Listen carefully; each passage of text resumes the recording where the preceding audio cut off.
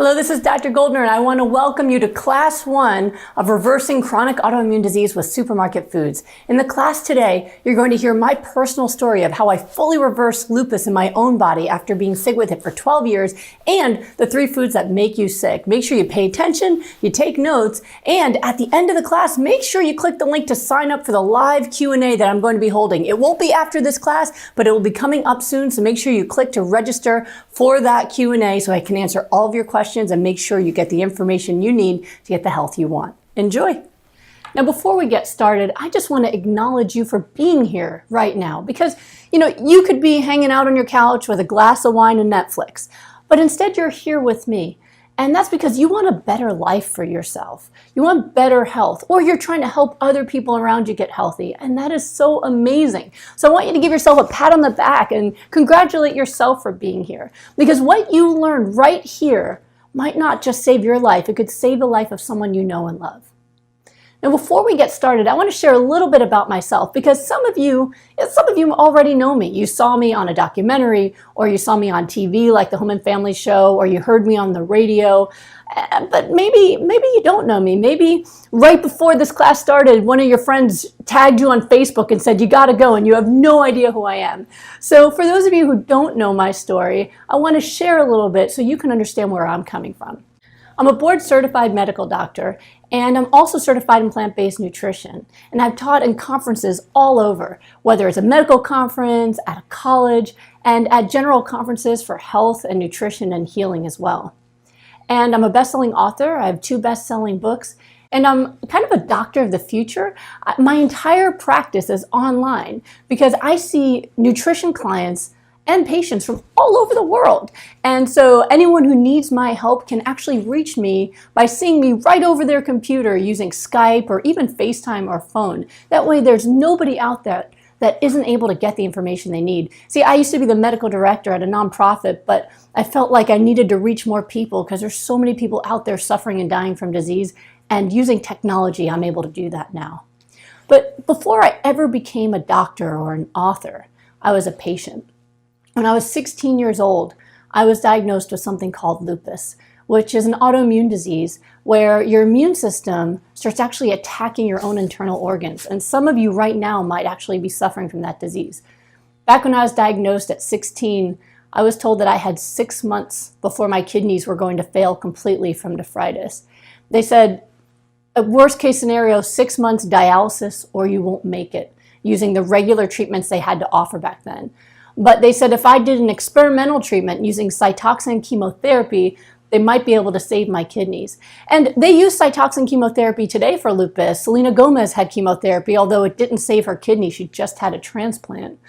But they used it for me as well. Now, nowadays they use Cytoxan for maybe a couple weeks or maybe a month.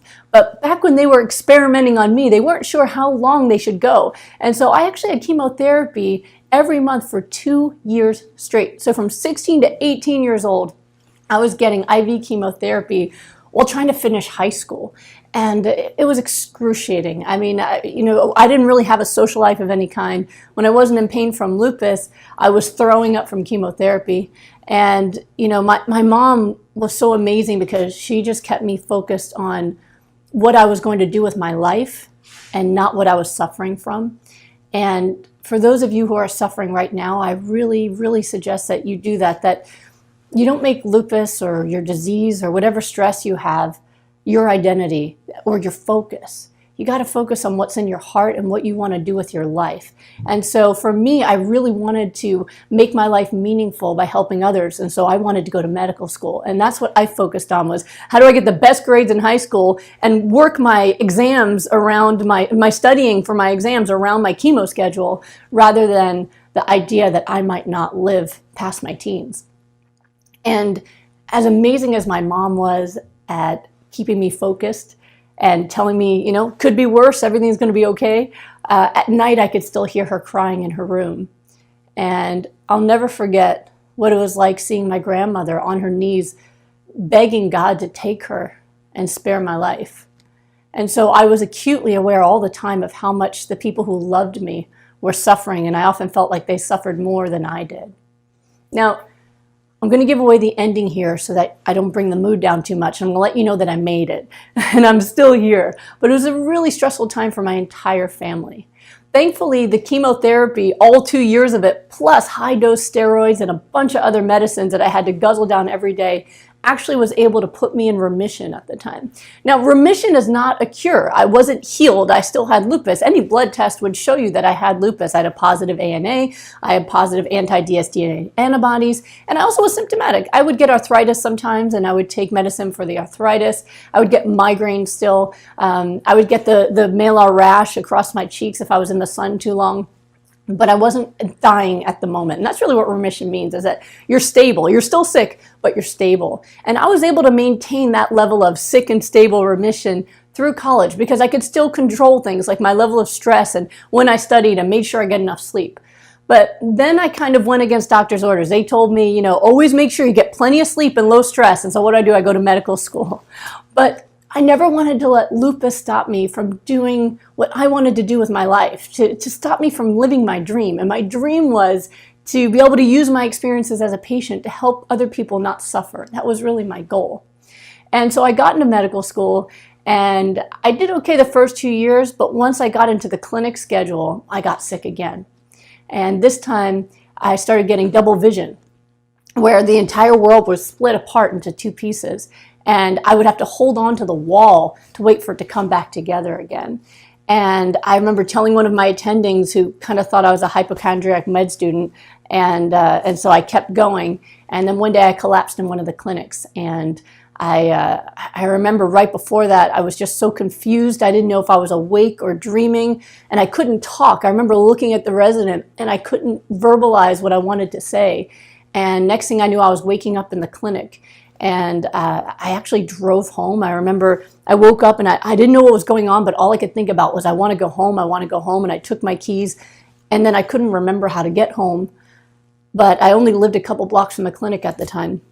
And so somehow, even though I was going slowly and staring in confusion at the street signs, somehow I made it back home. I think it was one of those things where, have you ever just driven home, but your mind was somewhere else and your body took you home? I think it was kind of like that. And I parked up on the curb and I crashed in my house. And when I woke up hours later, I felt okay, but I wasn't. And when I went back to my doctors, I found out that the lupus had become active again. And I developed something called anti-cardiolipin antibody, which is like an antiphospholipid antibody, which you might have as well, that causes blood clots. And I was sending those blood clots into my brain. And what I'd experienced something called a mini stroke or a transient ischemic attack, where the blood clot had gone into my brain and caused stroke symptoms, but then dissolved again before it caused damage. At least they told me that there was no damage. And I have a little stroke humor. I always try to say that I think I was smarter then, but funnier now. Only people who are sick seem to think it's funny. But you have to be able to face what you're going through with some humor, and I've always tried to do that no matter how dire things are. But at the time, I wasn't laughing. At the time, I cried for about 2 weeks because I felt like I was so close to my goal. I'd been managing my disease for years through college, and I'd kind of hoped that it would just stay the way it was. And here I was, a year and a half away from graduating medical school, and I felt like the world was crashing around me, that I now had to take injections in my stomach every day, and they told me for the rest of my life that I could never get off blood thinners or that I would have a major stroke. But I couldn't hit my head because then the blood thinners would cause a bleeding stroke, and it was really terrifying. They told me there was no way I could ever have children between my history of kidney failure and the strokes, that it would be a death wish if I ever tried to have children. And as a medical student, I also knew for the first time in my life how devastating my disease was. There was no Google when I was 16, so I really didn't understand everything that was going on in my body. But by the time I was a medical student, I knew that I wasn't going to live a long life, and it was going to get worse from there. Now, after about 2 weeks of really mourning my health, I finally got back to the place where I always live, which is a place of gratitude, because I was still alive.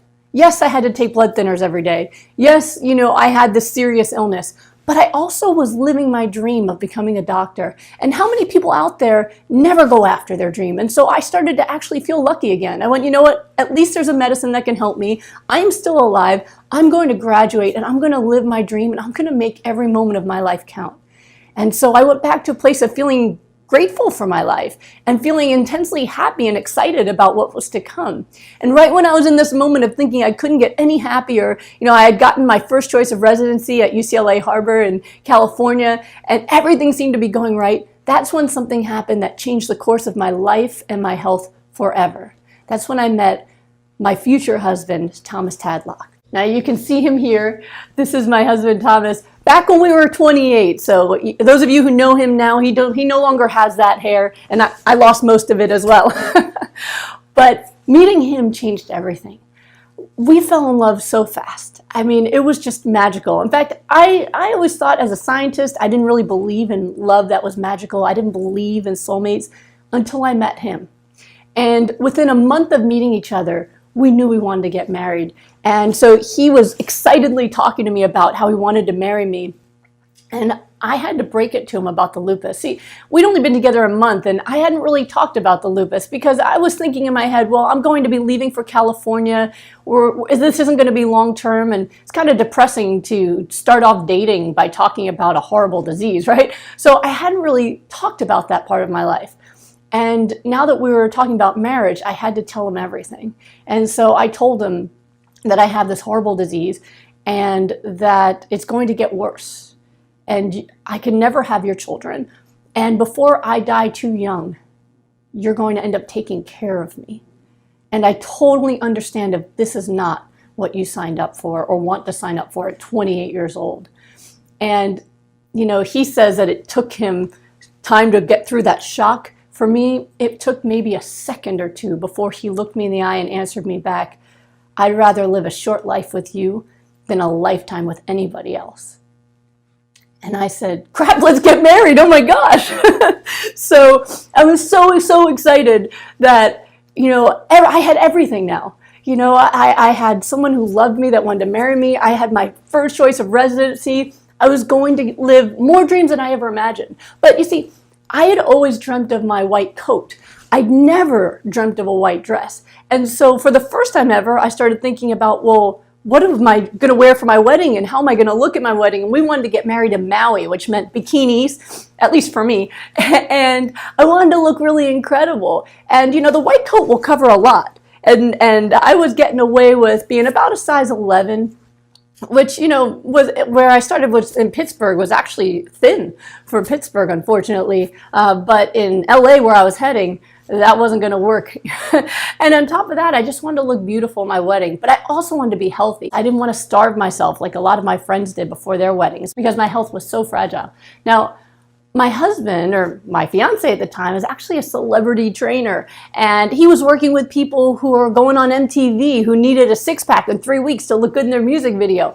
And so what he did to help those people is he used nutrition to increase their metabolism so that when they added their exercise to it, the fat just fell off their body. Well, I wanted to do it in a healthy way like that. So I asked him if he would train me for our wedding. And so what he did was he modified his nutrition plan that he was using for his celebrity clients so that it would work for me because I had some stipulations. What he was doing back then was kind of a super healthy version of the paleo diet, but this was many years ago. And what it was a lot of vegetables, a lot of omega-3s, and for protein he was using free-range animals, okay, so meat from free-range animals. And that was working to get people the fitness results, although it wasn't reversing any diseases. Now for me, I'd been a vegetarian since I was 12. I refused to eat animals, but really I was more of a cheesetarian. I ate cheese and eggs every single day. And so what he told me was, okay, we're not going to put meat in your program, but you got to get rid of all that saturated fat or you're never going to lose weight. And all of that dairy is the most fattening stuff on the planet. So I had to get rid of that. And so what we did was we used things like tofu for my protein instead, and then stuck with tons of vegetables and omega-3 fatty acids. Now, what happened to me? Well, one, I lost weight really fast. So within 3.5 months, I went from a size 11 to a size 3. The other thing that happened, though, really rapidly within days, was that I felt amazing. My arthritis was gone. I could work late shifts. I was working 30-hour shifts as an intern in my residency, And I would have energy to go to the gym afterwards. That's weird for someone who doesn't have lupus. But for someone who has it, it's unheard of. And I was also drinking a lot of water as well, instead of drinking all the caffeine that I was used to drinking. And yet I had more energy than I'd ever had before. And my migraines were gone. It was just, I couldn't remember ever feeling that good. And so right before we went to go to our wedding, I went to my new doctor in California. And now he had all my charts from Pennsylvania where I grew up. And so he knew how serious my disease was. And he said, there's something wrong here. I think there was a lab error. And I said, what do you mean a lab error? He goes, well, these tests are negative for lupus. What?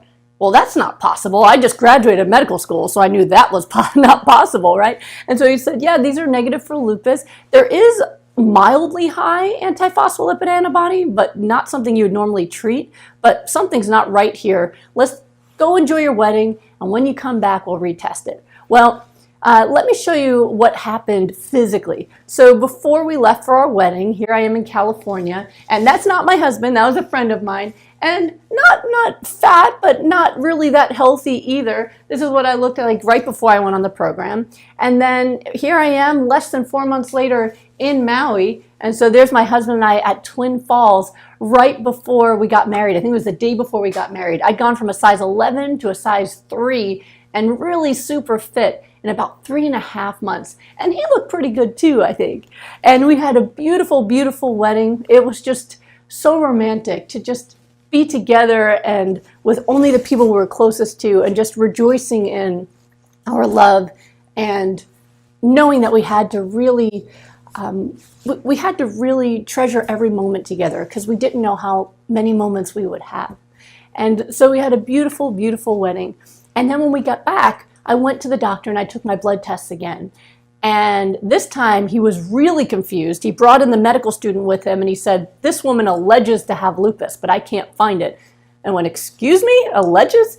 And he showed me my blood tests, and not only were they negative for lupus again, but the anticardiolipin was negative too. And my cholesterol, which I was told was genetically high, came down to normal as well. It was like somebody had hijacked my labs and was transforming me into this healthy person. But all I'd ever done was change my diet. And I just graduated medical school. So if diet was important for health, they would have taught us that, right? I never heard anything about it. So we didn't assume I was healed. We just assumed that I was in an amazing remission. Now, remission, again, means that you're stable, but you still have a disease. According to my blood work, I didn't have anything wrong with me. Well, a year later, I was still testing negative and finally convinced my doctor to take me off my meds. I asked him, why am I still injecting myself in the stomach every day? And he said, you're treating my anxiety because you don't have someone who's sending blood clots in their head with lupus and take them off their medicine. But I was ready to come off them because I had no symptoms and my blood tests were normal. And then 4 years after that, I really just believed that this body was not sick anymore. I'd never had any relapse in symptoms. I felt better and better as the years went on, and I finally decided to do something that everybody told me would kill me and would be the end of me, but I just didn't believe it anymore. I decided that I was ready to have a baby. Now, everybody was terrified when I decided to get pregnant, but my mom, she wanted to carry the baby for me. My husband was so scared that this would rob him of our time together. But I could feel it in my cells that I was okay. And not only did I have a healthy pregnancy, they sent me to the high-risk OB, whereas what you do with people who have lupus, you send them to high risk because there's just so much risk that something terrible is going to happen. The high-risk OB sent me back to the regular OB and said, there's nothing wrong with this lady. And so my regular OB saw me almost every week freaking out, but nothing ever happened. I was super healthy. And I did have to have a C-section because my son was breech. He was butt first. So there was no way that he was going to be able to come out the normal way. So I had the C-section, and my beautiful baby boy Solomon was born.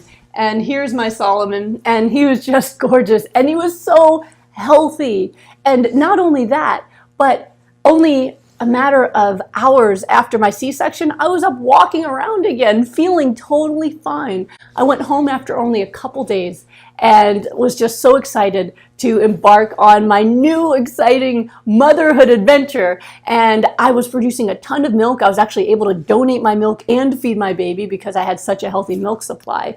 And that's when something really amazing happened, was my birthday. So 9 days after I gave birth, it was my birthday, and I turned 33 at the time.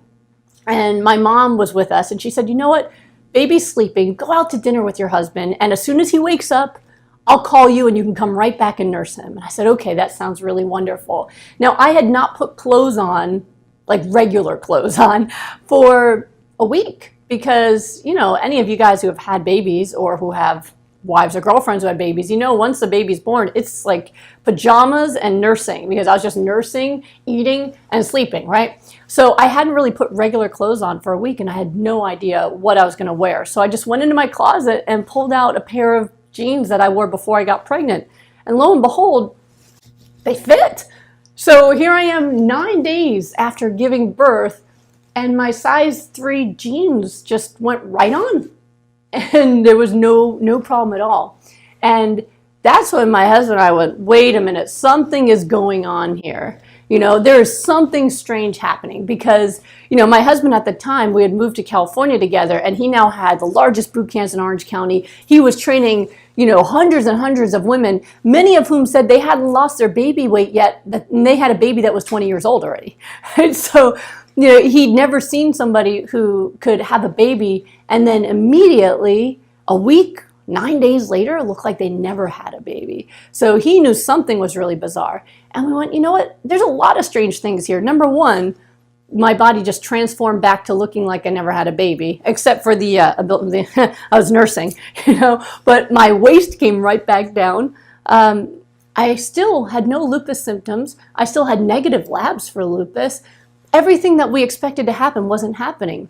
And what we realized was my body was responding in real time to whatever we asked it to do. When I needed to get pregnant, I was pregnant and I carried the baby with a healthy pregnancy. When it was time to heal from the birth, I healed immediately and I was able to produce milk for my baby. And my body looked like I wasn't ever pregnant. And that is not something you normally see. And so we knew that I now had a body where my cells were so healthy, they could respond in real time to whatever we asked it to do. And we said, what in the world did we do that could have changed my health so dramatically that all of this could happen? And the only thing we did was change my diet. And so my husband and I are both scientists. I did genetic research in disease like leukemia and eye development. My husband has a master's degree in health promotion. And so we went back and really studied the biochemistry of my diet. And we looked at what did I start eating that could possibly promote cellular regeneration and cell health and immune health? And what did I stop eating that could have been making me sick? And we realized that we had accidentally created the most anti-inflammatory diet humanly possible. And so we started testing it and refining it and figuring out what's the most rapid amount of time we could change somebody's health. He was applying it to people in fitness. I was applying it to people in autoimmune disease, and we were getting the same results. And that's where the plans I use today come from. Now, I didn't stop there. 4 years later, I convinced my husband to try one more time. And this is 2 days before I gave birth to my son, Alex. I was ready to pop right there. And these are my 2 sons. It's Alexander and that's Solomon. And I remember asking my OBGYN, I said, why is it that I could have a C-section and I feel better immediately when other people are laid up for weeks or months? And she said, listen, you know, I'm a great surgeon, but you have an extraordinary ability to heal.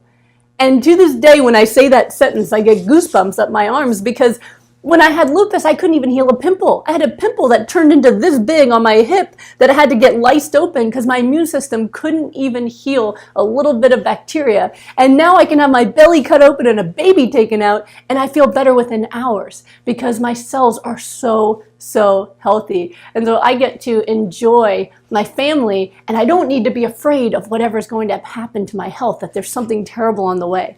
Now, the extraordinary success that I've had, not only in my own life, but in helping people all over the world reverse their own diseases like lupus or Sjogren's or scleroderma or MS or rheumatoid arthritis, helping all those people get their lives back has gotten me attention from all over the world. And so I've been really blessed and honored to have 2 best-selling books at this point. So Goodbye Lupus went bestseller before it was even published in the pre-order stage. My second book, Green Smoothie Recipes to Kickstart Your Health and Healing, also a bestseller. I've also been on the cover of multiple magazines. There I am with my family. and again, and also been in movies like Eating You Alive and on TV shows like the Home and Family Show, and maybe you've seen some of those, and I've been on other magazines since then, and it's been extraordinary for me. But really what it's about is it's not about the publicity in terms of getting attention from me. What it means to me is more and more people are hearing the message that healing is possible and that you don't need to suffer or die from a disease like lupus. And so that's why I work so hard. That's why I retired from my job as a medical director to dedicate myself to teaching this information. It's why I'm taking the time out of my day right now to be here with you, to teach you, because nothing matters more to me than you not suffering, than you leading the life you're meant to live. And I never want money to be a reason people don't know this information. And that's why I teach this for free. So I hope that you've got your notepad handy. I hope that you're ready to learn a ton of information. I'm going to teach you so much, and I hope it makes a big difference in your life and in your health. Let's get started. So what we're going to do is we're going to start by learning the 6 steps to healing with supermarket foods. Today we're going to start with steps 1, 2, and 3, which are about how to prevent inflammation by avoiding foods that cause it. So when we're looking at inflammatory foods, so it says eliminate inflammatory foods. Now when I talk about inflammation, I want you to understand that I'm not talking about general inflammation.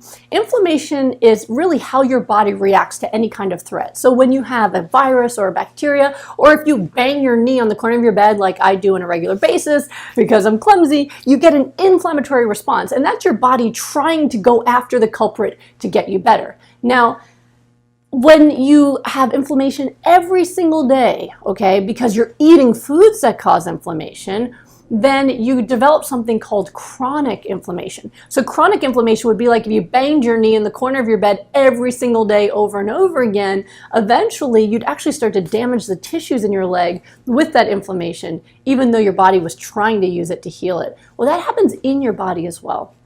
If breakfast, lunch, dinner, snacks all have inflammatory foods, then you are getting your immune system to activate itself every single meal so that it's active all day long. Well, then that's when you start triggering your genes for disease. Your genes for disease need to be triggered. It's why you're not born with heart disease. It's why you're not born with lupus, right? Your body needs to accumulate inflammation until the point that it triggers those genes you have. Now you've got disease. So that is also why we can reverse disease by eliminating those foods and eliminating thereby that inflammation, and then change it with anti-inflammatory foods. So I want you to understand from now on, when I talk about inflammation, I'm actually going to be referring to chronic inflammation, which is what causes disease. Okay, so from now on, we're going to be talking about inflammation as the negative result of chronic inflammation. So we're going to eliminate the foods that cause chronic inflammation, and we're going to go into those in detail. Now, the next time we meet, I'm going to do a class that teaches steps 4, 5, and 6, which are how to add healing foods in. So today, we're going to focus on steps 1, 2, and 3. Let's get started. So the first food group, or the food category that causes inflammation, is going to be animal products. So you can see here, that includes dairy products, that includes eggs, that includes chicken, beef, fish. All of these animal products, products that come from animals, cause inflammation. And I'm going to explain to you a little bit how that works. Let's start with the first one that usually upsets people the most. Let's start with dairy products. Now, when I'm talking about dairy products, I'm talking about cheese, yogurt, ice cream, milk, cottage cheese. All of that stuff is unhealthy, okay? So a lot of times people will say, oh, I eat a pretty healthy diet, and they're eating cottage cheese, and they're eating yogurt, and they're eating goat cheese. Those are not health foods. Those are causing disease, okay? Now, one of the most obvious ways people know that they don't get along with dairy is if they're lactose intolerant. But you have to understand, lactose is just one part of dairy products. That is a sugar that's in it. And I actually tell people, if you're lactose intolerant, you're lucky, because the diarrhea is a really good signal that milk is not good for you. That doesn't mean you should take a pill so that you stop having the diarrhea. It means listen to your body, don't eat it. Now, unfortunately, not all of us have that reaction to the lactose, but that doesn't mean that it's good for us. There's actually proteins in milk as well that cause inflammation and illness, okay? So The first one that you look at is casein. Casein is a protein that's been shown over and over again in research to make people sick, and it causes so many different diseases. It doesn't just cause inflammation. Dr. T. Holland Campbell proved that casein, milk protein, can turn cancer genes on.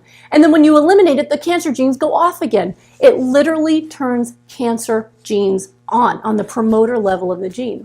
Not only that, dairy products are also known to triple your risk of ovarian cancer, all right? They also increase your risk of breast cancer and prostate cancer. Well, why would that be? Those are hormonal cancers, right? Well, number one, it's turning the genes on for cancer. Number two, there's an extraordinary amount of estrogen in dairy, because realize that dairy is taken from mother cows that have either just given birth or are pregnant, because cows are mammals just like us. They only produce milk for their babies. And so they have to keep these cows in a constant cycle of pregnancy and birth to keep them producing the maximal amount of milk, because they want high amounts of milk. You know that if you have a 1-year-old kid, you don't produce anywhere near as much milk as you did when they were born. So they keep them pregnant all the time, pregnant and delivering, which means you're getting a gigantic dose of estrogen. If you're wondering why it is that kids nowadays are developing so early, especially girls, it's because of the huge exposure to the estrogen in the dairy products.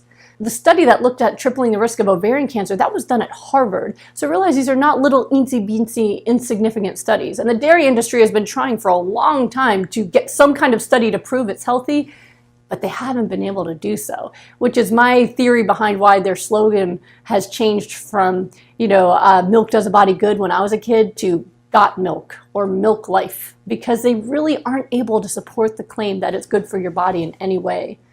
Now, it also has been suggested to increase the risk of type 1 diabetes. There was a study done that indicated that the milk protein actually can confuse the body, where a baby, realize that when you're nursing your baby, there's holes in their digestive tract to allow the proteins of our mother's antibodies into the baby's body so that they can get the benefit of our immune system. But that means other proteins can get through as well. And there's actually a mimicry reaction where something in the milk triggers the body to make an antibody that also looks a lot like the protein in the pancreas. And that could be the initial trigger that starts the autoimmune disease of type 1 diabetes. So literally giving your child cow milk when your doctor says to do it when they're 1 year old, or giving them formula products made with cow milk, might actually be setting them up for a lifetime of disease. My suggestion is, if you can't breastfeed your baby, to use breast milk donation. I donated my breast milk with a company called Human Milk for Human Babies. It's entirely free. You can find it on Facebook, where moms who produce enough to feed a village give it to other moms happily and willingly who can't produce it themselves. So I highly and strongly suggest that you use that, and never think of breastfeeding as just an option. It's essential for your baby's health.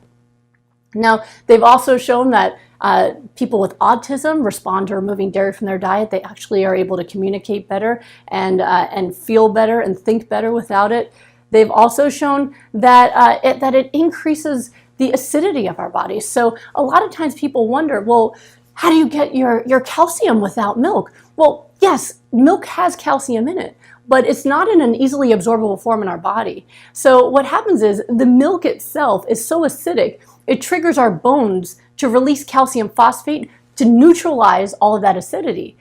Calcium phosphate, which means every time you consume dairy products, you release calcium from your bones, making your bones weaker, which is why in our country, where we have a super high rate of osteoporosis, and we tell women to, eat your yogurt, drink your milk, their osteoporosis never gets better, does it? But in other countries where they have super high rates of milk consumption, like us, for example, New Zealand, they have the same super high rates of osteoporosis. Yet in other areas of the world where they don't consume dairy at all, like in rural China, they don't have any osteoporosis at all. That's because the dairy itself is causing the bone loss. And it's something really, really important to know. A much better source of calcium is green leafy vegetables like kale, broccoli, awesome sources of calcium. Another thing to realize about dairy products is it seems to be a huge trigger for allergy. And you can see it change over the course of a person's life. So for example, you might have a baby with eczema. And that could turn into a young child, or a toddler, or maybe an elementary school kid that has asthma. and irritation of their lungs, which can turn into a teenager that has acne problems, which can turn into an adult that has allergy issues with foods themselves. And I've seen that progression in a lot of people. And I've seen a lot of people who are adults that develop all sorts of weird allergies to foods that they never had growing up. I'll introduce you to one person like that. This is Freddie. Freddie is someone that we actually go to the gym with. And Freddie was doing some reps near me, and he didn't realize who he was talking to when he started complaining that his doctor wanted to put him on medicine for high blood pressure, and he didn't want to take any medicine. He's a professional bodybuilder, retired police officer, and he thought that he was going to be the one in his family that didn't need to have anti-blood pressure medication because he was so strong and fit. But his blood pressure was really, really high. So I started asking him about his diet and what is he doing, and it turns out that he eats a ton of meat, bodybuilder, and he starts his day every day with a huge glass of milk. So I started talking to him about, adding more fresh vegetables to his diet. And he said, I can't eat vegetables anymore. I can't eat fruit anymore. I wish I could.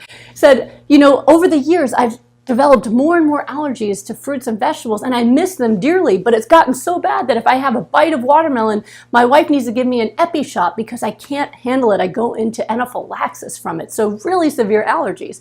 And so what I did with him is I talked to him about, okay, first of all, you've got to get rid of that milk in the morning. You've got to get rid of all that heavy amount of meat. And let's start adding in the vegetables that your body will let you have without allergy and see what happens. And so he eliminated all the dairy and he cut his meat down to only once a week. And what happened was, next time I saw him was about a month later. I'd been traveling to teach. And he asked me if he could give me a hug. Actually, he asked my husband, can I give your wife a hug? And he said, of course. And so he gave me a hug and he said, I can eat fruit again. He'd been trying one fruit at a time and he could eat them without an allergic reaction. Getting rid of the dairy completely and cutting down on the meat, his immune system was able to calm down. Because you need to understand that allergy is very much like autoimmune disease. It's your immune system going way out of control, doing all the stuff it shouldn't be doing. It needs to calm down, okay? And what I've seen is a lot of people who have allergies develop autoimmune disease because their immune system is just out of control. His immune system calmed down. He was able to go back to eating fruits and vegetables again. And he's been able to maintain his muscle mass, no problems. He said beans have been working just as well as his meat used to. He has no complaints in that area. He also has found that he's got more energy than ever. And he said his wife's complaining because everything seems to be working better, if you know what I mean. And that's something else that you got to look at. Dairy products, saturated fat from dairy and eggs and meat will clog up your arteries, which means that men, the first sign of clogged arteries actually is erectile dysfunction because the arteries are so much smaller in the penis than they are in the heart. And so we don't want to just take a medicine to pretend that's not happening. You want to get rid of all of that backup by eliminating the foods that are causing the disease. So that's Freddie. Now, the other thing to realize is that there's a serious health risk when it comes to the actual production of milk. This is what it looks like when the cows are actually being milked. It is not, a farmer sitting and talking to Bessie, just happily squeezing on her teats and having a conversation. No, this is a production. This is an industry. And so it is really, really filthy, first of all. The teats, you can see these machines that are pulling. What they do is they suck so hard to try to get every last drop out of the udders. And oftentimes there'll be infections in the udders because they are being milked every single day for hours and hours. And so they get swollen, infected teats. Now, normally, if a teat gets infected, the cow's body will naturally block it off so it won't work, so that her baby will only get fresh milk and not infected milk. But these powerful suction devices will burst right past that natural wall of hers and suck the infected teat as well, which means that you are getting a lot of infected material in the actual milk itself. They've actually said, let me see here, that in 1 teaspoon of milk, there is 1,120,000 cells of pus. So if you want to think about that, now the dairy industry says, don't worry about the pus, we pasteurize it, so it's dead pus. But that doesn't really sound that appetizing to me anyway, whether it's dead or not. Now, this is also one of the reasons why cows are given tons and tons of antibiotics. But the problem is that means you're eating antibiotics whenever you drink the milk, right? So if you don't have, they get rid of the infection with the antibiotics, so now you've got antibiotics that's coming through your milk every day. So it's, which one do you want? You want the pus? You want the antibiotics? Neither of them is something you want to drink through a straw. All right. Now, the other thing to realize here is that, this is actually really a sad and difficult process for the cow itself. They usually they are milked 10 months out of the year. And normally a cow would live 20 years. Most dairy cows only live about 5 years because of how hard it is on their bodies. And so there's also a lot of stress that's going through their bodies. We're being exposed to their adrenaline and their stress as well that's coming through not just their milk, but their meat itself. Because after 5 years, when they can no longer produce any milk, or at least not enough milk, then they're killed for cheap meat. And so it's really just a horrendous cycle where we're producing a product that is causing illness in people and also really horrible for the animals themselves. Now, I was a cheese addict, as I told you. Every single day I was eating cheese and milk. But I like to say now that I'm way more addicted to how healthy feels than I ever was to cheese. And that is the truth. Cheese is extremely addictive, and it's addictive for a reason. There's actually something called casomorphine in cheese. And in milk itself. Casomorphine is a type of morphine. It's something that actually affects our opioid receptors in our head, where we get high on it. That's why a cheese platter makes you so excited. It's not the taste of the cheese so much as the high that you get when you're eating it. And so it actually activates these opioid receptors in your brain. Now, why does it make any sense that dairy products will cause opium release? Well, the reason for that is that it's really biologically important for the baby cow or the baby human, because it's in our milk as well, to be addicted to their mother's milk, right? That baby cow needs to want that milk because that's what's going to make it grow. Now, there's a lot more casomorphine in a cow's milk than there is in human milk. We don't make exactly the same product. Now, normally the cow weans off of that casomorphine because the more grass he eats, less milk he drinks, and so it slowly weans off. Well, humans, we're still nursing on that cow, and we're having enormous amounts of milk and dairy products, and so we're getting hit with that morphine every day, and we're still addicted to it. Now, if you're one of those people that says, I don't really like milk, I prefer cheese, well, it takes 7 to 8 pounds of milk to make 1 pound of cheese. So you're getting a huge hit of morphine every time you eat cheese, and that is why you crave it so badly. When you get past the addiction, when you just get rid of it and you go for a couple months without it, you'll find that you don't even want it. I was so addicted to it back in the day, and now when I look at it, I literally see pus, inflammation, cancer. Just, it's gross to me because I'm no longer addicted to it. What I'm addicted to is feeling amazing. So I hope that gives you just a snapshot of why dairy is so bad for you. Now, when we teach our Amazing Health Mastery class, where I've got 12 hours to teach you everything, I could go on for an hour just about dairy alone. But I hope that gives you enough information to start thinking about why you need to eliminate it. Now, the other thing to eliminate is the rest of it. So the eggs and the meat, every kind of meat, including fish, all of that stuff is included in all of that stuff will make your health worse, okay? Now, the Mayo Clinic conducted a review of 6 large-scale studies, and what they found, looking at 1.5 million people across the US, China, the European Union, they found that eating processed meat was associated with higher levels of death from all causes. From all causes. No matter what they died from, they were more likely to die if they were eating meat. Another review looked at 500,000 participants, and people who had low meat intake or no meat intake had 25 to 50% decrease of all-cause mortality. 25 to 50% decrease in dying if they ate little to no meat at all. So literally any kind of meat at all doubles your risk of dying. That is not a little thing. That's a big thing. Another thing that has happened in the past few years is the World Health Organization has published data where they've had international scientists look at all of the research from all over the world, and what they've decided is that processed meat like hot dogs and bologna and bacon are considered now Class A carcinogens, which is the same category as cigarettes. They're saying it has the same likelihood of causing cancer as cigarettes do.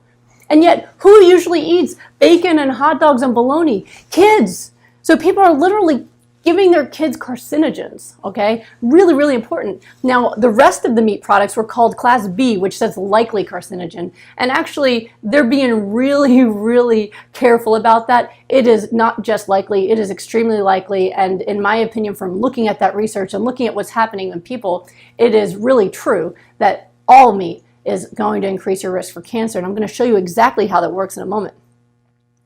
Now, again, meat also increases your acidity. And again, your acidity goes up. You're not only at risk for more disease, you're going to be at risk for more bone loss as well, just like you are in the dairy products. And the other thing that's really interesting, there's a lot of research lately looking at how meat eating is actually the cause for type 2 diabetes. So I talked a little bit about how dairy can cause type 1 diabetes. Well, what they've found in research lately is that what is causing people to lose insulin sensitivity in type 2 diabetes is that fat from meat products is coating the muscle cells and blocking the insulin receptor. And that's why their insulin isn't working anymore. So if you have a meal of, let's say, some eggs and some bacon and some fruit, the eggs and the bacon are going to coat your cells with fat, saturated fat, that now blocks your insulin receptor, so that when you eat the fruit, your blood sugar goes up, and the insulin can't tell your cells to suck the sugar in, because the insulin is what binds to the cell to tell it, hey, bring the sugar in, get it out of the bloodstream.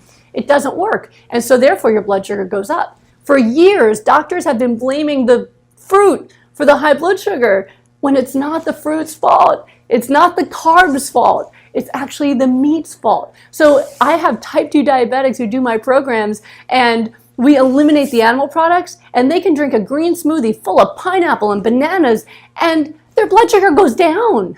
It goes down rapidly because they are now absorbing their sugar just fine because they're not blocking their insulin receptors anymore. Really, really fascinating research. Now, the other thing that you got to look at is what happens to your gut.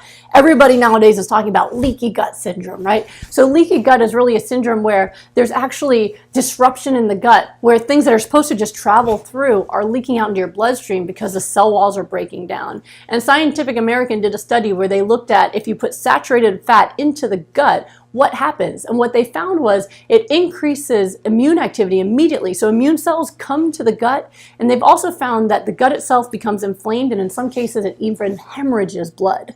So every time you eat a meal with saturated fat, you are literally ripping your gut apart. And so that's going to be from dairy, and that's going to be from eggs, and that's going to be from any kind of meat. So it's really wreaking havoc. Now, my expertise is in the immune system. So what I want to show you is how animal products are actually causing your immune system to malfunction and cause the diseases like autoimmune disease, like lupus and scleroderma and Sjogren's and RA and all those kinds of diseases, as well as cancer and heart disease.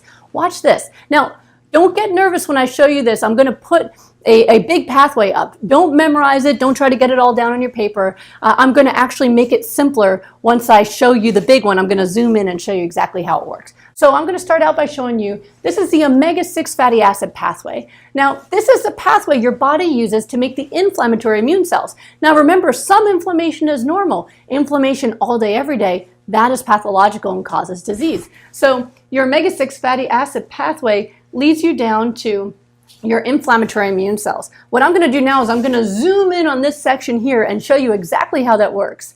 Now, we zoomed in and see chicken, eggs, beef, fish, duck, fowl, lamb, any animal products at all, okay, are all a source of arachidonic acid. Now, arachidonic acid gets converted by 3 enzymes, 5-LOX, COX-1, and COX-2, into your inflammatory leukotriene B4, thromboxane E2, prostaglandin E2. You don't have to remember those names. I just want you to see how this works, okay? Now, the more arachidonic acid you have, the more these enzymes are activated. And then the more of these products they produce. Nothing stops that pathway. It keeps going and going. The more AA you have, the more of these enzymes you have, the more of these products you have. Well, what does that actually mean? Well, let's zoom in and look. Looking at 5-LOX itself, what happens when you have too much of that enzyme? Well, if you have too much of that enzyme is responsible for cell growth. So if you have too much of it, it actually causes cancer growth. Cancer invasion, so cancer growing into your cells, and cancer metastasis, cancer actually moving throughout your body. Now, it also causes more leukotriene B4. What happens when you have too much leukotriene B4? Well, a lot. One, you get chronic inflammation, destruction of healthy tissue. Now it's invading into your healthy tissue, which is going to cause arthritis. It's going to cause swelling called edema. It's going to cause asthma, difficulty breathing, atherosclerosis, and heart attacks. It's going to cause pain. It's going to cause inflammatory bowel disease. It's going to cause more than that, but I ran out of room. If you have any of these symptoms here or any of these, then you need to think about how eating animal products is actually causing and exacerbating and perpetuating your disease. That's just looking at one piece of the pathway. Let's look at what happens when you've got too much COX-2.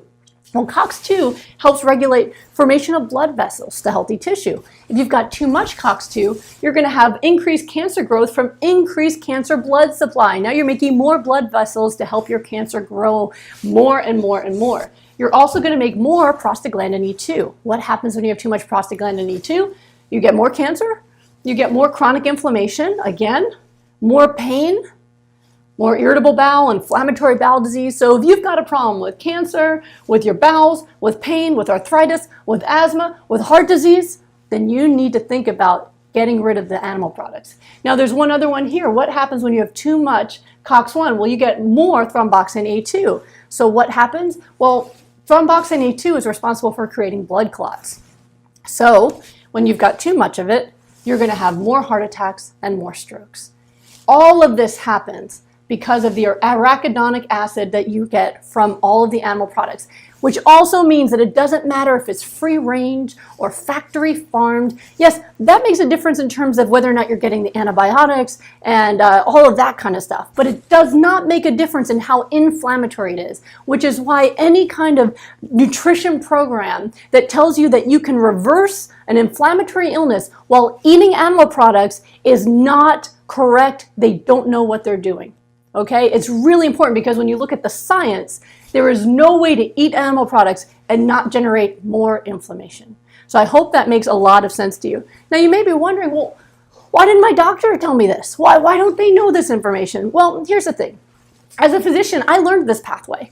I remember this pathway. And what we learn is exactly how these enzymes cause these products. And what we learn is which medicines to use to regulate these enzymes. So to interfere with 5-LOX, we use xylutine. Oh, well, if you want to stop blood clots, you do aspirin and ibuprofen. You probably have heard that, take an aspirin a day if you have blood clots to block COX-1. Or you can take Vioxx and Celebrex for COX-2. That's what I learned in medical school. They never taught us where does arachidonic acid come from and how do we stop this cascade by eliminating getting too much arachidonic acid. It never came up. And I don't remember one student in my class of over 100 people raising their hand to ask that question because we're bombarded with so much information every day. You just think anything important they're telling you, right? This is what we learn in medical school, how to medically stop this from happening. We don't learn how to prevent it by stopping the pathway. The other reason you may not have heard this from your doctor, some of you have, it's getting better. There are more and more doctors nowadays that are teaching people to reverse their symptoms or to stop their illness by getting rid of animal products. But not everybody has. And the other reason is because of this. Most doctors will not tell you to stop doing something that they do already because they don't want to think about it for themselves. For example, there was a doctor who did a research study recently that showed that if you give a vegan meat, he does not release the hormone that causes you to create blockages in your arteries. But if you give a meat-eater meat, he does release that. Why is that? Because we have different gut bacteria. Once you stop eating meat, you get healthy gut bacteria and they don't cause that problem. What did he decide the answer was? Find some medicine to kill that bacteria so it doesn't cause that hormone release, rather than stop eating meat so people stop dying of heart attacks, the #1 killer of people in our country today. So doctors are always looking for a way to kind of stop the process rather than prevent the process. And so to highlight that, I just wanted to show you an ad from the 50s showing that doctors say that, 20,679 doctors say that you should smoke Luckies, that's going to be the best cigarette for you. Doctors were smoking, and so they were ignoring all of the FDA data that was showing that cigarettes were causing people to have emphysema and cancer. They were ignoring that because they didn't want to give up their own cigarette habit. And so doctors are humans, and they're going to have their own psychological biases based on their own addictions and problems as well. That is why I am empowering you to make the best decision for your health based on the real science. And you can try this yourself. Try eliminating the animal products, and see how you feel. See how your pain goes down. See how much better you feel every day when you wake up. And you'll know yourself how much and how powerful this is. I'd much rather personally eat better than to have to take all of those pills. Now, I mentioned before that there are some diets out there that claim to be able to reverse inflammation and disease, but they still include animal products. And one of them is a paleo diet. Some of you might have heard of it. It's getting a lot of attention nowadays because people are saying that you could use a paleo diet or a diet that includes bone broth or eggs, and you can get rid of inflammatory illnesses like lupus. And it's just not the case. The people who get better are the people who aren't eating that much animal products to begin with. So they get rid of, paleo diet tells you to get rid of processed food. It tells you to get rid of dairy. And so when you do that, well, of course you're going to feel better, right? But the people who like to eat a lot of meat get worse. And I've had multiple people come to me now who either developed lupus or their lupus got drastically worse when they went on a paleo diet with a lot of meat. One of those people was named George. I'll just tell you really quick about him. I'm going to do all the case studies in the third class, but I just want to show you, for example, how that worked. So he's 35 and he had lupus for 2 years, and he had gotten a pulmonary embolism from tearing his calf muscle, and he was losing his hair. And the details aren't super important, but what I want you to see is, he was losing weight from the lupus, 11 pounds, and so he went online, he Googled, and he found out paleo. You can get rid of lupus on paleo, right? That's what it said online. And so he went paleo, and he just started eating lots of meat, and what happened was his kidneys started failing. So he had an onset of nephritis or kidney failure because of all the meat he was eating. Your kidney is supposed to filter all that stuff, and you can overwhelm it by having too much animal protein, especially when you've already got lupus. And so he came to me desperate. This was a man who does not want to be vegan, but he wants to be alive. And so what I did was I got rid of all that meat, and I put him on my hypernourishing diet, which I'm going to tell you more about the nourishment part of it in the next class, so make sure you don't miss that. And so what we did was he was already on all these medicines. They want to put him on more. His kidneys are failing. He went on my hypernourishment, which meant he got rid of all of the meat, all of the dairy, lots and lots of vegetables, omega-3 fatty acids, water. I'm going to tell you exactly how that works in the next class. But what happened was he started getting rapid improvements. So within a month, his SED rate went from 48 to 18, which is, SED rate, ESR, measures inflammation in your body. No change in medication, just diet, and his measures of inflammation went down drastically. And he said that his bloods came in today and the inflammatory markers have dropped significantly. My kidney function is now only slightly abnormal. I know it's early, but I intend to stay the course. And my father started to knock back smoothies. So immediately his blood tests improved. And by 30 days after that, his rheumatologist is tapering him off his steroids. So here's someone whose doctor wanted him to go up in medication because he was on meds and his kidneys were failing. We changed his diet. We eliminated all that meat and dairy products. And there he goes. And the inflammation's coming down. His kidney disease had settled down. And his weight went up. A lot of people think, well, if you get rid of all the meat, aren't you going to get skinny? Doesn't have to be that way. When your body's healthy, it gains muscle when you want to. He was saying he got back to his previous healthy weight. And you can look, by the following month, his inflammation markers were completely normal. And he was back to exercising. And 6 months later, he was off all medicines with no clinical symptoms at all. So here's a man on the paleo diet, which causes his kidneys to fail from all that meat. He switches to my diet, gets rid of all that meat, and he's able to come off all of his medicines and completely reverse it. And you can see his SED rate, his measure of inflammation, was normal. His dsDNA markers were negative, and his kidney function was normal. And you can see he started out with his inflammation markers at 48 and 52. This is when he met me on medicines. And here he is off medicines with his inflammation down to 17. So I just want you to see that, to see the power of using your diet to get rid of inflammation. You can do it, and it works really, really fast. I'm going to show you some really awesome case studies in the third class, complete with videos from all the different people I talk about, where they can talk about what it was like for them and how their bodies changed. But I wanted to give you that little tidbit to just see how powerful it is just to remove the animal products from your diet. Now, there's another step. So that is all the first step to reducing and eliminating inflammation. Step 2 is going to be eliminating oils. And so I have just a whole bunch of different oils here. Now, I'm not talking about fats from plant foods, so things like avocados or eating coconut. that's fine. I'm talking about actual oils, okay? So canola oil, soybean oil, all those different kinds of oils. We already talked about saturated fat, so I'm not including that. Although coconut oil is a saturated fat that will raise your cholesterol, so don't eat that. That's not a health food. Just put it on your skin. It's very nice topically. But you don't want to put oils in your food. Number one, oils like trans fats, they directly damage your blood vessels, and they cause the fatty blockages in your heart, right? And so there's still trans fats in a lot of foods. They've regulated some of the fast foods, but most of the frozen foods that you find with meat in them actually, and other, processed kind of chemicals actually have trans fats in them. Saturated fats, again, will damage your gut flora, as I talked about. And these are also directly inflammatory, except for olive oil. Olive oil is not directly inflammatory because it is not a source of what I'm going to show you, which is omega-6. It's really more of a source of omega-9, which is not really involved in inflammation. But olive oil will damage the endothelium, the healthy tissue in your arteries that's supposed to go to your heart. So if you have heart disease, you still don't want to use any olive oil either. But when I'm talking about inflammation, I'm talking about really the other ones: sunflower oil, safflower oil, grapeseed oil, soybean oil, all of those other kinds of oil, whatever Wesson is, I have no idea, the margarines, all of that kind of stuff. So I'm going to show you, using that pathway we looked at before, exactly how that works. Now, you're not going to be afraid of the pathway this time because you saw it.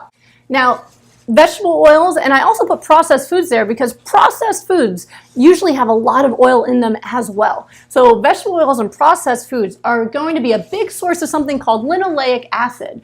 Linoleic acid is then converted via an enzyme called delta-6 desaturase. Again, don't worry about all the names, but just follow the pathway. Becomes something called GLA, which becomes something called DGLA, which becomes arachidonic acid. This looks familiar, right? So arachidonic acid, again, if you remember, comes from meat and eggs. Boom, we're driving the arachidonic acid pathway again, which means you're going to have more of inflammation and cancer and heart attacks and disease. So for those of you who have never really understood why is it that eating meat could be bad for me, or why it's nonsense when people say you can eat meat and not get inflammation or heart disease or cancer, this is why. This is all really part of the same inflammatory pathway, which shows how your immune system actually reacts to getting inundated with vegetable oils and processed foods and meat. Now, speaking of processed foods, let me explain in a little more detail why those are so bad for you. So when I talk about processed foods, what I'm talking about is anything synthetic, anything that doesn't go bad. You go to the supermarket, anything down one of those aisles that doesn't require any kind of refrigeration and never goes bad.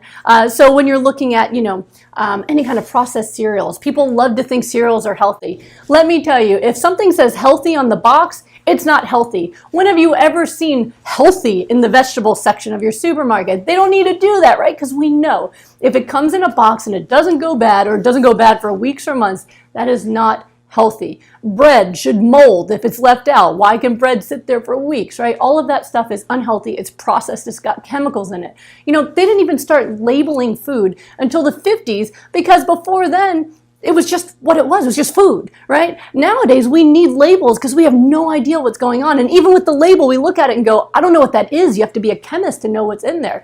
And what they found is when you eat processed foods, there's an inflammatory reaction that you can measure in your bloodstream. Literally about 30 minutes later, it looks like you've got an infection, when really that's the inflammatory reaction from the processed foods. Now, processed foods also have a lot of oils in them, as I mentioned before, which is going to continue that pathway, that omega-6 pathway of inflammation. So, think about it this way. If your grandmother wouldn't know that that was food because it didn't exist in her day, then it's not food, right? My grandmother, she grew up in Poland. There was no refrigeration, so they got fresh food every day, right? So, think about that. If it's something that wouldn't be just fresh, it's not something that could just grow outside and you would know what it was, that is a processed food.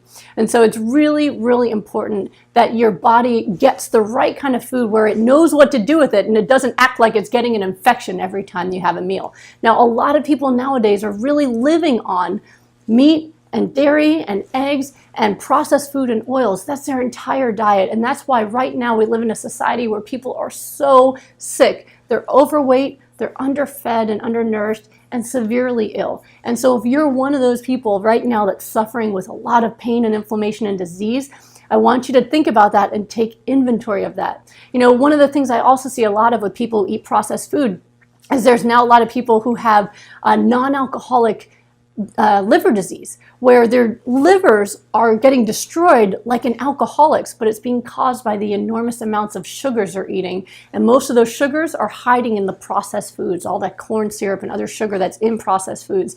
So literally the foods you're eating are just driving so much suffering. And so what I want you to do right now for your homework is I just want you to notice, get your pencil out, write this assignment down for yourself. I want you to notice, how are these foods affecting you right now? How much of these inflammatory foods am I eating? How much meat and dairy and eggs and processed foods and oils am I actually eating?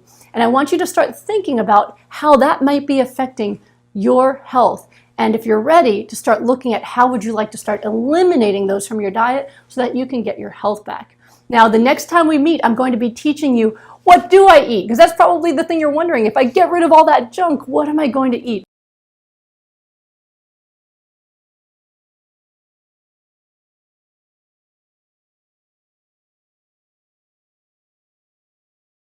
Hey again, this is Dr. Goldner. I want to welcome you to class 2, which are the foods that you need to heal. So today you're going to be learning exactly that. What foods might be missing from your diet that you need to get your health back. I hope you love the class. Make sure you take notes, you follow the homework assignments at the end, and make sure if you haven't done so yet, you click the link at the end to sign up for the live Q&A that's coming up soon so I can answer all of your questions and make sure that you understand this information so that you can get your health back. I hope I see you there.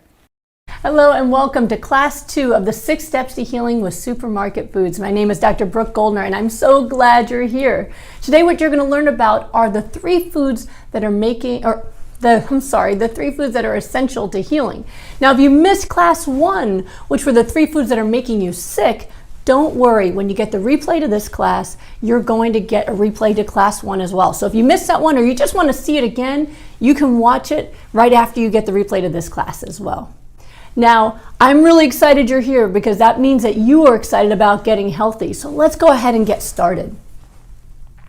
Now, if you were here last time, you learned that steps 1, 2, and 3 to healing involves eliminating inflammatory foods. So remember, when we're talking about inflammation, we're talking about chronic inflammation, which is what triggers disease. So the first 3 food groups that we learned about that are making you sick were number 1, the animal products, and that includes the dairy, the eggs, chicken, fish, all of that. And we learned how they are directly causing inflammation and disease. You also learned about oils and how those create inflammation in your body, and of course the processed foods, which immediately create inflammation after you eat them. Now, if you finished the last class and you look like this, because you went, oh my God, that's everything I eat. What am I supposed to do? Don't worry. I'm going to tell you exactly what you need to do. So, steps 4, 5, and 6 are all about how you can add healing foods to your diet. And what I mean by healing foods is I'm talking about the foods that you need that your body will use to create cellular repair. Realize that your body is born to repair itself. Healing is natural and it's normal. It's a default mechanism in our bodies. Think about the last time you cut yourself. Maybe you got a paper cut. You didn't go and get your sewing kit out so that you could sew the wound closed and repair it, right? All you did was you let your body do its job and it healed itself. Well, that's what I'm talking about. Your body can repair not only skin damage, but organ damage as well. It can heal autoimmune disease damage, but it needs to be given the right tools to be able to do that. Now, if your body can't reverse the disease, it's one of 2 problems. Either number 1, you've got so much inflammation going on because you continue to eat all the bad stuff that your body's overwhelmed. So for example, if you got not just one paper cut, but you got a paper cut and then you got another cut and another cut and another cut and you're bleeding from all these different holes all over your body, then no matter how much your body's trying to heal one wound at a time, it can never keep up and you're going to bleed out, right? So if you're continuing to eat the foods that are causing damage, then you're going to overwhelm your body's ability to heal. Now, the other problem could be that you're not giving your body enough of the tools it needs from the healing foods in order to make the repair happen. So it wants to repair, but it can't. It physically can't. And the 3 food groups I'm going to teach about today are the ones that are essential for healing. You can't cherry pick on this one. You need all 3. So I want you to think of an example. Let's say you wanted to hire some people to build you a house. And so you hired some contractors, really, really good people, and you told them, listen, I want a 2-story house with bricks in the front. I want 3 bathrooms, and I want windows, huge windows in every room. And you give them a list of how this beautiful house is going to look. And then you give them a pile of wood, and you say, here you go, build my house. Now, it doesn't matter how much these contractors earnestly want to build your house. They cannot do it. They don't have enough tools. They don't have any drywall. They don't have any glass for the windows. They don't have any plumbing for the bathrooms. They just have a pile of wood. So they can do a little bit of work, but they can't build the house. And that's what's going on with you if you're not actually giving yourself the right foods that allow your cells to do the job that they desperately want to do, which is to repair your body and bring your health back. Now, the other thing to realize is, when you're getting sick, it's not just about whether or not it's not just about what you're eating, but also, what you're running out of. So for example, when you look at aging, you probably got some nutrients as a kid. Maybe your mom told you to eat your vegetables, or your mom nursed you and you got a lot of good healthy foods that way. Eventually though, if you don't replenish those tools and supplies, you'll start to get sick and you'll start to get old. And a lot of people in our society think that getting old means that you should get weaker and sicker. And it's normal in our society that people are on medications by the time they hit middle age. But it's not really normal in terms of what your body wants. It just means you ran out of the good stuff. And some of us run out younger. I had lupus by 16, and some of you run out older and you don't get, autoimmune disease or cancer or heart disease to your 50s. But it's still because you no longer have the right tools anymore to give yourself what they need. And aging really doesn't have to happen in such a negative way. And that's also why people who do my hypernourishment technique tend to start looking younger, because your body is not only repairing the disease, but when it's done repairing the disease, it repairs other cells, including your skin cells. And that's why people who do hypernourishment start to look younger. And that's a wonderful side effect to have. So how do you do it? How do you add those healing foods? Well, this is what we do. We nourish ourselves. We bring nutrients in that the body needs. But you know what? When you're sick, nourishment is not enough. It's just not enough. We hypernourish. Now, hypernourishment is something that I coined to explain the idea that I want to oversupply your body with what it needs for healing. So when we're looking at hypernourishment, we're talking about really bringing in more food, more nutrients than your body ever would normally consume at one time. So we make sure there's just no chance you're going to run out.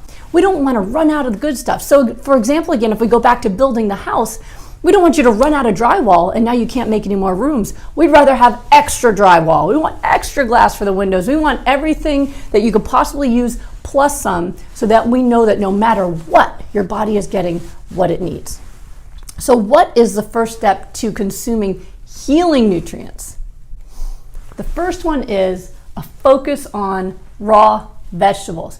This is where the majority of the food that goes into your body needs to come from if you want to heal. And sadly, for most people, none of this is even on their daily diet, right? So you really need to load up on raw vegetables. And fruits, they're healthy, but not as healthy as vegetables. And that's because while fruit has vitamins and minerals in it, it has far fewer minerals, because minerals come from the soil. And we know someone who did some testing on sick Americans, and what he found was most of them were mineral deficient. So when you think about it, a fruit, is up on top of a tree. It's going to take a long time and a lot of nutrient depletion for all the nutrients to get up to that fruit. Whereas kale, that's sitting in the dirt, is right in contact with all those minerals in the soil. It's going to have a lot more minerals in it. So while fruit is perfectly fine, I don't consider it as much of a healing food as the vegetables are, because they have the most vitamins, and minerals, and also looking at other phytonutrients, phytoenzymes. This is the medicine that your body actually wants. This is what your body uses to heal itself, to do the cellular repair. This is the drywall and the glass and the plumbing and everything that you need to build your house, okay? Really, really important. Now, when I'm talking about vitamins, a lot of times people will ask me, well, what about if I just take vitamin pills and take mineral pills? It's not a good idea, in terms of if you do that instead of doing this. Because first of all, your body knows how to absorb nutrients from whole foods. We're designed for that. Our guts are designed to do that. And it knows exactly how and how much to bring in. When you take a supplement, you have a possibility of overdosing on that supplement because your body can't control how much of it's going in. And you also don't have the ability to regulate it at all. So for example, I had a client who he had iron deficiency. And so he was taking a mineral pill that had iron in it. I got him going on my greens and on my diet, on hypernourishment. And at his next blood work, his iron was too high. And I said, wait a minute, are you still taking that iron pill? And he said, yeah, I am. I said, get off of that iron pill, get off the mineral pill. You're getting your iron from spinach now. So he got off the supplement, had it retested, and his iron was perfect. So your body can regulate what it absorbs and take what it needs from the from the vegetables, but whole foods. It can't regulate the vitamins and minerals that you take from a pill. So if you're super deficient in something, I'm not saying that taking a temporary supplement can't be useful. If your iron is dangerously low and you need to quickly raise it before, because you're anemic and you're dangerously anemic and you're gonna need a blood transfusion, oh my goodness, take the supplement, but then move towards eating foods that are rich in vitamins and minerals, and then you won't need the supplement anymore. And that's the true path to healing. It's just why I tell you, don't just drop all your medications and start doing the diet. Those medicines might be keeping you alive. But if you start nourishing yourself, hyper-nourishing yourself, now your body can heal, and that way you don't need the medicines anymore. And that's the way I do that with my clients. It's the way I did it with myself. Although people do come to me who, they're already refusing to take their meds, and I work with them and help them get healthy. Most people are already on them, and I let their doctors decide, wait a minute, I don't think you need this anymore. And that way we know they're safe throughout the process. Now, the most commonly eaten vegetable in our country, according to census data, is ketchup. Now, I think it was George Bush who decided that ketchup was a vegetable, and the FDA still counts that when they're looking at what kids are eating in school. And that's only if you assume tomatoes are vegetables, which some people argue with. But ketchup is the #1 eaten vegetable in our country. And the second most consumed vegetable, you might be, not surprised to hear, is French fries. So for most folks, they're not eating any of this except maybe a slice of tomato on the burger and maybe a piece of lettuce on their burger, but they're not getting all of the good stuff. And when they do eat vegetables, they're usually cooked. Now, what's the problem with that? Well, when you cook a vegetable, you break it down. You break down the enzymes, you lose nutrients, you lose nutrition. And so for the most part, you want to stick with raw vegetables for your actual nourishment. You can have cooked ones that taste good, they're fine. But when you're looking at hypernourishment, we look at the raw vegetables to make sure you're getting the most out of what you're eating. Now, this is why I get a lot of people who come to me who are actually plant-based or vegan already who are sick. Now, if you watch the first class, you'd go, wait, if they're plant-based or vegan, that means they're not eating all the meat, they're not eating the dairy, they should be healthy, right? Well, there's a couple things going on there. Number one is it's really easy to be an unhealthy vegan nowadays. If you go to Walmart, you can find vegan mayonnaise full of oil. You can find vegan fried chicken, right? So those things taste good, but they're highly processed, they're full of oil, they're inflammatory. So some vegans don't really eat healthy food and they still get sick. Other people are whole foods plant-based, meaning they're not eating any processed foods, they're not eating any meat or dairy, but they still have autoimmune disease. What's going on there? Well, usually they're missing one of the things that I'm going to teach you today. Actually, they always are in my experience. And one of them is often the raw vegetables. They're eating lots of cooked food, not enough raw, so we add that into their life. Now, the actual best ones you can eat in terms of nutrient density are usually the cruciferous vegetables. We're looking at broccoli and kale, cauliflower, super, super nutrient dense. Now, some people, when they hear cruciferous, get excited because they know how great they are for you. And other people go, oh my God, I heard if you have hypothyroid, that's going to be really bad for you. Well, I've read some stuff about that, but when I look at what's actually happening with my clients, they're getting better. I have someone who was just in one of my groups who had hypothyroid disease, and she has Hashimoto's. Hashimoto's is very common in our society. It's autoimmune. Your immune system destroys your thyroid. So she's taking a medicine, a thyroid medicine, Synthroid, to give her the thyroid hormone back, but nothing is stopping the autoimmune chronic inflammation that caused the disease to begin with. So still overweight, still tired, really foggy brain, but has thyroid hormone. Nothing changed in terms of her overall health. She did my 6-week rapid recovery group where people come into my group for 6 weeks. It's online. I use a secret Facebook group so that people can use Facebook to heal, but it's secret, so you can't actually find the group if you're not in it. And she was in there for 6 weeks. So we hyper-nourished her. She ate lots of kale. And guess what? Not only did she feel amazing, oh my goodness, within the first couple weeks, she was full of energy. She lost so much weight. She was back in her high school clothes, and she was back to exercising again. And she's one of my health missionaries that's always tagging me on Facebook, telling people, oh my God, you've got to do this. I can't believe how great I feel. So you really want to look at targeting the entire body and the healing, and not just replacing the one hormone that's missing because you haven't stopped the process. So if you're nervous about it anyway, fine, vary it. Have kale one day, have spinach the next. But don't forget to add the cruciferous vegetables to your diet because you still need them. Now, again, this should be, the vegetable should be the majority of what you eat. It shouldn't just be this much of your plate and the rest of it is pasta or the rest of it is meat. It should be the majority of your plate, like 75% of your plate are your vegetables. And then let the 25% be your beans and quinoa and cooked vegetables and things like that. That way you know you're skewing your body in the direction of healing. Now, when people are in my rapid recovery group, I have them have their whole plate is going to be the raw vegetables, right? Because I'm trying to heal them as rapidly as possible in 6 weeks. But if you're just taking steps in that direction, start making that plate more and more full of the really healthy healing vegetables. What is the next step? The next step is high dose omega-3 fatty acids. And when I'm talking about fatty acids, I'm talking about flax seeds and chia seeds primarily. These have been just amazingly successful in getting my clients to heal really rapidly. Flax seeds and chia seeds. And I'm talking about the whole seeds. You can see these are intact. Now, you don't want to eat them whole because they, well, unless you're constipated, because whole seeds will just, slide right on out of your body and they'll look the same when they come out as when they get one in. But when you are ready to consume them, that's when you grind them up. So you grind them up just per serving because that way you'll absorb it more. You won't absorb it if they're whole. But you don't want to grind them up in advance because they oxidize. And so when they oxidize, when they get exposed to air, they actually become less active or inactive. So for people who are buying pre-ground or even the flaxseed oil, that's not going to be as active as grinding up fresh seeds just as you need them. So what's so great about this? I call these the good fat. This is the good fat, right? You can feel good about it. So many things. These are a secret to my success in healing people because so many people are deficient in these. See, omega-3 fatty acids are essential fatty acids. And what that means is our body can't make them. Our body needs them. It needs us to consume them. We need to eat them. And yet most people I meet have never even had any of this before unless they accidentally had some seeds on a piece of bread they had. They've never actually consumed them before.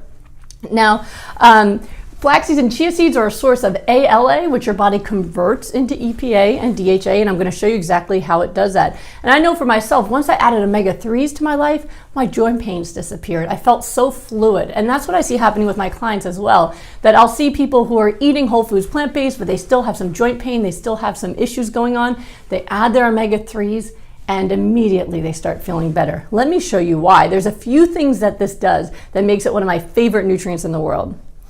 Number one is it integrates into your cellular membranes. So when you're looking at your body under a microscope, we're made of cells. And each cell has a membrane around it, okay, that makes it waterproof because it's water-based on the inside, it's water-based on the outside in your blood and fluids. And so there is a phospholipid membrane. It's a membrane that's made of fats so that it keeps the water out of the cells so they don't just dissolve. right? Now, those membranes are supposed to have a high percentage of omega-3 fatty acids in them, and that is how our membranes stay very fluid and able to move easily. It's kind of like, if you can imagine, if there's let's say your body says, hey, I want you to eliminate some inflammation, throw out some toxins, and that message comes down, and here's a cell that doesn't have any omega-3s or very little, and it's rigid and stiff, and the message comes and bounces right off, and it never even received it, right? Versus when your body has lots of omega-3s, you've got nice and flexible cells, that message comes down and it just grabs it and holds on to it.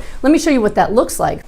So if you look over here, here's a healthy flexible membrane that has a lot of omega-3s in it. And what it says here is nutrients easily pass in, toxins easily pass out. That's what you want to happen. You want your body to easily take in the nutrients and pass them out. Now, if you have a tough, rigid membrane because you've got too much omega-6, nutrients can't get in. See how this one gets in, but these two bounce right off that rigid membrane? And look at all these toxins here, and only one of them got out. All of these are stuck. So if you are someone who is whole foods plant-based, but you're not all the way healed, and you're not eating omega-3s because maybe you read somewhere that fat's bad for you, this is why. Because here you are eating all this beautiful, healthy food, and it can't get in. That is a nightmare, right? But easily fixed. And that's why when people come to me, I've had a lot of doctors come to me that are whole foods plant-based, that teach their patients how to be whole foods plant-based vegans to get healthy, but they don't know very much about the omega-3 pathway. When those doctors come to me and go, I don't know why I'm sick, a lot of times this is a reason because they read things that say you should avoid fats. But what they didn't realize is that the fats that cause harm are the ones that lead to the omega-6 fatty acids, the trans fats, and the saturated fats. But this fat in particular, the flax seeds, the chia seeds, the omega-3s, are essential for healing, health, and metabolism, because this works the same way when you're looking at fat loss. Because if your body sends a signal that says, hey, so-and-so has been on the elliptical machine for an hour, can you release some fat? And it sends that message down and it bounces off the cell and the fat cell stays. So when you increase omega-3 fatty acids, even though it's a fat, when you increase it, people have dramatic fat loss because their metabolism gets faster. What metabolism really is your body's, how rapidly your body reacts to things. So if you remember from class 1 when I talked about my own healing, I started eating this way because I was trying to lose weight for my wedding, and I lost a dramatic amount of weight. I went from 11 to 3 in 3.5 months. But then what happened too is my body healed. And that's when my husband and I realized that metabolism really is your body's ability to do what you ask it to do in real time. Are you asking it to build muscle? Are you asking it to lose fat? Are you asking it to heal? When you send out the question, the only way the cells will be able to answer it and receive it is if you're eating enough omega-3 fatty acids for your body to actually get the signal. This is vitally, vitally important. Now, that's not all that omega-3s do. Omega-3s are also the primary lipid or fat that are used in your brain cells or your neurons. So it's one of the building blocks of healthy neurons and brain cells. This is why the studies have shown that mothers who consume omega-3 fatty acids have babies that have higher IQs, because while you're pregnant, you are building the brain of your baby, and you're building their brain out of omega-3 fatty acids, which are much, much better at functioning normally and will give them a higher IQ, as well as better, more stable moods as well. Now, it improves memory, mood, and cognitive function. This is a really, really powerful thing. You know, I actually saw a study once where a psychiatrist was using high doses of omega-3s to help people come down off their bipolar medicine. That's extraordinary. So again, don't change your medicines without the help of your doctor, but it's really about creating brain cells that know how to function. You know, there's so many people nowadays that are suffering from depression and anxiety. It's the number one reason people go to their primary care doctor, right? So depression is rampant, and there's a couple of reasons why. Number one is they're malnourished. They're not getting enough raw foods to nourish their brain. And number two, they don't have enough omega-3 fatty acids to make brain cells that function normally and properly. So that's really, really important as well. It's also anti-aging for the brain as well as the body. And it's protective against dementia and Alzheimer's. I get a lot of questions nowadays about how you could prevent Alzheimer's and dementia. This is a really important way to do that. Now, there's been a lot of studies looking at this. One of them showed that a DHA supplement for 24 weeks, and DHA is an omega-3 fatty acid, for 24 weeks, gave people a net improvement in learning and memory that was equivalent to 3.5 years. So these people with Alzheimer's got 3.5 years worth of memory back or function back just from the DHA supplement. Another fascinating study I read specifically linked ALA. ALA is the omega-3 that's in chia seeds and flax seeds. When people take something like fish oil, they don't get any ALA. They go right to the EPA and DHA. ALA is converted into EPA and DHA in our bodies. So a lot of people thought ALA was not useful, but it turns out that ALA specifically is neuroprotective, and it slowed dementia progression and improved biomarkers in people with Alzheimer's. So for people who are just getting the fish oil and they're not getting their omega-3s through the flax seeds and chia seeds, they're missing out on the ALA, and the ALA is what could really protect them from advancing their disease or protect you from ever getting the disease to begin with, because it's always better never to get sick than to have to heal. So that's really, really important, and it's not over yet. Omega-3s also create the anti-inflammatory immune cells. And here this guy is saying, no, I'm not getting any inflammation. Your omega-3 fatty acids, this is how your body creates the anti-inflammatory immune cells. So you remember from the last class, I showed you how your body creates inflammatory immune cells from dairy and from meat and from eggs and from oils, right? Well, now this is how your body creates the anti-inflammatory immune cells. Let me show you how it works. Now remember, don't get overwhelmed by all the stuff on the slide. Just try to follow me to the end result, okay? Let's look at the omega-3 fatty acid pathway. Now, omega-3 fatty acids, so we're looking here at flax seeds and chia seeds. They are a source of ALA right there. And remember, ALA can be protective for your brain when it comes to dementia, Alzheimer's. Now, ALA is broken down by delta-6 desaturase enzyme to stearidonic acid, which is broken down to eicosapentaenoic acid, which is broken down to EPA, and we get some DHA here. Now, EPA and DHA is what you normally hear about when people talk about omega-3 fatty acids. This is where it comes from. Now, the EPA and DHA are broken down by COX into prostaglandin E3, which is anti-inflammatory. It goes through your body to remove inflammation, and is broken down by LOX enzyme into leukotriene B5, which is anti-inflammatory. So this is what you're looking for. This is what you want for your body. If you're trying to get rid of inflammation, you need to eat your omega-3s or you'll never create the anti-inflammatory pathway. If you're not getting better and you're not consuming omega-3s, this could be the key reason why. Now, if you remember from last time, here's the omega-6 pathway I said last time, right? Now, don't get overwhelmed again. Omega-6 pathway. Remember, vegetable oils, land animal fats, and processed foods, delta-6 desaturase gets broken down to arachidonic acid. We get more arachidonic acid from meat, dairy, seafood, and eggs, and arachidonic acid is broken down into prostaglandin E2 and leukotriene B4, which are both inflammatory, right? So don't worry about the details, just remember inflammatory, right? Now we look at the omega-3 pathway. Flax seeds and chia seeds, ALA, also delta-6 desaturase, gets broken down, boom, anti-inflammatory pathway. Now here is something really, really important to understand. You may have heard, maybe even from your doctor, that you can't break down chia seeds and flax seeds into enough EPA and DHA for it to really be effective. This is why that can happen.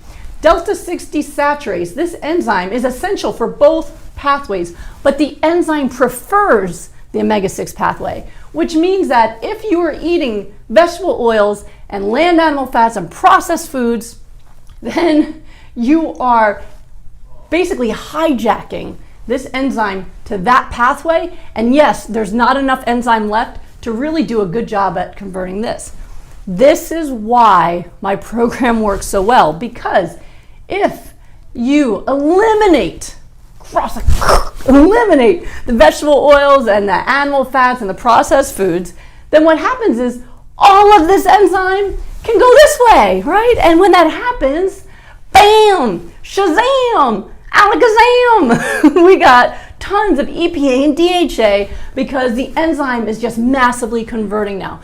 When I teach this to doctors and healthcare practitioners, I can hear their jaws and their pencils hit the floor at the same time because they never quite understood this pathway this way before. So when this happens, of course, you're creating tons and tons of anti-inflammatory immune cells. And another really cool thing is that EPA actually inhibits or blocks the breakdown of arachidonic acid. So the more EPA and DHA you create, the more you stop the breakdown of arachidonic acid into inflammatory immune cells. And this is why I'm able to hack into people's immune systems. I call it hacking into their immune systems because what I do is I shut down the inflammatory pathway with nutrition. I use food to shut down the inflammatory pathway by getting rid of the inflammatory foods and then hyper-nourishing, oversupplying all the healing foods to just create a body that's just reversing inflammation super, super fast. Now, you might be wondering how much to eat. Well, when it comes to omega-3 fatty acids, you want to just, it really depends on how quickly you're looking to get better. If you're already fairly healthy, then a handful a day will work just fine. Again, grind them up right before you use them. Or if you're making a green smoothie with them, put them right into the Vitamix. The Vitamix will chew them up just fine. For people who are in my healing programs, I'm trying to hack that pathway really, really rapidly. They usually start at a half a cup of omega-3s a day, and then I keep pushing that number up because there's no limit. We have studied people on thousands and thousands and thousands of calories of omega-3 fatty acids, and what we've found is they only get better faster, and they lose fat faster also if they're trying to lose fat. And for people who are devastatingly frail and thin, they actually are able to build muscle faster because their metabolism is working better. So really what tends to limit people is if you have more fat than you can absorb in a serving. Fats are slippery and you'll just poop it right out. So you try to spread it out. So I would say to have, a little bit at a time throughout the day. So let's say you make a full blender of green smoothie with a half a cup of omega-3s. You're going to sip on that slowly throughout the day. That'll work just fine. But, I've had people before say they had a big cup of omega-3s by having chia pudding, and then they had chia pooping. And I said, first of all, you got to chew. And second of all, you need to spread it out. Maybe have a little bit of chia pudding after each meal so you can absorb it. Because if you don't absorb it, well, it doesn't hurt you, but you don't get the benefit. So I hope you're really, really convinced now on why you need to add omega-3s to your diet. Now, what's step number 6? Step number 6 is high water intake. And there I am chugging my water down. Oh, let me grab some of that. I brought a straw this time. Water, water, water. Water is essential for healing. I cannot emphasize this enough. This is the reason a lot of people do not get better, is because they are so dehydrated. Every chemical reaction that needs to take place when it comes to not just fat loss, but also changing your metabolism for muscle building and of course for healing, all of those chemical reactions require water. If you're not drinking enough water, your body literally can't get rid of the inflammation. So just like not having omega-3s blocks the signal from coming, well, not having enough water means even if the signal gets into the cell that says, hey, let's get rid of some toxins, all right, cool, send us some water and we'd be happy to do it. Can't do it. So again, your contractors, now they have no nails. They got everything else, but there's no nails. They can't put the walls together. We're done, right? So a lot of folks, again, I've seen people before where their nutrition looked really good. They were hyper-nourishing with vegetables. They were eating omega-3s, 24 ounces of water a day, or even 64 ounces of water a day. That's not enough for healing. When you want to make a dramatic change in your health, you have to have more than you would normally think you need. So 8 glasses a day, that might be okay for maintaining your health when you're already well. But if you're trying to heal yourself from a disease, your body needs a lot more water if it's going to do that, because if it runs out, healing stops. Your body's going to use the water you gave it to keep your blood pressure up, to make sure your kidneys are filtering, all of that stuff that's essential for your day-to-day functioning. Nothing's going to be left over for your healing process. So what I've found is, watching people try these programs for years and years and years now, is that when people have less than 96 ounces a day, they just don't get the results. They get some results and then they plateau. And so if that's you, if you've been plateauing, or if you just feel like you've hit a wall and you're not getting better, It may be your water intake. Now, the ideal amount of water, if you're over 120 pounds, I usually get you to a gallon of water a day. If you're under 120 pounds, drink your body weight in water in terms of however many pounds you are, that many ounces. So if you're 100 pounds, aim for 100 ounces of water. If you're over 120 pounds, aim for a gallon, which is 128 ounces, okay? That is what it needs. And it's interesting because bodybuilders have known for, decades that if they want to massively change their body and force their bodies to put on tons of muscle, they need to drink a gallon of water a day. Same for fat loss. They've known that. They don't know why. They just know that if I want to lose fat or gain muscle, I need a gallon of water a day. Well, the same is true for healing, because what you're asking your body to do is change. You're asking it to do something different. You're asking it to do more jobs than normal, which means it needs more water to do it. Another thing water is really going to do is help you detoxify. So for people who have tried, let's say, adding green smoothies or going plant-based, and then they suddenly felt worse, they went through a detox process where, oh my God, I have headaches and I feel nauseous and kind of flu-like symptoms. I got a rash. Those are normal detox symptoms that a lot of people go through. And it happens because suddenly you're hypernourishing and your body's like, release the toxins. And then they all go out into your bloodstream and you feel worse. But it's not that the healthy foods are making you feel worse. It's that the healthy foods are allowing your body to release the stored toxins, which make you feel worse. Now, in my healing programs, usually people's detox symptoms don't last more than 2 weeks. And one of the reasons is because we have the water levels so high, it allows them to eliminate those toxins even faster. So make sure that you're doing that as well. Now, water is really, really fascinating. It's just so underestimated in terms of what it does for us. Dehydration is the most common cause of migraines and headaches. So, when you are low on water, it actually pulls water out of the cells in your brain, and that causes them to tug on the sides of your skull, and that tugging feeling causes a headache. I've helped so many people eliminate a headache just by having them drink about 30, 40 ounces of water and then wait a little bit and drink some more, and it goes away, right? Really, really important. Water is the most common cause of headache, or dehydration is.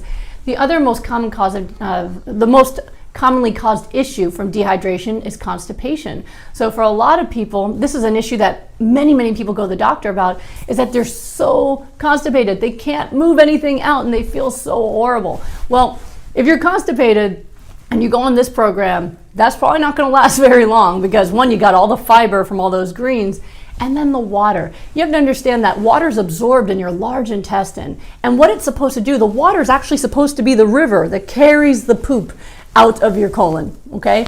So the water is absorbed in the large intestine as you're defecating to pull the water back into the body, but it allows it to actually remove the poop. So if you think about it, not having enough water is like trying to go down a water slide. Those tube water slides, try to go down one of those with no water, all right?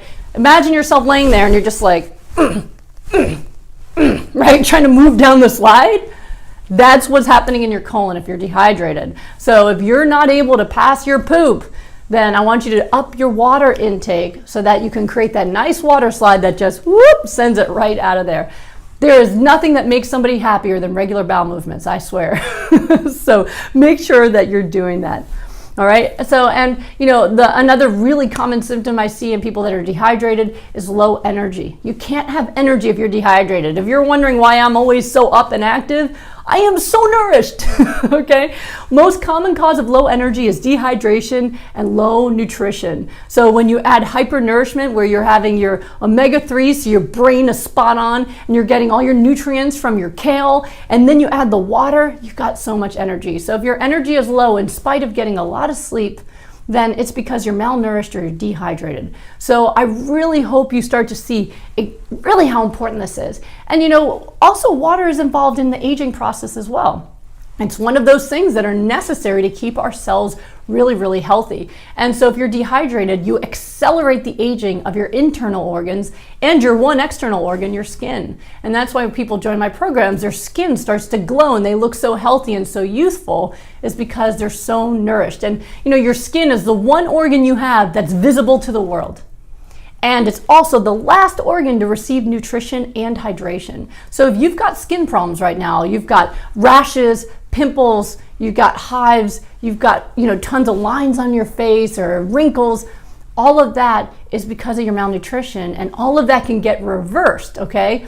because that's just basically your body saying, hey, look how sick we are. So a lot of times your skin is the first place you see damage because it gets the least amount of nutrition. When you hypernourish, you've got more than enough nutrition for your internal organs and plenty left over to nourish your skin. So that's another great side effect, is you get glowing, healthy skin, and who doesn't want that? But on top of that, that means your internal organs are also getting aging reversed and functioning better than they ever have. And I see that all the time. I see organs healing all the time. I have a client I'm going to show you on Sunday in our case studies class who came to me with 14% kidney function because she had lupus nephritis and her kidneys were failing and failing and failing. She was on the kidney transplant list. And her doctor said, there's nothing you can do. Nothing's going to save you. But she went into my rapid recovery group, and within 6 weeks, she went from 14% kidney function to 27% kidney function. Medically impossible according to Western medicine, but she nourished herself so well that her organs healed. Her kidneys are healing. She no longer needs a transplant. I'm going to tell you more about her story on Sunday. But I want you to realize that all of these are essential to releasing that inflammation to stop the disease process, and then also allows you to heal your organs as well. Your body wants to heal. It's just waiting for you.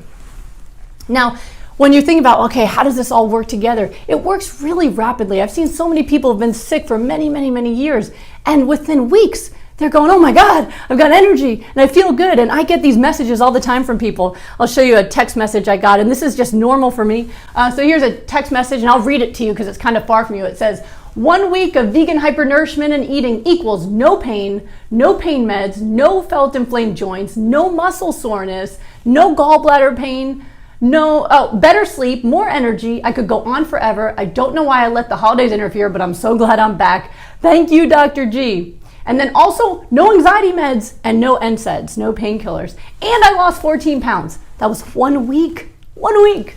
And then she said, sorry to blow up your phone. And then I answered with, oh my God face. And it says, woohoo! And then after that, she wrote, well, I don't know, oh my God, my blood sugar also. So I eat fruits like a monkey. I have my blood sugar tested, and even after my smoothie and my gourmet plate of fruit, my blood sugar was 70 something. That's crazy. A lot of people think that fruit is the culprit when it comes to high blood sugar, but if you saw in class 1, the real reason people get type 2 diabetes is because the insulin resistance from the animal fats, okay? So she got rid of the animal protein because she's doing hypernourishment, and boom, blood sugar dropped. So I love getting messages like that. And then I got some more messages from her. Hey, guess what? And then I discovered Bitmoji. What happened? I've gotten a negative ANA test and a few others back within normal ranges since going to learn this from you and changing my health. It's getting closer and closer. I'm going to be cured. And I said, high five. How long since you've had a positive ANA? She said, this makes the 5th month of positive ANA.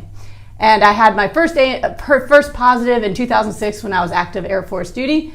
Guess what? I've started running again. Her rheumatologist told her that she'll never be able to run again because of her lupus. Well, guess what? She's back to running again. And of course, I text the way I talk, so it's very exciting. And then she wrote, oh my God, thank you. I've always wanted to run a full marathon. I believe I'm going to be able to do it now. And she has. So this is what can happen to you if you hypernourish yourself. When I first saw her, she could barely even tolerate sitting in the chair to learn from me. Now she's training for a marathon. That is what happens to your body when you start to hypernourishment. I hope you're getting excited. Sunday night, I'm going to introduce you to so many different real people who've been able to reverse their diseases and tell you exactly how they ate and how they did it. I just want to wet your whistle a little bit for how that's going to happen. So how do I help these folks do it? Well, this is what I call my hypernourishing healing protocol. So my hypernourishing healing protocol really takes all the different things that I've been teaching you and puts it together into one program for people who are looking for my help to get it done. And so what that looks like is, I either do it 4 weeks one-on-one where people have unlimited access to my cell phone, or 6 weeks through my group program, and all that's online. And it uses the 6 steps to healing with supermarket foods. So there's no animal products, no processed foods, no added oils, and we do hypernourishment. Hypernourishment is what you guys are learning about, right? Now it's all raw vegetables. You got some fruits, greens, nuts, seeds, at least 64 ounces of green smoothie a day, which I'm going to teach you more about in a moment. And they've got high water intake. So remember, the 96 ounces minimum, but you really want to shoot for a gallon if you're over 120 pounds.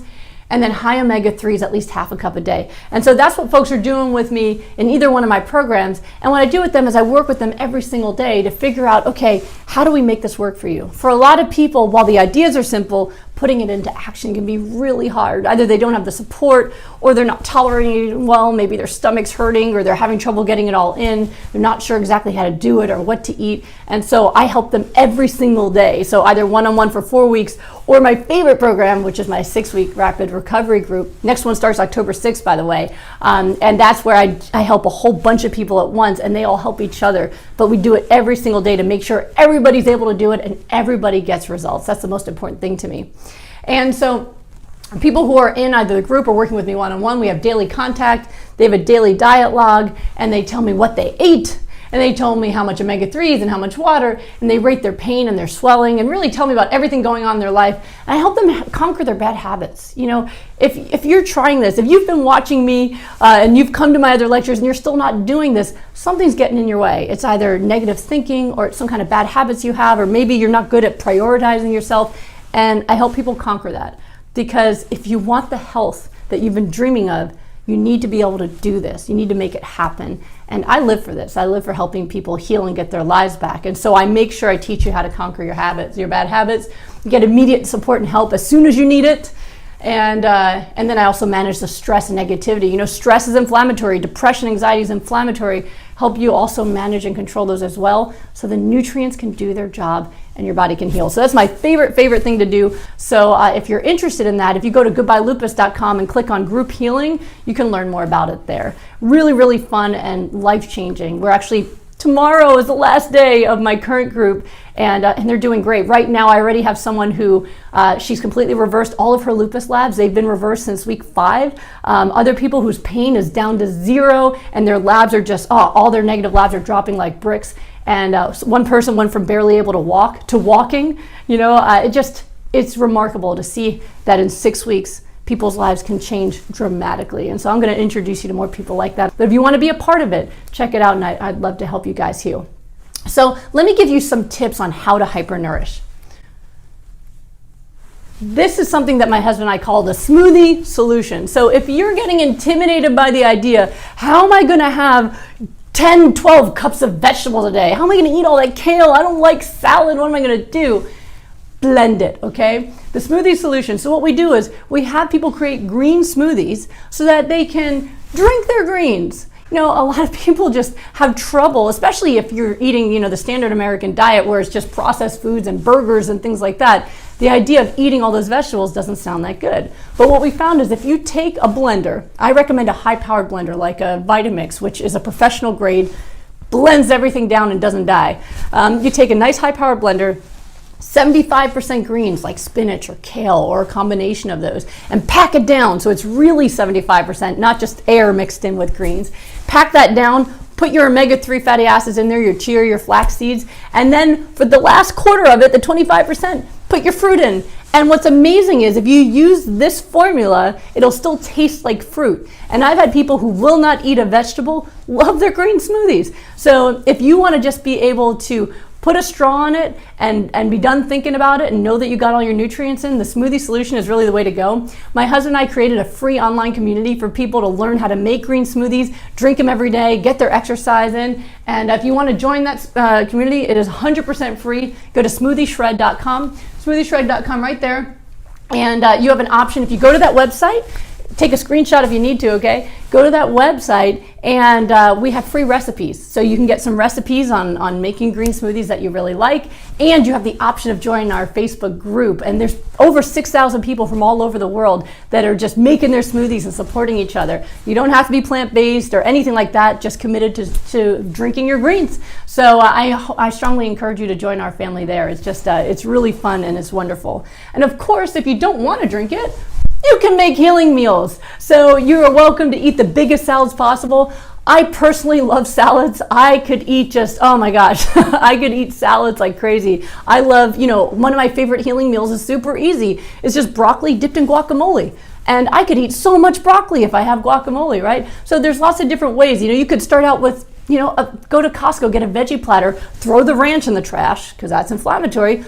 Plop down one of their avocado packages, Boom, now you got veggies to eat. So it doesn't have to be fancy. If you want it to be fancy, you can. You can totally make beautiful, amazing raw vegan plates that are really all vegetables, but they're tacos or they're, or pasta or things like that. And actually, I have a book that I'm working on right now that's going to be all healing meals, because this is something people ask about. And the people who join my group, you guys get an advanced copy of it. It's not ready to be published yet, but the people in my group are saying it's just big game changer to have those options. But of course, you can make it easy. You can do big salads, you can do veggie platters, anything like that. Just try to remember to make the majority of your food, 75% of your food, if you're trying to heal, that should be coming from those raw vegetables, okay? And so you can totally do it this way. That dressing, don't start thinking that's ranch. The dressing that I'm eating is actually, it's an almond Caesar dressing. And if you're in my Smoothie Shred group, the recipe for that one is there as well.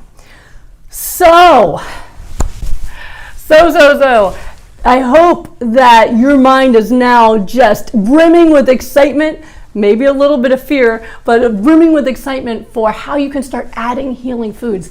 This is where the hope comes in, guys. If you found out today that I am not eating enough raw vegetables, I am not getting enough omega-3s, I'm not drinking enough water, then that's good news, okay? Because what that means is that you're missing something that you need for healing, and you can fix that. Whenever someone comes to me and their diet is terrible, I go, I have great news for you. Your diet's terrible. We can fix it, right? That's great news, right? So if you're missing any of the nutrients I talked about today, that's something easy you can fix. So here's the homework I have for you, all right? I want you to start adding healing foods to your diet every day. Maybe you can even start tonight. If you normally have something kind of junky before bed, maybe you can have a little salad before bed. That's actually my favorite nighttime snack. But start thinking about, how can I add healing foods? Do you want to add more salads? Do you want to add more broccoli and guacamole? Do you want to start doing your smoothies? Smoothies are a very easy way to add healing foods into your day. And literally, you put a straw in it and put it in your cup holder in your car and you go. Okay, so your homework this week is to go ahead and add healing meals. And of course, if you haven't watched class 1, make sure you watch that as well. Very, very important for you to understand, because all 6 steps are necessary for healing, okay? Every step you take will take you towards better health. When you put them all together, that's when the miracles happen. And speaking of miracles, you're gonna meet real people from all over the world that I've helped reverse diseases like rheumatoid arthritis and lupus and scleroderma and Sjogren's and so many more, all doing exactly what I've been teaching you. So I want you to be excited and ready now that you're masters of the 6 steps to healing with supermarket foods. I want you to see how this program is able to take people from supremely unhealthy, dying, to running marathons, getting married, getting jobs, living without fear, and living extraordinary health the way I do. If you have any questions for me, I want to answer them, because I want to make sure you know what to do to get your health back. So make sure you click the link that you see to sign up for the live Q&A that I'm going to be holding soon. Also, for those of you guys who have been sending me messages asking me about the next 6-week rapid recovery group, if you're looking for my support to get your health back, make sure you go to goodbyelupus.com, click on Work with Dr. G, and you'll see how to enter the 6-week rapid recovery group so I can take care of you every day for 6 weeks. If other than that, though, make sure you come to that live Q&A. So make sure you click to register for that Q&A so I can answer all of your questions and make sure you get the information you need to get the health you want.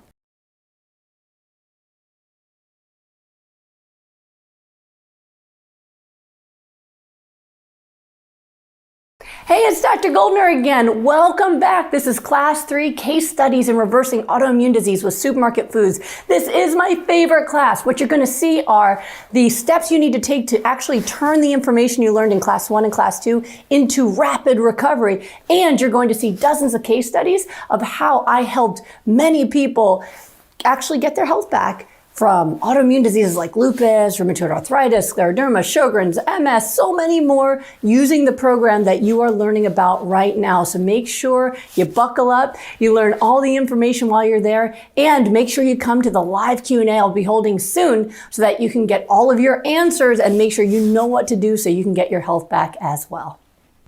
Hello everybody, and welcome to everyone's favorite class that I teach. This is the Case Studies in Reversing Autoimmune Disease with Supermarket Foods. We're going to take all the information that you learned in Class 1 and Class 2 about the foods that make you sick and the foods we use for rapid recovery, and I'm going to show you how it works in real people. I hope you see yourself in a lot of the people I show you today so you realize that this is possible for you. Once again, I want to thank all of you for showing up today. This is about your health and your body. So you're not showing up for me, you're showing up for yourself. And this might change your life forever. Let's not waste any time. Let's get started right away.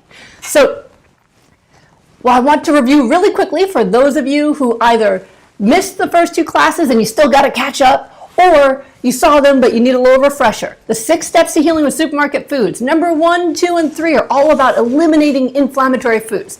So that is number 1, the animal products, number 2, the oils, and number 3, the processed foods, okay? Now, the next step, of course, is adding in your healing foods, which is going to be your tons and tons of raw vegetables, especially the greens, especially cruciferous vegetables. Number 2 is going to be making sure that you get in your omega-3 fatty acids from chia seeds and flax seeds.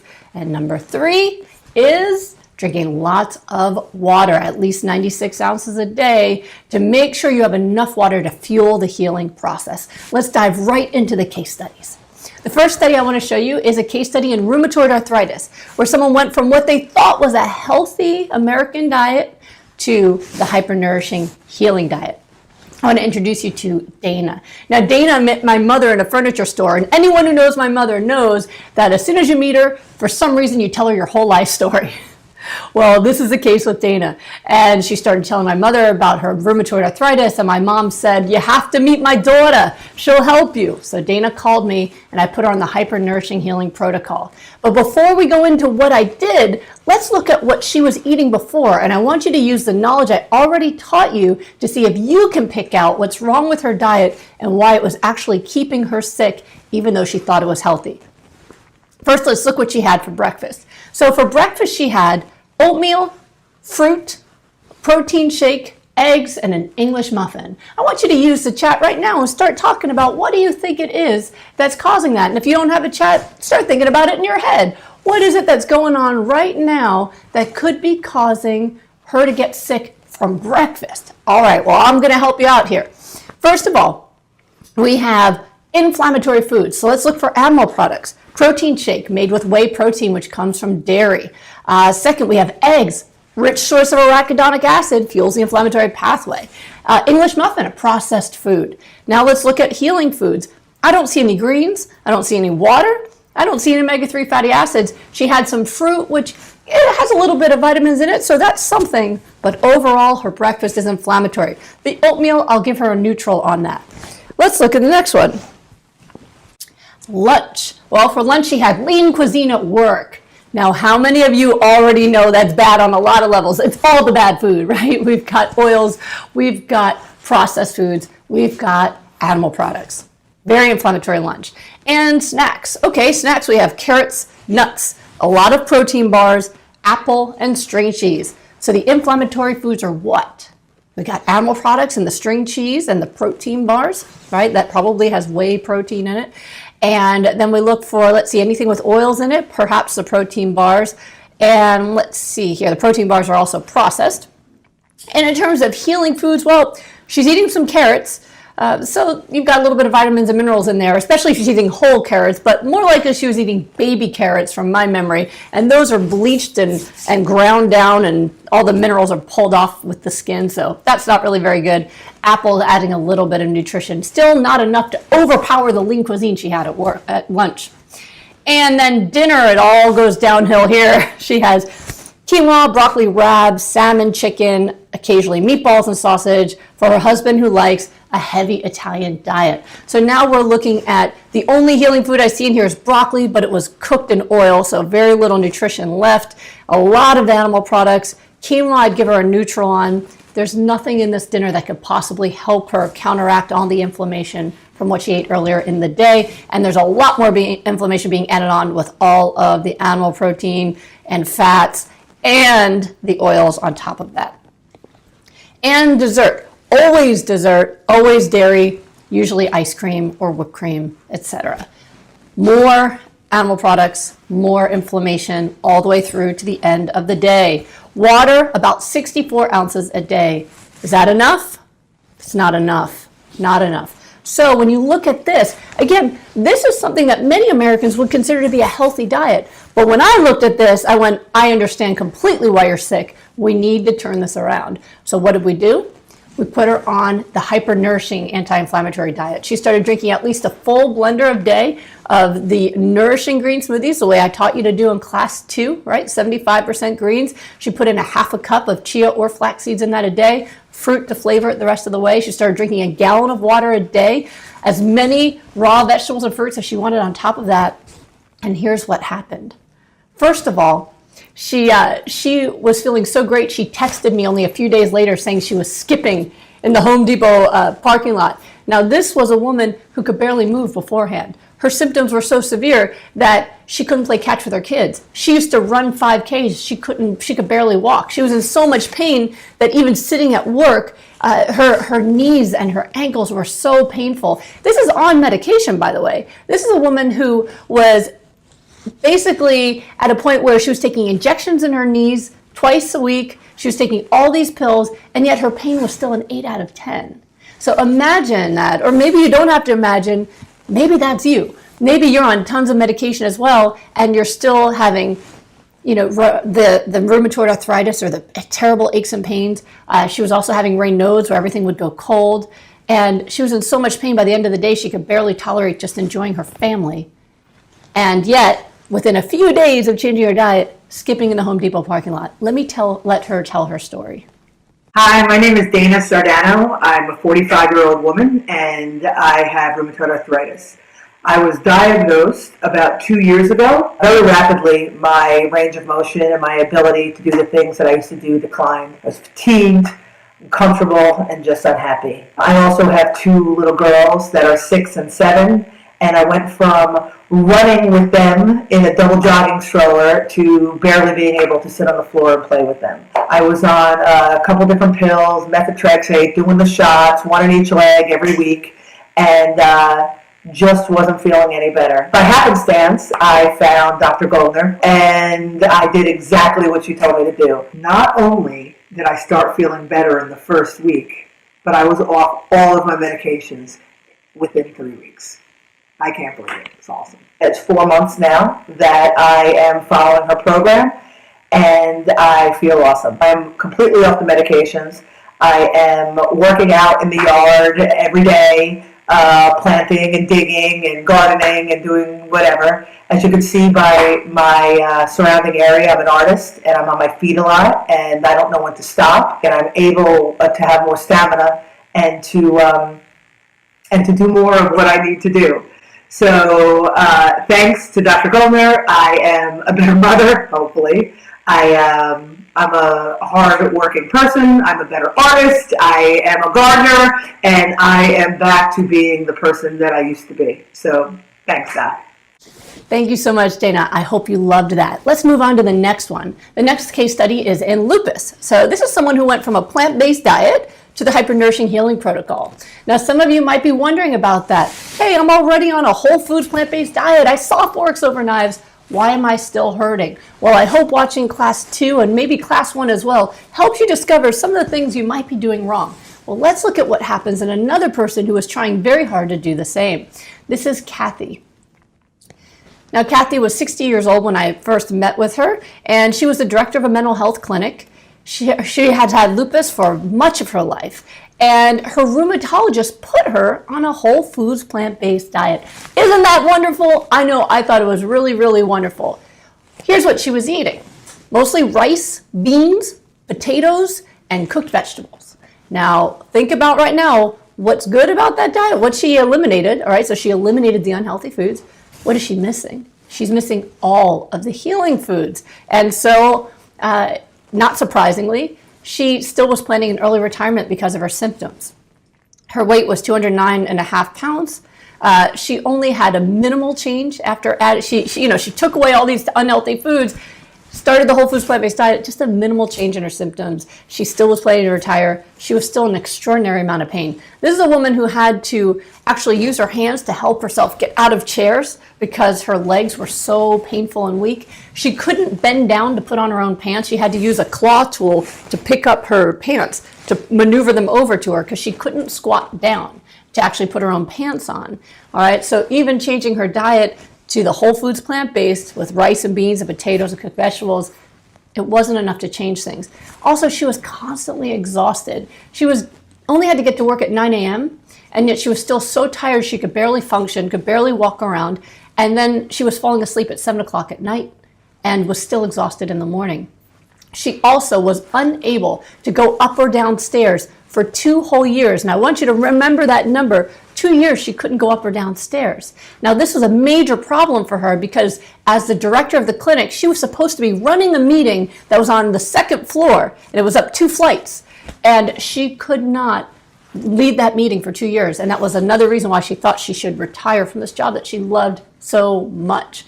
Well, before she retired, her doctor told her, listen, I want you to give a call to Dr. Goldner, go on her 4 weeks one-on-one protocol and see if there's a way she can help you get better so you don't have to retire. And she agreed to do that. Now, my 4 weeks one-on-one is a protocol where instead of me just, when you meet with me for a Skype session, I go over everything with you and I'll say, okay, from now on, I want you to eat this, do this, do this. And then you go and do that on your own. But for people who are very, very ill and are in so much pain, or they have organs that are just not going to make it, or they just need a lot of help focusing and keeping accountable, we'll do a program where for 4 weeks you have unlimited access to my cell phone number so I can help you every single day for 4 weeks. So that's what she decided to do. Now in the 4-week protocol, that's my strictest protocol where we only feed you the most anti-inflammatory, hyper-nourishing foods for the entire 4 weeks so your body can heal as rapidly as possible. Let me show you what that looks like. And you can see it says 4 weeks hyper-nourishing protocol for lupus recovery, results typical. Because, a lot of times you'll see online where someone will say, oh yeah, I got these great results. And then it'll say results not typical in the corner. Well, not here. Your body wants to heal. And when you feed bodies the right way, it's typical and normal and natural that they heal. So results typical. Let me show you what happened to Kathy. On day 4, you can see she wrote, great day, pain would be a 0.5 out of 10. Already a 0.5 out of 10. And it's only a few days in. I'm so excited I don't have more energy and don't hurt. Makes walking the dogs easier, cleaning the house, and walking around at work. Just doing normal stuff is now possible and easier for her. Day 6.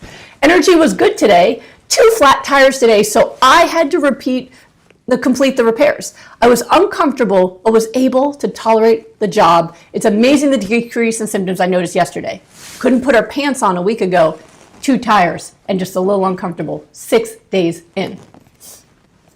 Day 8, mild stiffness in the morning. It's gone by 11 a.m. Today is a good day. No discomfort in quads walking uphill. Exercising, pain-free. That's day 8. Think about this. On all the medications, still in pain, still exhausted. 8 days in, exercising, changing tires, feeling good. Day 10, my rheumatologist started tapering me off my steroids. I can walk around without feeling like I'm wearing cement shoes. I walked uphill today. I didn't even think about it. I was able to go on a short bike ride of about 2 miles. I haven't ridden a bike in over a year. That's day 10. Day 13, I get this message from her. I can walk up and down stairs. How long has it been since she could walk up and down stairs? 2 years. Day 13, she could walk up and down stairs again. And we're not even done yet. Keep going. Day 21, I can stay awake till 10:30 or 11 at night. Pleased with the weight loss also of 8 pounds, but not as much as I'm pleased with the increase in my energy. Energy's everything. Day 24, able to work 2 hours splitting wood. I was sore for about an hour afterwards. Not bad. Love Kathy. And day 28, down to 199.4 pounds. That's 9 pounds down. First time in her memory that she's under 200 pounds in her adult life. Now, that is what it looks like when somebody's working with me every day for 4 weeks, where every day I can interact, I can make sure you're doing everything optimally, keep you accountable, and then deal with anything that comes up to make sure that you're only getting better as the time goes on. Pretty awesome, right? So super, super happy for Kathy. Now, some of you might be wondering, well, what happens after the 4 weeks? Does she go back to rice and beans and end up disabled again? Well, let me let her tell you. I stay in touch with people, and when you work with me, you become a part of my family, and I want to stay in touch and know how you're doing. So I emailed her, and this was a message she sent me about 7 months later. She wrote, still no joint pain. Yay! Folks from work and my Bible study group have asked me to share my green drink because they've noticed the weight loss and the health benefits. Staying as close as I can to plant-based living is better for me. Have I been totally vegan? No. I've had beef, venison, fish, or cheese probably 7 to 10 times since I started the lupus program. I could tell my body was unhappy with that choice, and I'm back to eating green. So she never got the joint pain back, didn't get the lupus back, but when you go from hypernourishment and super healthy eating to eating something inflammatory, you're not going to feel that good. You're going to have a stomach ache. It's kind of like Thanksgiving where you have the regret and the remorse, but you're not sick, right? So that's what happened to her. So she added back all the rice and beans and the cooked vegetables. She kept her smoothies, kept her omega-3s, kept her water high, and was able to keep her results. And here's what I love the most is when people send me pictures and let me know how they're doing. So here was Kathy when she started. You could see she's overweight. She's leaning in her chair. This is when she was at the point of needing to retire. And this was her shortly afterwards, celebrating the next birthday. You can see she had fruit instead of a cake, and you can see how much thinner she is and how her skin is glowing. And this is the one that makes me really happy. This is a picture that she sent to me of her and her partner. Now, her partner was going to take care of her when she retired early from being disabled, but because she got healthy again, they decided to get married. And this is them hiking the Grand Canyon together after they got married. And, you know, this is why I do this. I don't see the role of being a doctor about managing symptoms or managing medications. I think my job is to make sure that you live the best life possible, that nothing keeps you from doing the things that you love to do and being with the people that you love. And so when someone like Kathy goes from disabled and ready to retire and give up on her life to hiking the Grand Canyon with her new wife, that means everything to me. That's what I do this for, and that's what I want for you. Let's keep going. Here's another case study of lupus and Sjogren's, non-specific high raw plant-based diet to the hypernourishing healing protocol. So this is Danielle. She has lupus and Sjogren's, and she was 29 when I first met with her, and she had really, really severe symptoms of both illnesses. The Sjogren's disease, it's an autoimmune disease where it causes basically you dry out, you stop making tears, you stop making saliva, and it's really, really uncomfortable. She had severe dry eyes and mouth where she had to use drops all the time. She would wake up to have to drink water because her mouth was so dry. She had chronic arthritis, which both illnesses can cause the arthritis. She had chronic neuropathy in both of her arms and her hands. So when she just had to drive to work, she would feel the pins and needles go up and down her hands and her arms where she couldn't feel them anymore. She had severe photosensitivity where just walking from her car to the office, she lives in Florida where there's a lot of sun, just that walk could make her want to pass out, and she has passed out from that. She also had crippling fatigue. At 29 years old, she wanted to go out, she wanted to be with people, but she couldn't. She was crashing at home because she just didn't have the energy to function, to be social. You know, she couldn't exercise, but she couldn't even just do regular social things that other people could do. Now, she started researching and she started trying different things on her own, and she just wasn't able to dial it in. And the good news is the reason she got her start was because not a rheumatologist, but her neurologist told her that she should work with me so I could help her. So she started experimenting. She read Goodbye Lupus. She started trying to figure it out on her own. Couldn't quite get it dialed in. Was still symptomatic, although notice started to feel a little bit better. So I started working with her directly to make sure that she got it right. And the results were amazing. I'm actually going to let Danielle tell the story. Hi, my name is Danielle. I'm 29 years old, and I was diagnosed with lupus and Sjogren's. I was extremely sensitive to sunlight. I would consistently get sick with the butterfly rash, the tunnel vision. I developed a joint stiffness in my fingers, in my elbows, in my knees. I had pleurisy, very painful. All led me to the emergency room. I was napping and sleeping all the time. My mouth was so dry. I developed dry eyes. My arms would go numb. My fingers would tingle driving. So I ended up seeing a neurologist. He said he knew of a doctor that had lupus, and she doesn't have lupus anymore. She healed herself through her nutrition protocol, and I was all about it. I'm like, nutrition, I can do this, and just tell me what to do. So immediately I followed the protocol, and the time and patience that she put into teaching me these things is invaluable. If Dr. Goldner wasn't a part of the protocol, I wouldn't be engaged in it. Following in Dr. Goldner's footsteps was really important for me. The neuropathy went away within 2 weeks. I could sit at my desk and type without my fingers feeling like there's needles at the end of it. I could drive my car without my arms going numb. It was such a drastic change. The sun was a big one. I wore sunscreen. I wore UV protective clothing, sunglasses, hats, all the protective measures that you can take. This past weekend, went Christmas shoe shopping in the sun, and I wore a t-shirt, and I did great. My butterfly rash wasn't there, no tunnel vision, no spots, and I don't suffer from stiff joints at all anymore. I am not tired. I have a renewed sense of energy. Now I run miles. I enjoy working out. I lift weights. I have energy to do this. I honestly don't know where I would be if this neurologist didn't mention Dr. Goldner to me. I am back to my normal.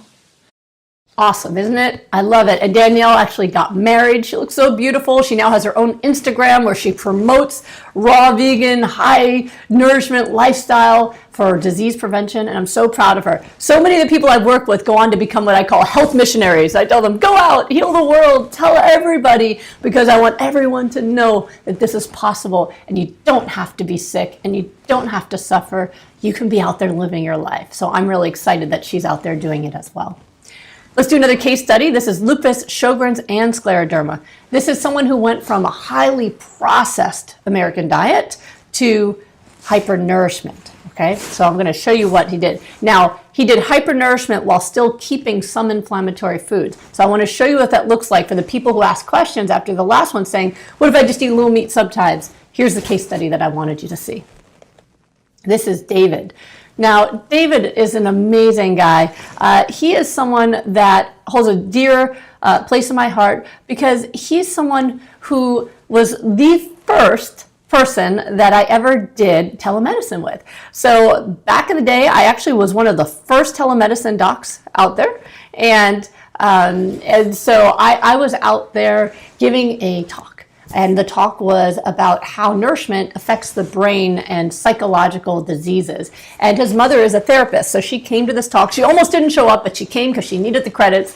And when I was talking about how I came to know about nutrition and how it affects diseases, I told my story of reversing lupus 13 years ago, which at the time was less years ago. And she came up to me afterwards. And I'll never forget her face. She looked me in the eye and she was crying and she said, I've been praying for someone to help my David and I believe you're the one who will help him. Will you help him? And I said, I'll do everything I can. So we met over Skype and he became my first telemedicine patient. And I got to know him and he's an amazing guy. I'll show you a picture. Here's what he looked like. So we have lupus and we have Sjogren's, which I already explained to you. And then there's scleroderma, which actually causes hardening of the skin and more rashes than even the lupus alone. So, and when he did get rashes, he couldn't heal them. And this is what he looked like at the time. Now, this is David on medication. This is the best medications could do for him. And when I met him, I asked him, what do you want for your life? And he said, I just want people to see me. I want to work. You know, when I try to apply for jobs, they won't look me in the eye and I never get the job. I never get called back. It's like they can't see past my condition and see what I'm able to do for them. And so while his mom worked as a therapist, he would sit home and he would get all of his meals from 7-Eleven because he had nothing else to do. So he was eating processed crap from 7-Eleven and drinks. And he said when he did make his own food, he put tons of butter all over everything. And he was very lonely and depressed. And you can see the depression in his eyes. I'm going to show you, here's his legs full of edema.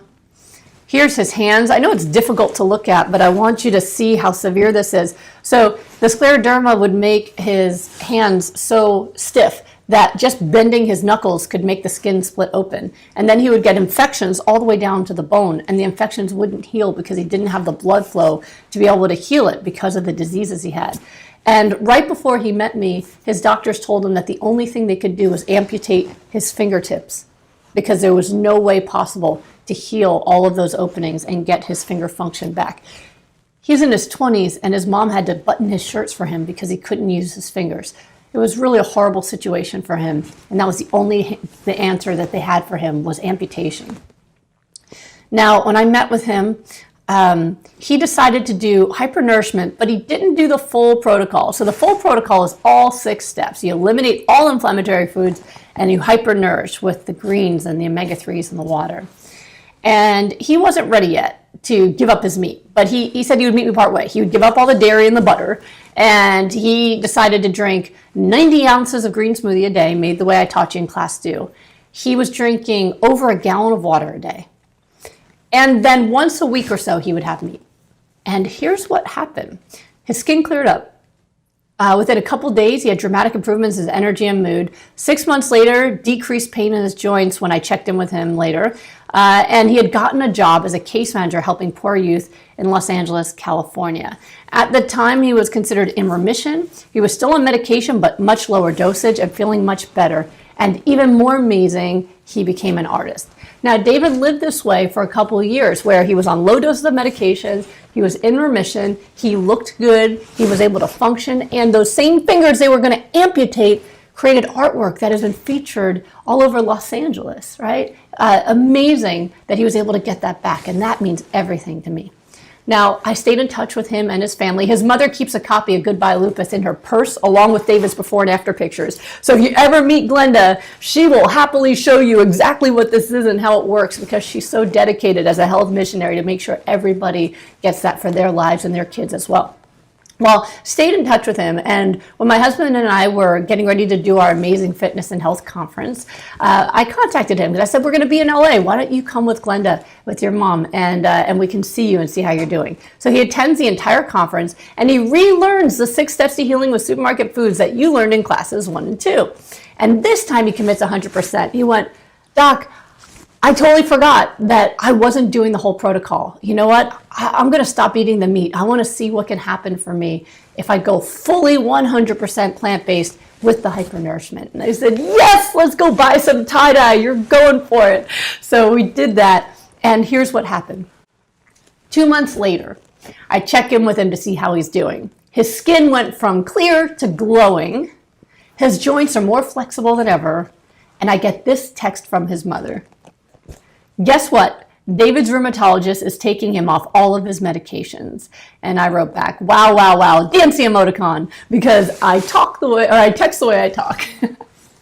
So this is what I want you to understand, is that if you add what you're missing, if you add the hypernourishment, then you are going to make dramatic changes in your health because your body finally has the tools to start fighting all the inflammation.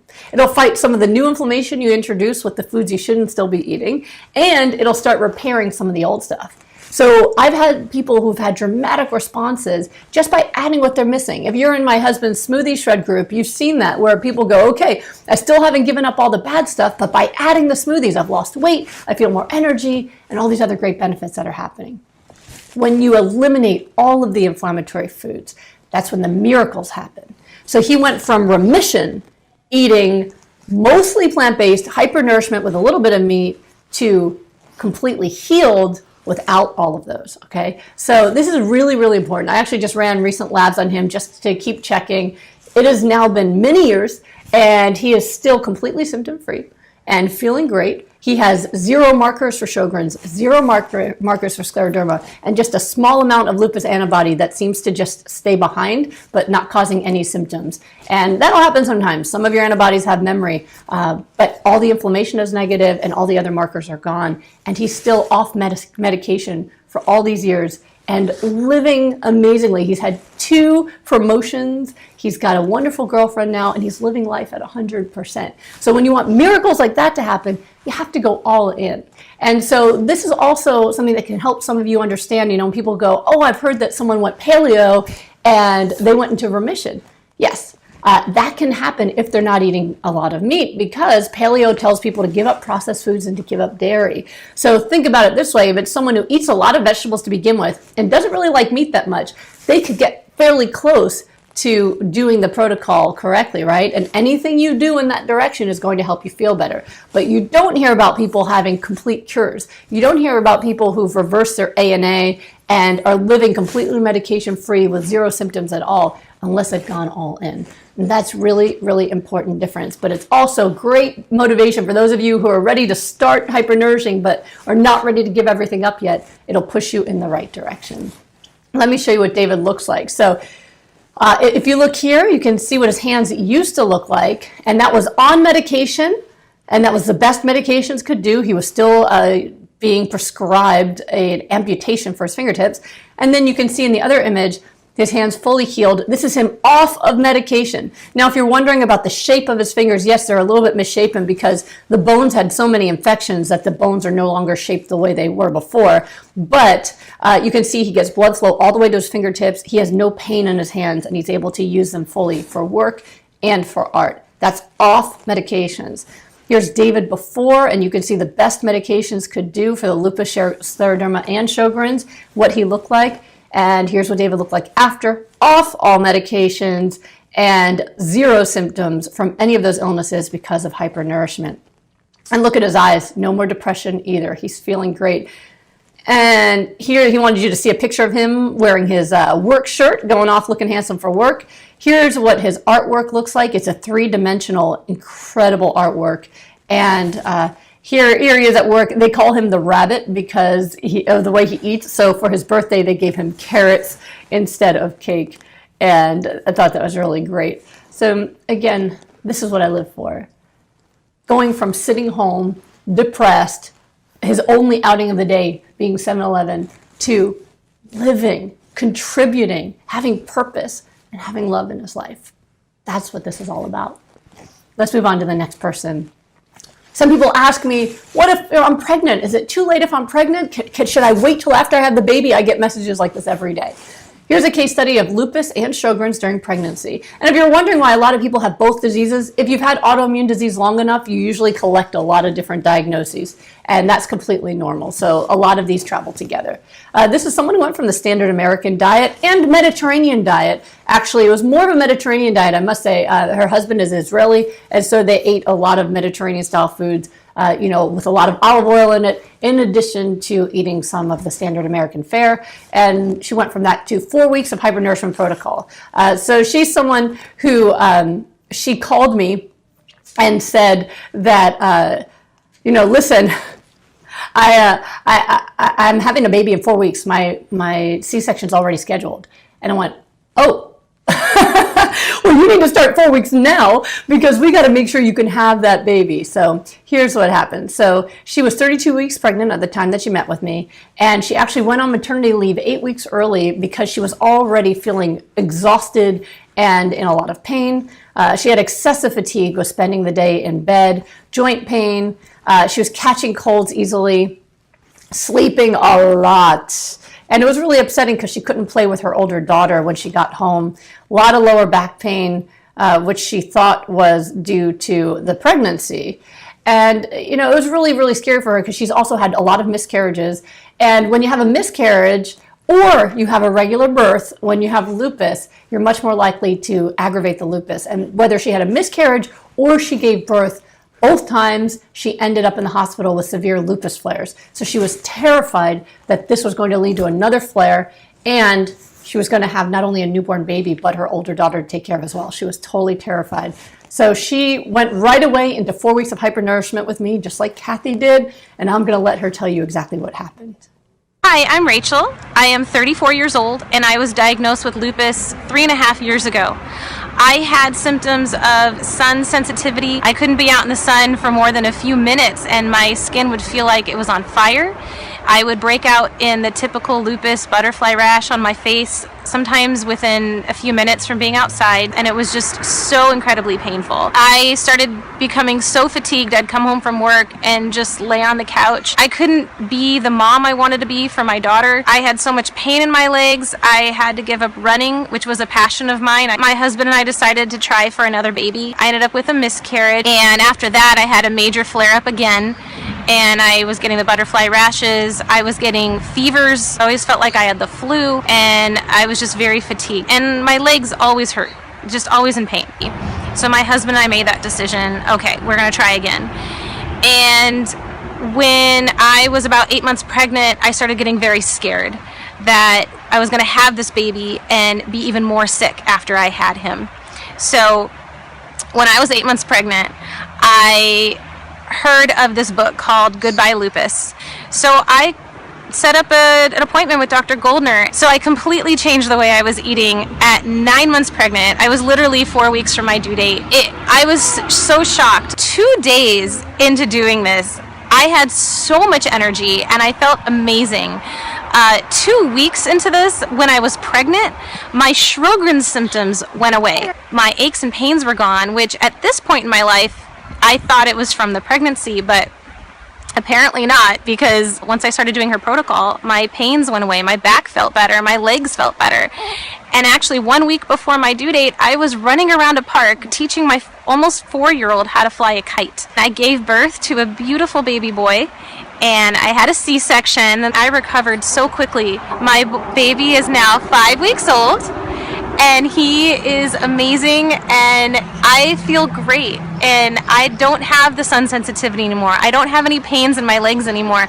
I am sitting out here in a park and I couldn't feel better. I recently just had some blood work done a week ago, and a lot of this blood work markers they do to show for inflammation is negative. Even my Sjogren's lab work is showing negative.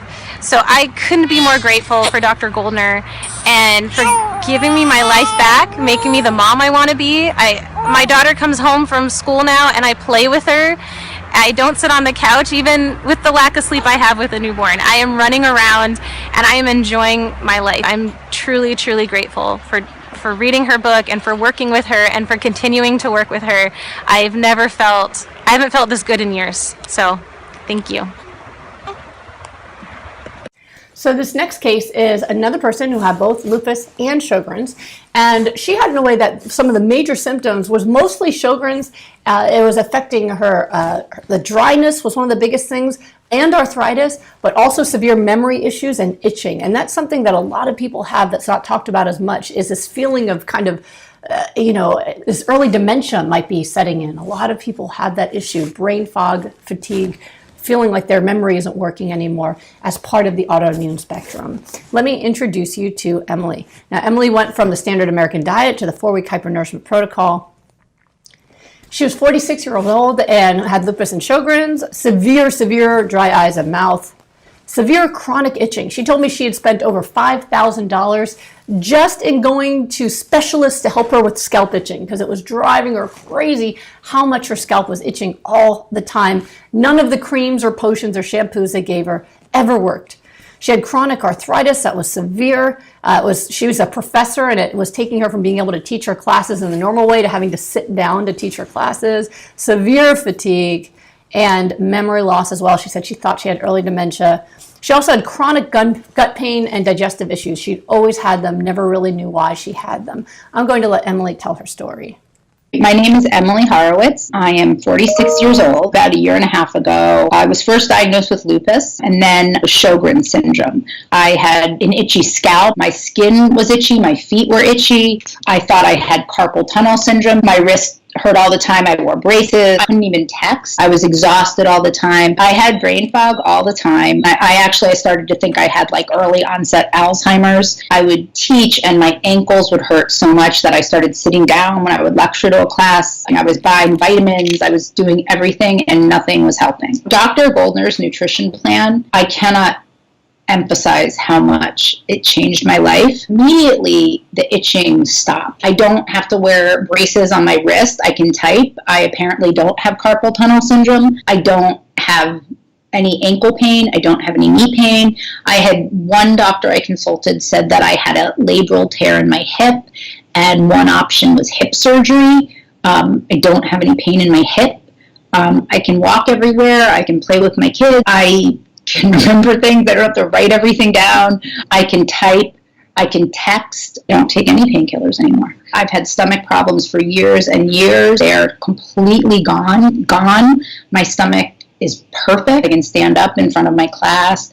I have energy. It's transformed every aspect of my life and the way I feel. And I hope that everybody who's suffering from any kind of autoimmune or other disorder has the opportunity to try this. I mean, it will save lives. Thank you, Emily. Now, the funniest thing about Emily is she did 4 weeks with me one-on-one, and after 2 weeks, she stopped messaging me. Now, your job when you're on the 4 weeks protocol is not only do you have access to me unlimited through my cell phone, but I expect you to check in with me every single day. I need to see everything you're eating, what's happening with you. I want to hear all your questions. I want to make sure you feel supported. She stopped answering my texts after 2 weeks. So finally, I call her and I said, Emily, what are you doing? Where are you? And she said, well, my symptoms are already gone, so I just didn't want to bother you anymore. So here she is after all these years of suffering. 2 weeks, the symptoms are gone. And so she just thought, I won't bother her anymore. I want to be bothered, but it was wonderful and amazing to see that.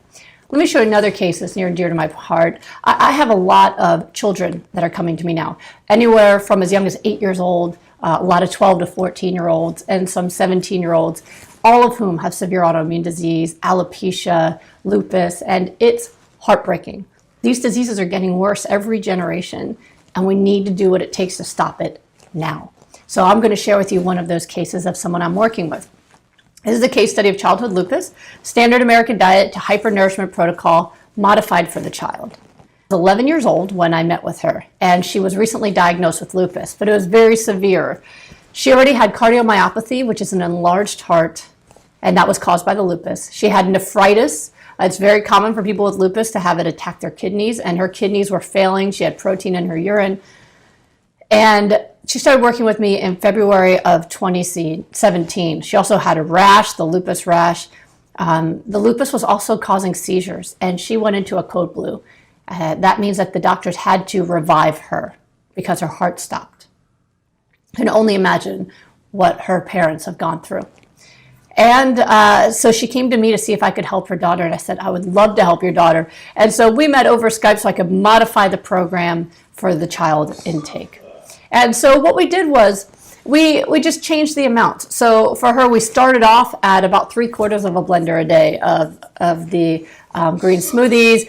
She did a lot of eating of the food. So even if she only had a half a blender, she ate tons of raw broccoli and cauliflower, in addition to fun fruits and things like that she enjoyed.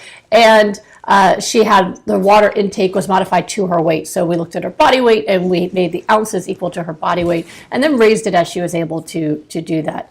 And let me show you what she looked like right before we met. It's heartbreaking. This is her in the hospital, hooked up to all the machines at 11 years old.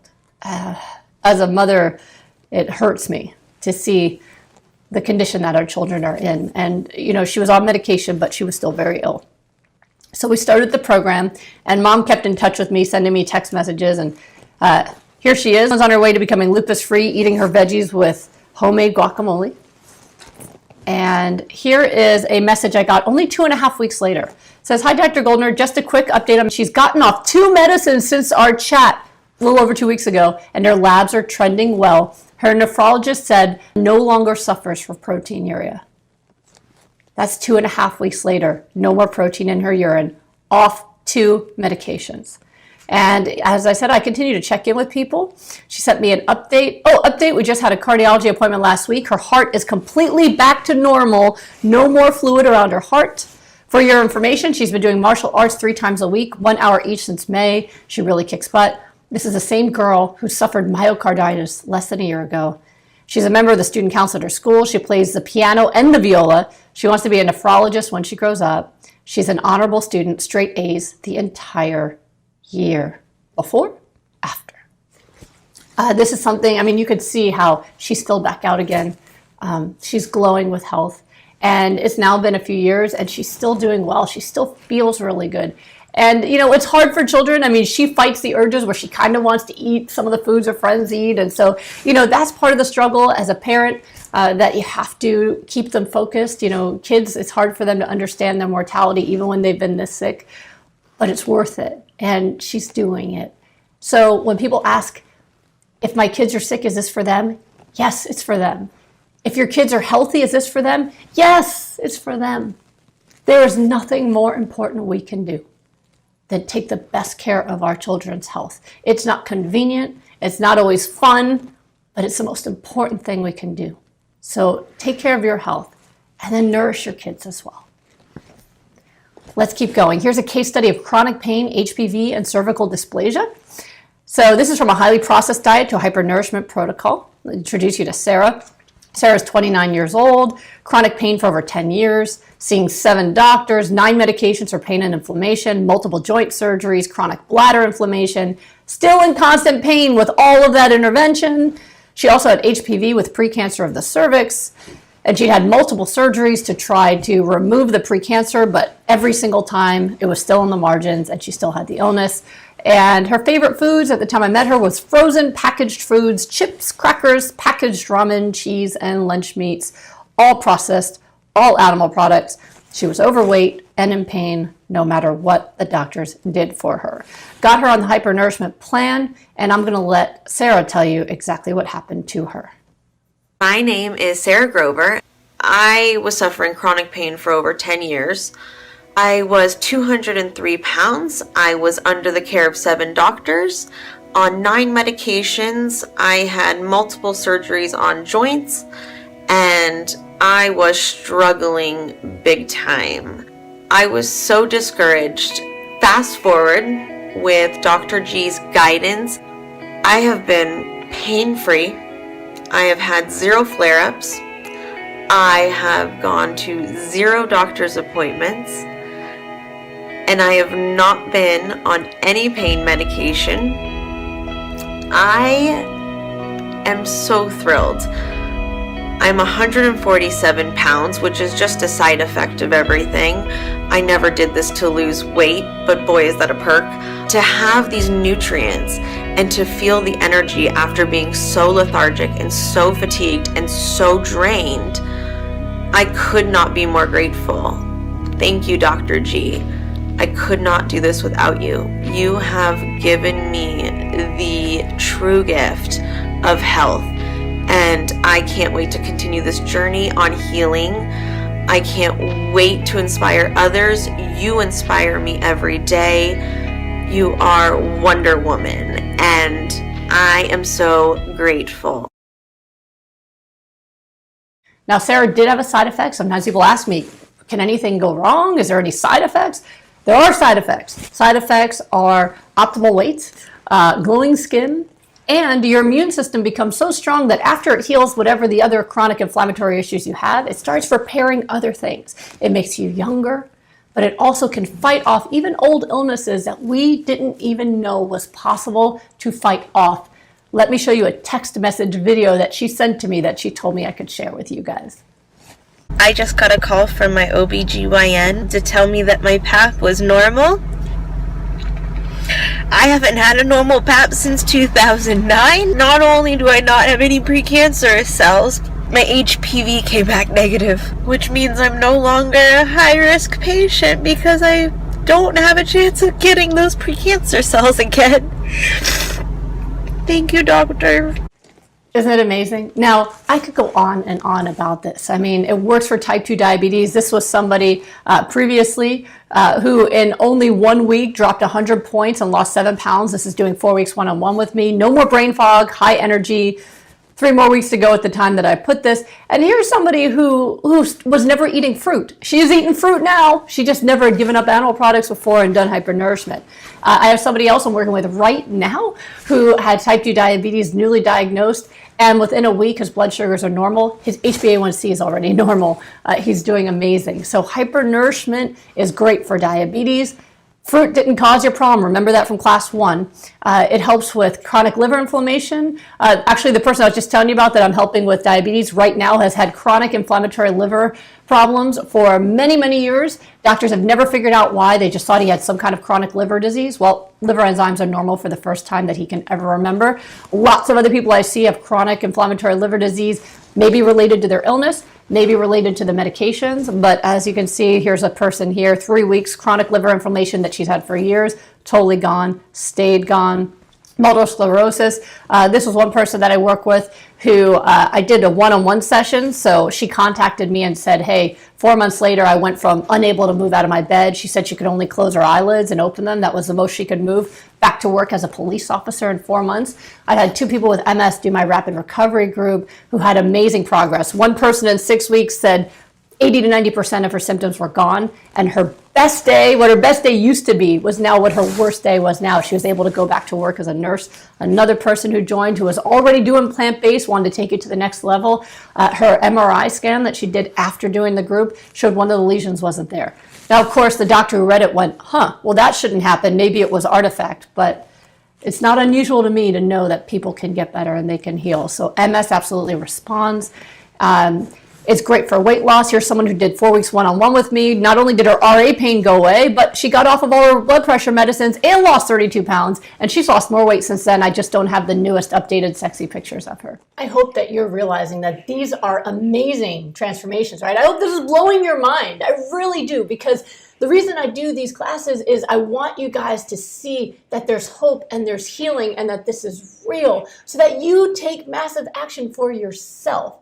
You know, this is everything to me. I teach as much as I can because I want to save people from the suffering that I know comes from being chronically ill. Everything I've ever been through has led up to this moment right here, to be able to do this kind of work. Because if you don't have this information, you lose everything. To be constantly in pain or exhausted, to not be able to get out there and experience love and excitement and happiness, to be afraid all the time, to be losing everything you have, whether it's your ability to work, whether it's your ability to have children. There's so much loss that comes with chronic illness. And so I fight like crazy to make sure everybody has access to this information because I need people to know that you can be well. But you've got to make the changes. You've got to fight for your health. So that's why I work so hard to teach this information. Now, unfortunately, for a lot of people, it's just not enough.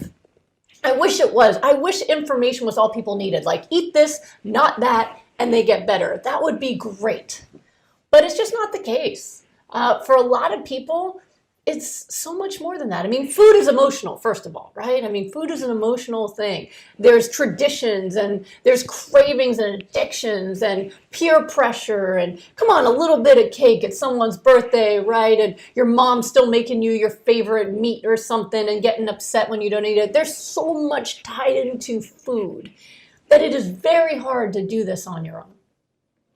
In addition to that, there's other factors that get into people's way. There's stress and the relationships and how much sleep they get and lifestyle. And so I realized, even though I was teaching this information, a lot of people just weren't getting better. And that's why I retired from my career. I was a medical director at a nonprofit. I was teaching graduate classes in psychiatry on how to help people eliminate their negative beliefs and traumas to get back to finding their happiness. I love the work I did with the homeless. But I knew that I needed to put more time and energy, really all of my time and energy, into helping people heal from chronic disease because this is what I know. This is what I was born to do. I mean, when I was sick, man, I used to get mad at people who would say everything happens for a reason. I don't know if you're like me, but I'd be like, you know what, shut off about that. I'm a good kid. There's no reason why I should be suffering like this, right? But now everything makes sense to me because I'm able to help people in a way that I never would have been able to had I not been sick. I'd be another doctor that was nice and stoic and professional and trying to just be smart, rather than someone who's emotional and committed because I know what it's like to be chronically ill. I was chronically ill for 12 years of my life. I mean, going to medical school almost killed me. But man, the fact that I did it and I overcame, That's why I'm able to deliver this on such a huge level. It's why I'm able to help people get their lives back when everyone else has told them it was hopeless. So I know what it takes to get people to healthy. And for a lot of people, the information is just not enough. So that's why I committed myself to just working on reversing disease for my job. And so one of the big things I do is I teach, and that's why you're here, right? I teach like crazy. And the other thing I do is I see people from all over the world to help them actually do this. So a lot of times when people see me for appointments, so if you go to goodbyelupus.com, you can make an appointment and I'll see you over Skype or Zoom or phone call or FaceTime, and I'll give you a personalized plan. And what I see is a lot of people make the appointment. They'll say, I read your book, I went to your classes, and I'm doing it right, but it's not helping me. And every time they're not doing it completely right. Every time. So I know that the information isn't necessarily enough because not everybody understands it in the way that they should. And again, and the other times it's stuff got in the way. I wasn't taking care of myself the way I should. I cheated, which there's no cheating. There's only hurting yourself, right? So I do see people for appointments, and sometimes people just needed to understand better and they can go do it. But for so many other people, it's far too emotional and difficult. And so I knew that I had to work with people more. I needed to help people every day. Now, other physicians think that's absolutely insane. But to me, what matters most is you actually get better. I don't want to just see you for an appointment and then you just keep coming back and keep coming back and keep coming back and you never get better. That's crap to me. I want to see every single person get better, like all the people you've seen so far. I want to see people get their lives back the way I have and all those other people have. And all the people I'm about to show you, I have so many more people to show you. And it's really important to me to see them get better. And unfortunately, when I ask people who failed at doing it on their own, how long did it take? Almost every time it was 2 weeks. 2 weeks, and then they just got overwhelmed. Not enough support, too many cravings, and they'd give up. So that's why I started something called my 4-week rapid recovery program. So my rapid recovery program, I do exactly that. I am with you every single day for 4 weeks to make sure you get better. So how does it work? Well, you get unlimited access to my cell phone every day for 4 weeks. So first we meet. I meet you over Skype or FaceTime, whatever, and we create your program, the program that's going to work with you, with your food sensitivities and what you like to do on your lifestyle. Then every day you update me on how it went. You have a 1-page journal and it shows me how much did you sleep? What's your stress like? What did you eat? What did you eat that you should have or shouldn't have? How did it go? What's going well in your life? What are you struggling with? And every single day I give you feedback on how to do better the next day, right? And then on top of that, anytime you need something, you can reach out to me by phone. So you can literally text me, there's a cookie staring at me, I don't know what to do, and I will be there for you and I will help you overcome that cookie, all right? I've helped people with their marriages. I had someone who was doing 4 weeks of rapid recovery with me for lupus. Man, she had a rash that would not go away. She was pregnant and had a rash. She took every medicine and it didn't go away. 4 months they tried to get rid of it and they couldn't. In 1 week, her rash was gone on rapid recovery. So works fast, right? But then she got in a fight with her husband and she ate junk. So I helped her with her marriage. I'm a relationship expert. My husband and I have shared stages and taught people about that. So I helped her communicate with her husband and change her habits so that whenever she's in a bad mood or gets hurt by someone else, she doesn't hurt herself as well. I've helped people overcome their childhood traumas and the negative thoughts that cause them to sabotage themselves. When you're working with me every day for 4 weeks, I do whatever it takes to make sure you do it and you get better. Whether it's the emotional work, whether it's helping you structure your sleep schedule, whether it's optimizing your nutrition, I'm up your butt and over your shoulder every day for 4 weeks to make sure you get better. And that's why you see the results you do, right? I mean, when you look at Kathy and Rachel and all these different people, it's incredible how much better they got in 4 weeks because I was there helping them every day to make sure that nothing stopped them from getting it right.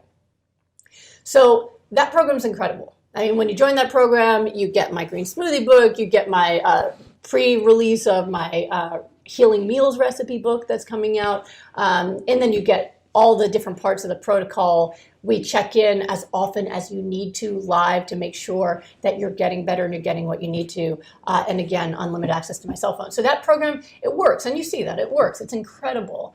But there's 2 problems that have come with it. Not with the program works great. But the 2 problems that have come up is 1, I can only have 2 people in that program a month because I have a medical practice and a nutrition healing practice. I have a family. right? And there's no break in that program. It's every day for 4 weeks, including weekends, including evenings. So it's nonstop. And so if I have more than 2 people in it, it just will overwhelm me, especially with my group as well. So I have to limit that. So for example, right now, at the time I'm talking to you, I have 1 spot open for that because someone just finished. But I often will have people waiting. And every person who's waiting has an urgent illness that they need to heal from. So that really hurt my heart because I don't want people to have to wait for that kind of help. The other issue some people have is cost. Now, I do that program for a very, very low cost, especially for the help of a doctor.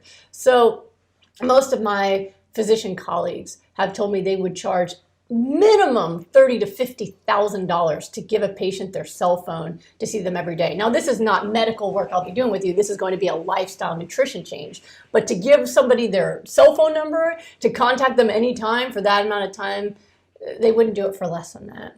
And, you know, for our level of education, there's a high cost per time, right? So there was someone who came to me who said that they went to a lupus specialist rheumatologist who wasn't covered by her insurance, and she paid $4,000 for a 15-minute appointment where she got a lab order and a prescription, and she still had lupus. 15 minutes. She said probably it was more like 10, and she left the office with her disease. So that's not the way I work, right? That's another person who, she has TMJ, and she told me she just paid $19,000 to go to a dentist who specializes in TMJ. $19,000. And she goes in for like 10-minute tune-ups a couple times a month. I hope it works for her. But it costs a lot to get healthcare professionals to spend any time with you. I don't believe in that. I don't want it to be that it's unreachable for people to get their health back. So the cost for 4 weeks of unlimited help every day from me is just under $5,000. So for folks who can afford that, they think it's a dream gift because it costs less than their copays for the year of their hospital visits and their medications. And they actually get their health back at the end of the 4 weeks. I mean, to actually get better, there's nothing better than that. So it's extremely inexpensive for the amount of time and attention and the result that you get, which is your health. But I also know for some folks, it's out of reach. Maybe you're disabled and you don't have credit. And for some folks, it's still too much. So that really hit me hard too, because I want every single one of you to have the result that you've been watching. And so that is where my 6-week rapid recovery group came from. My husband and I were talking, and I was crying to him about, man, I need to be able to help more people. I need to be able to do it cheaper. I don't know what I can do. And we put our heads together and we came up with a 6-week rapid recovery group. So the rapid recovery group I can do for almost half the price, and you get 6 weeks because I didn't want anyone to get left behind. I was afraid, like, if it's a group, maybe I need more time. Turns out I don't, but I kept it at 6 weeks anyway. So you get 6 weeks of help every day, but we do it together in a group. So we limit it to 30. My husband does it with me. He's the original creator of the protocol. He also is an incredible help in terms of not just his understanding of cellular biology, which is better than any physician I've ever met. I mean, he's really brilliant. But he also, this weekend, he's sharing the stage with Tony Robbins, and he teaches people the success mindset because he knows that the biggest part of people succeeding in their lives comes from here. Now, that's usually for business, but it works for health too. So he's really great also at helping people pinpoint how their thoughts and their behaviors are holding them back from their health. So we do it together, and it's an act of love for the two of us. We love taking care of people. For him, being able to give people back their lives, he relives the joy of getting his wife back. And for me, I relive every time the joy of getting my life back. So we absolutely love to do it, and it's the same layout as the 4-week program. But instead of texting me all day long and me getting on the phone with you, we do it in a group format. Now, we only have 30 people at a time. It's 6 weeks, but every time it still sells out. In fact, right now, I don't even know if there's spot left in my rapid recovery group. If you want to check it out, you can go to goodbyelupus.com, click on group healing. You'll be able to see everything about it and if there's spots left. But, you know, this is for the people who are ready to get better now. If that's not you, then we're just going to do another case in a second. But I'm just going to let you know, for those of you who are really ready, if you're just here to learn and be inspired and you're not ready to take action yet, then you don't want to look into the group. The group is only for people who are really ready to do whatever it takes. It's not a philosophical group. Don't join the group because you want to ask, about, like why this and why that and argue with me. That doesn't work. The group is about me telling you every day what to do, what actions to take so that tomorrow you're healthier than the day before. You join it because you're ready to take action, okay? So it's really important to me. I don't want anyone joining the group who's not ready, because sometimes people buy the group and then they don't participate. I don't want that. I don't want anyone wasting their money. I don't want anyone, no. Join the group because either one, you just are ready to get better and you don't want to waste time. Two, your kidneys are failing, or it's in your heart, or it's giving you seizures or other things where you're severely disabled and you need to get better and you need guidance so that you don't mess it up trying to do it on your own. That's really important. If you're dying right now or you feel like you are, you don't want to take the time to make mistakes on your own, right? It's one thing if you're not really symptomatic and you can, tinker around with what you learn. That's another reason. Another reason is if you've gone to these classes, this is like your 6th time coming to this class and you still haven't gotten better yet, you might need the help to get better, right? So it's really for those who are you're ready to do whatever it takes. And it doesn't matter the illness. We've had people come in with every type of autoimmune disease or just inflammation or pain that hasn't been diagnosed yet, type 2 diabetes, severe obesity, heart disease. We just had somebody who had a heart transplant because of sarcoidosis, and it reversed his kidney failure that they told him wasn't going to be reversible, and he's feeling like he got his life back. I mean, really, it's for any chronic inflammatory illness, but you have to be ready to do the work. And if you are, we will take care of you. I am passionate. I hope you guys see that. I am so passionate. So if you show up and you're ready, I will give you everything I have to make sure you win. I will talk to you about whatever it takes. So you still get your plan personalized even in the group. You send me all of your information and your reports. I personalize your plan for you. You get personalized feedback every single day. You can ask us unlimited questions every single day. We will answer all of your questions. And then we have live group meetings. Instead of you getting live phone calls from me, we get live group meetings. And the results are spectacular. So if that's something that you really want to do and you want to get better, I think this is the culmination of my life. This is my life's work. This group is, I believe, hands down the best thing I've ever created. It is a beautiful experience where people heal, and they heal as a family. And it's the best thing I've ever done. And it gives me so much joy to help people get their health back. And to see it as a big group and have all these people graduate, it's incredible. So for those of you who are interested, I want you to check that out. And what I'm going to do now is I'm going to show you actual people who have been graduates of our group. We have so many of them now. I actually have tons and tons of videos that I haven't even edited yet, that I haven't been able to add yet. But these are some really, really amazing stories. And I hope you start seeing yourself in these stories so that you know what's possible for you. Let me go ahead and introduce you to the first person that, again, not only did I change her life, but she changed mine as well. This is Mary, and she had lupus nephritis, and she had lupus since she was 15, stage 5 nephritis, only 14% kidney function left. She was on the kidney transplant list when I met her. She said her doctor told her, nothing can help you. You are getting a new kidney.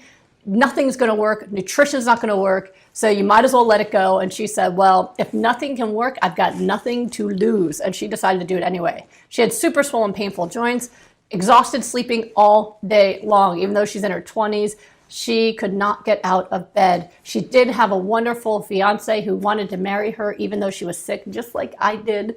And she said she wants to live my story. So she jumped into my very first rapid recovery group, and I'm going to let her tell the story of what happened.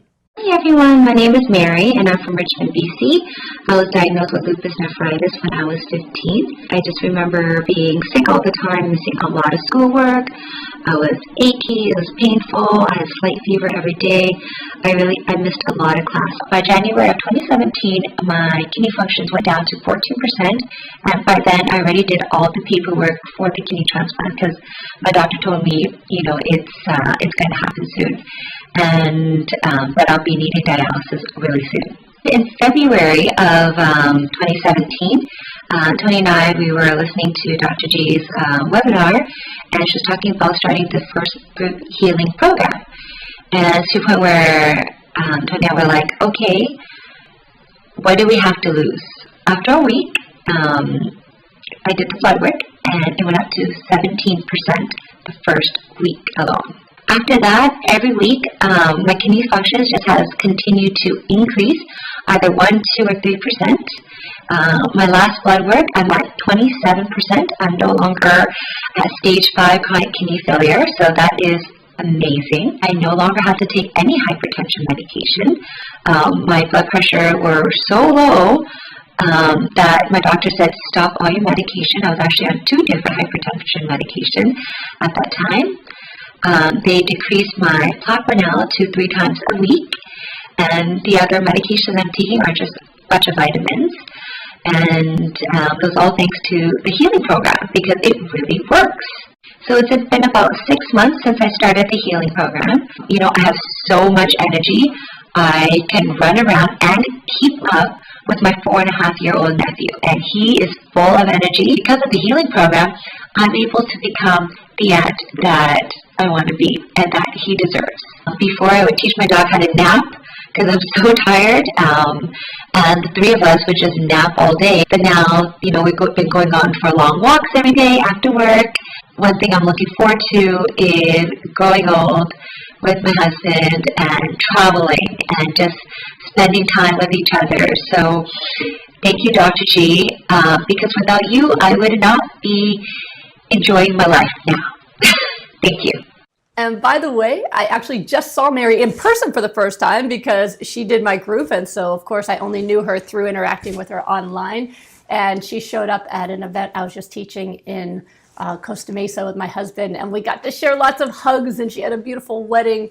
And I'm just excited to see her still doing well, not needing a transplant. And she knows what to do to take care of herself. Another interesting thing, though, that I've learned since helping her, ever since Mary, there's been a lot of other people with almost no kidney function who've been coming to me for help. And what I've seen is while the Rapid Recovery Program will get the kidneys working optimally, those folks seem to need to stay raw.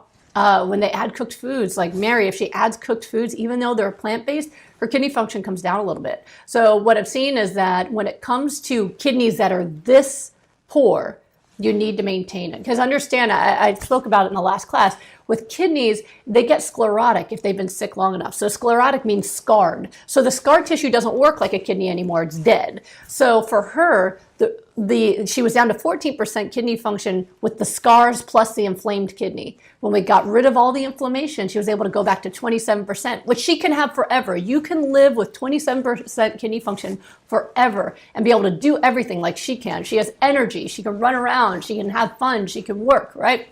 She can exercise.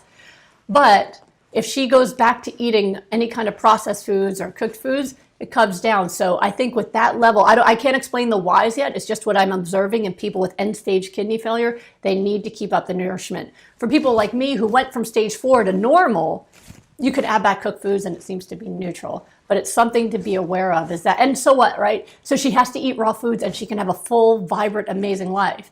That's great. Nowadays, it's pretty cool. It's easy to do it. It's hip even to continue eating that way. It's about having the life that you want. I have someone who just went into my last group who came in with 6% kidney function, 6, and also ready for transplant. And I went, oh my God.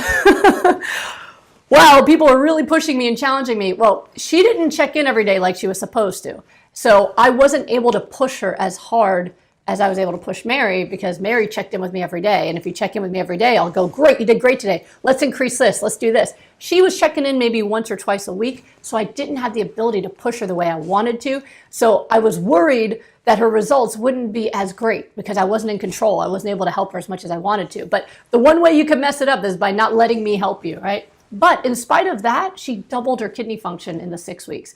So she said she's gonna stick with it now and see where she can take it to the next level. But it's really amazing for people whose kidneys are failing. I don't know anything else that works this way. I was just sharing some of my results with the head of cardiology from a place in New York, and he said this is Nobel Prize worthy. But unfortunately, people don't get prizes for nutrition treatments. They get prizes for medication invention. I don't need a prize.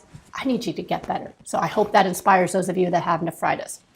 All right, let me meet Scotty. And Scotty has been promising for over a year now to make a video, and she hasn't yet, but she usually comes to this class. So Scotty, hey, still waiting, love you. And I always pressure her, for those of you who've been to other classes. She had severe lupus and Sjogren's for only a year, but it was very severe. And she had pleurisy, which was causing constant pain. And the pain was so severe, she'd end up in the ICU because it was so hard to breathe. Pleurisy is extremely painful. Every breath hurts. Right before she started the group program, she came right from the ICU into the group. And she was in so much pain from the lupus and the pleurisy, she had to quit law school, which was her dream. Within 20 days of joining the group, from the ICU, within 20 days, her CRP and ESR, which are measurements of inflammation, were normal. Her hemoglobin was normal. Her complement C3 was normal. And her rheumatologist started tapering her medicine, only 20 days in.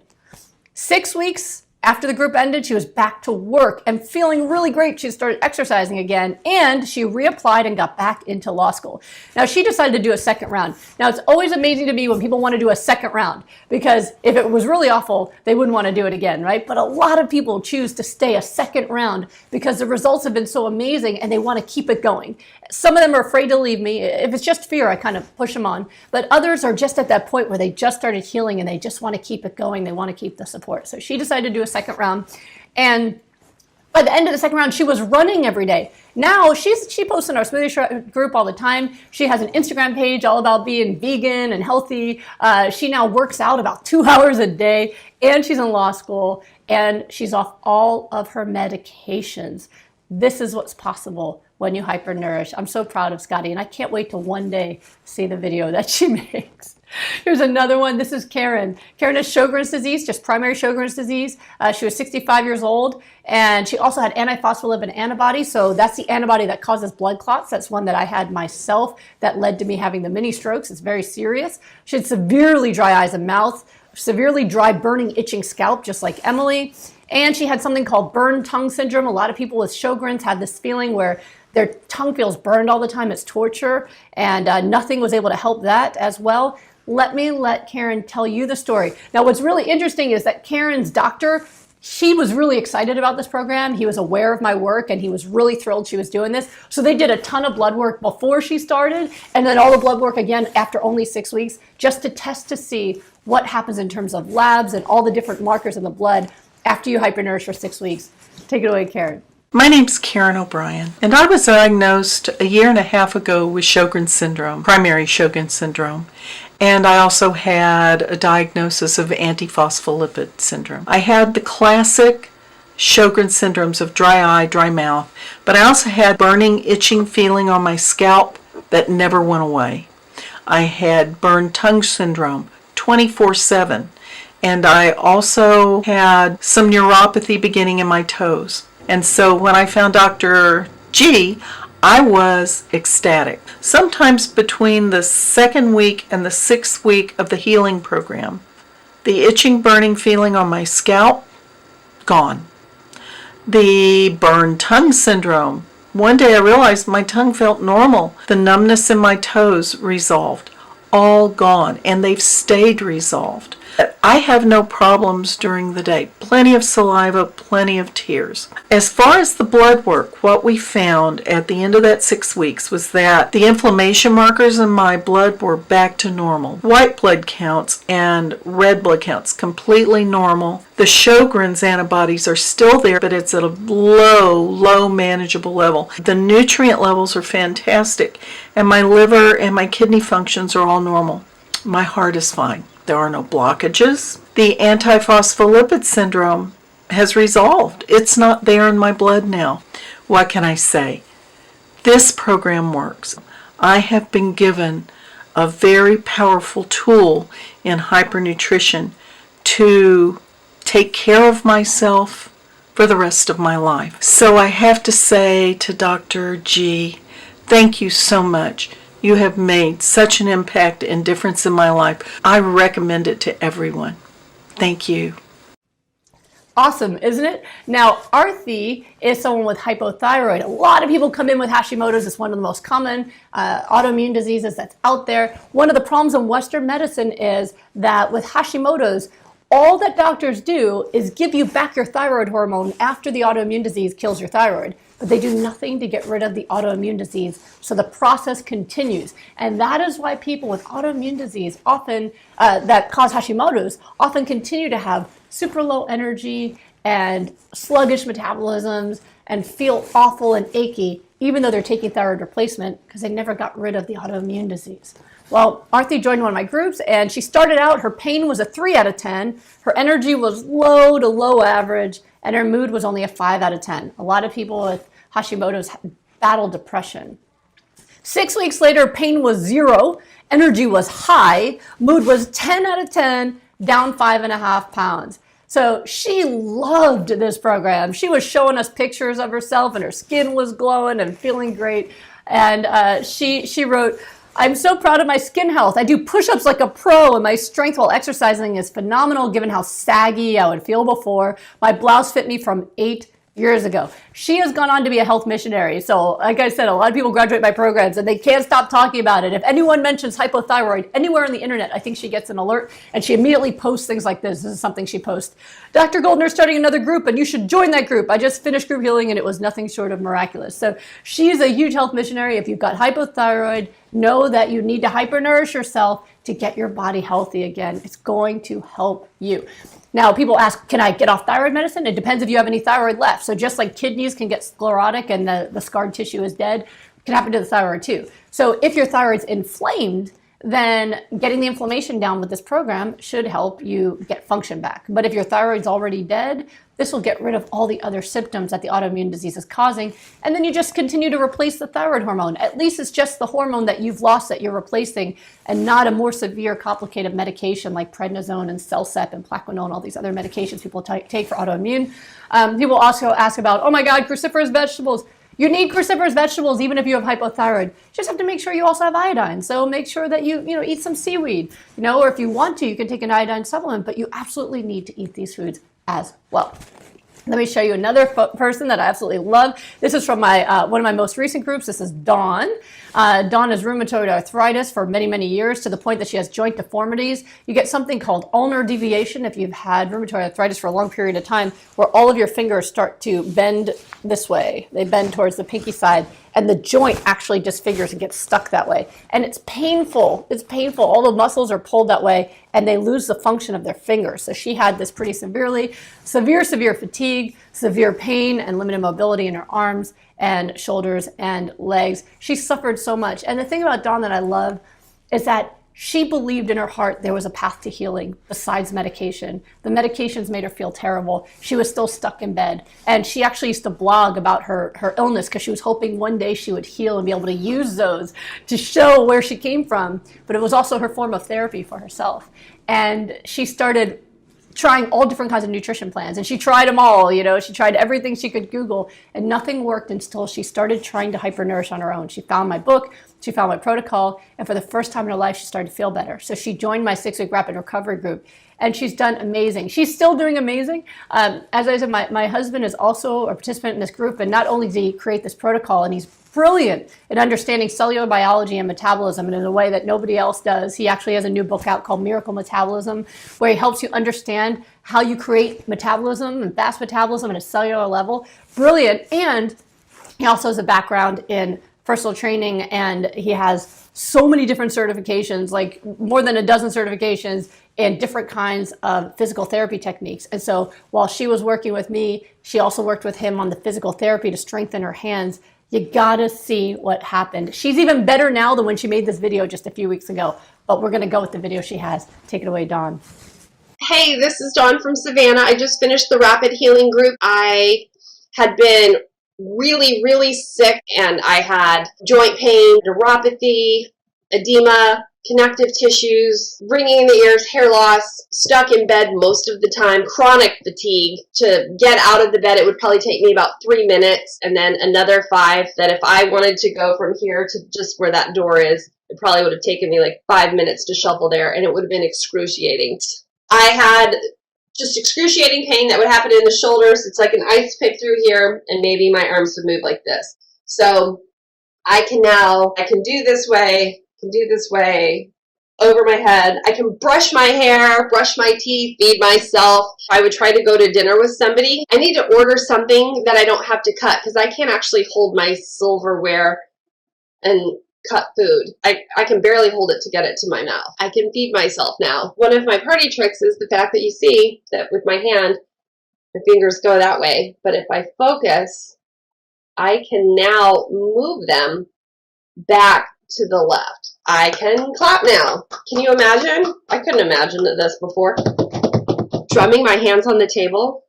I can open my water. I was laid up in the bed, could hardly have a sheet on me, hurt to move, like had to keep my legs propped up. I can easily get out of my chair and move it, and I just want to show you, I can walk about the room, change directions, do things, no problem. Shower is a tub shower, so trying to get in the shower to pick up my leg was almost impossible.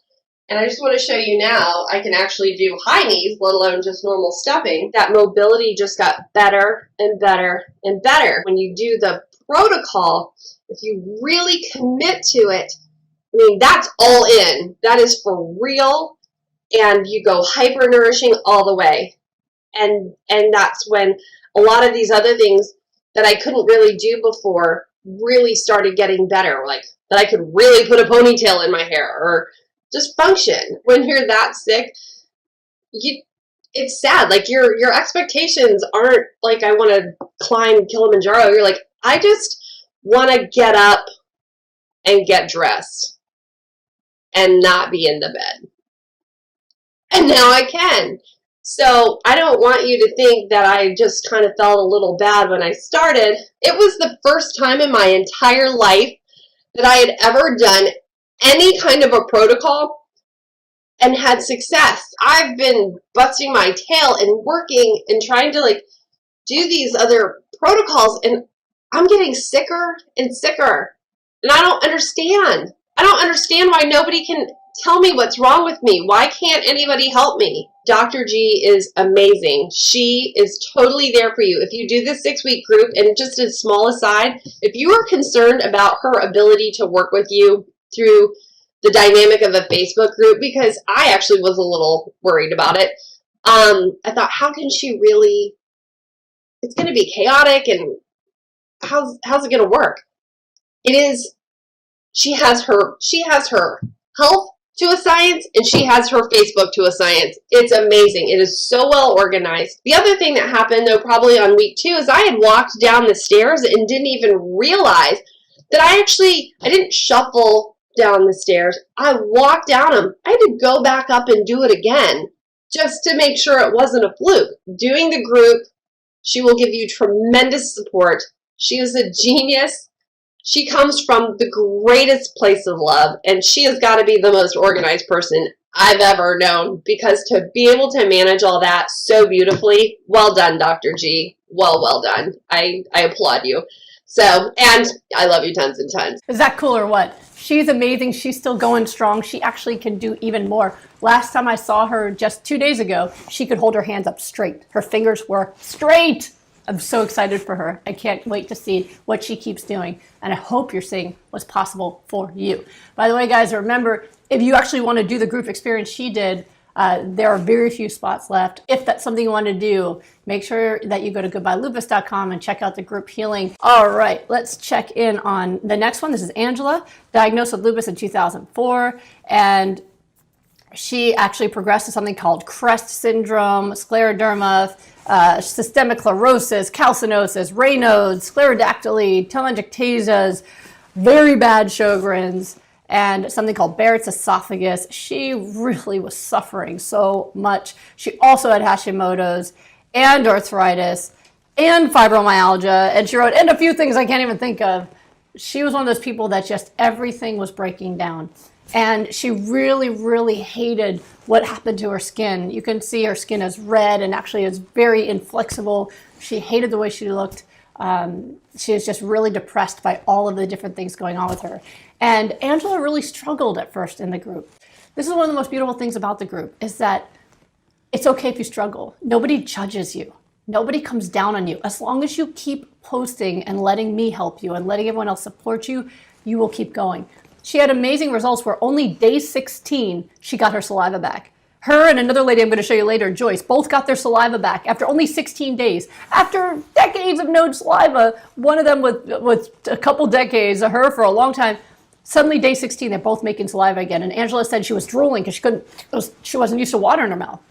Now, it's really good because, you get really bad oral health if you don't have saliva, and it breaks down your gums and your teeth. So that was really exciting. So she was doing amazing, and then something happened where she started to get depressed. And she went downhill, and she started eating candy bars and stuff like that. But she still posted. And we all went in there and gave her love. And I helped her, and I helped her process what happened. What are you thinking? What is it that's causing you to give up right now, even though you're getting better? What's bad about getting better? What are you afraid of? Because sometimes people are terrified that if they get better, they're going to be expected to go back to living their life the way they used to, and then they're going to get sick again from all the stress. I helped her face her fears and get back on it. And she got back on it, and she completed the program, and she did great. And she gave me permission to share that with you because she wants you to know that even if you struggle, you don't have to be perfect. You just got to keep going. So I'm going to let her tell her story. And by the way, you got to look at her, right? She looks like she had a facelift, and all she did was hypernourished for 6 weeks. This is a video she made right when she finished the program. Hi, my name is Angela. I started this program 6 weeks ago with Dr. Goldner. I had pain, inflammation, I couldn't go out in the sun, I had GERD really bad, the edema in my ankles, Sjogren's, Hashimoto's, CREST syndrome, Raynaud's, scleroderma. I have been disabled since 2010, unable to work. I was just lethargic, my hair was falling out, the flares were just unbearable, the pain was unbearable. I didn't want to live. But I started the 6-week rapid recovery group. This program has, literally changed my life. It's the best thing, single best thing I've ever done in my entire life. Dr. G has so much knowledge that you can't go wrong. And being in the group environment, if I didn't go through it with the group, I would have never made the 6 weeks. They're always there for you. 24/7, you could get to talk to somebody just to say, hey, I'm struggling, or hey, guess what I did today? She goes through your journals every day, and she talks to you about certain things. If you increase this, this will happen. And I noticed energy the second or third day. I could just feel like a jumping bean inside. I wanted to do things. It was so fast. The swelling was gone within a week, and within 2 weeks, I started getting saliva again. My eyes are better. Look, you can see I have even moisture in my eyes, and that's so unusual. My hair stopped falling out from hypothyroidism, and I have Barrett's esophagus, and I don't have GERD. I have hair that's just growing like crazy. My skin is better. My face looks better. It's fuller. I don't have as many wrinkles as I did when I started. I couldn't be in the sun. Now, I can go in the sun. I can go out there and garden. I hated vegetables, let me tell you. Your taste buds change. This changes you from the inside out. My doctors were like, it's incurable. You can't change this. This is something that you're stuck with. And thanks to Dr. G, I'm not stuck with it. Because of this group, I think that I can go back to work. I can play with my grandchildren, that I'm going to be able to do all the things that somebody else had to do for me. Enjoy life. You won't get if you don't go through her group. This amazing support. It's just amazing. I can't say enough about Dr. Goldner's nutrition plan and her support. Without that, I would have stayed sick. I'm going to miss it. I already miss it. I can do this thanks to you, Dr. Goldner. Thank you for all that you did for us. It was well worth every penny. Your amazing love that shows right through everything you say and do. And so I highly recommend Dr. G's program. Not all the money in the world could get you what you're getting in this, your health. You can't get this kind of help anywhere else for your health. Do it for you. I am amazed because I am just amazed. Thank you, Dr. G. Let me show you another one from a recent group. This is Jeannie. She had lupus. She had a positive ANA, dsDNA, and antiphospholipid antibody. Now, she'd been in pain and exhausted for about 5 years before her diagnosis. A lot of you probably can relate to that. A lot of folks are tired and achy and feeling awful, but their labs still look okay. And their doctors go, well, your labs look okay, so you don't have autoimmune yet. or some even get sent to the psychiatrist. But then after a few years, finally the labs catch up with how sick they are. And finally it shows up. That's why I always caution you guys, don't hang everything you think about yourself on your labs, because sometimes it can take the labs 5 years to show that you have lupus when you've been feeling like hell for 5 years. And sometimes you can feel extraordinary. You're running, you're jumping, you're skipping, you feel so good, and your labs are still not all negative yet. Well, that's okay. Your labs will catch up when they catch up. Listen to your body. You know when you're sick, you know when you're healing, right? So she's someone who'd been sick for so long and nobody was helping her. She had lower leg edema, she had intermittent purpura, she had arthritis, she had fatigue, high stress. She was taking care of all of her grandkids, homeschooling her grandkids, a lot of stress in the family. And she didn't know if she could do this because she also had to cook for her family, and she was still cooking them the stuff they wanted while trying to hypernourish herself, which is not optimal, but that's the situation that she decided she was going to work with. And so I had to do a lot to help her understand that even with all that stress and everything else going on, she could still take care of herself. And that was transformative for her. A lot of women don't realize how important it is to put yourself first. That doesn't mean you're not taking care of your family. That's how you take care of your family. She did amazing, and I'm really proud of Jeannie, and I'm going to let her tell her story. Hi, I'm Jeannie. I'm 69. Nope, I'm 70. I was diagnosed with this year with late onset lupus. Did research on lupus, and through doing that, I found Dr. Goldner's testimony. I bought her book. I read it. But I set up an Skype consult with her last year, talked to her. She was so supportive. I thought, hey, I'll do this on my own. She gave me all the information I'd need. I bought a Vitamix so I could make better smoothies. But you know what? It was before the holidays. I wanted to eat the foods.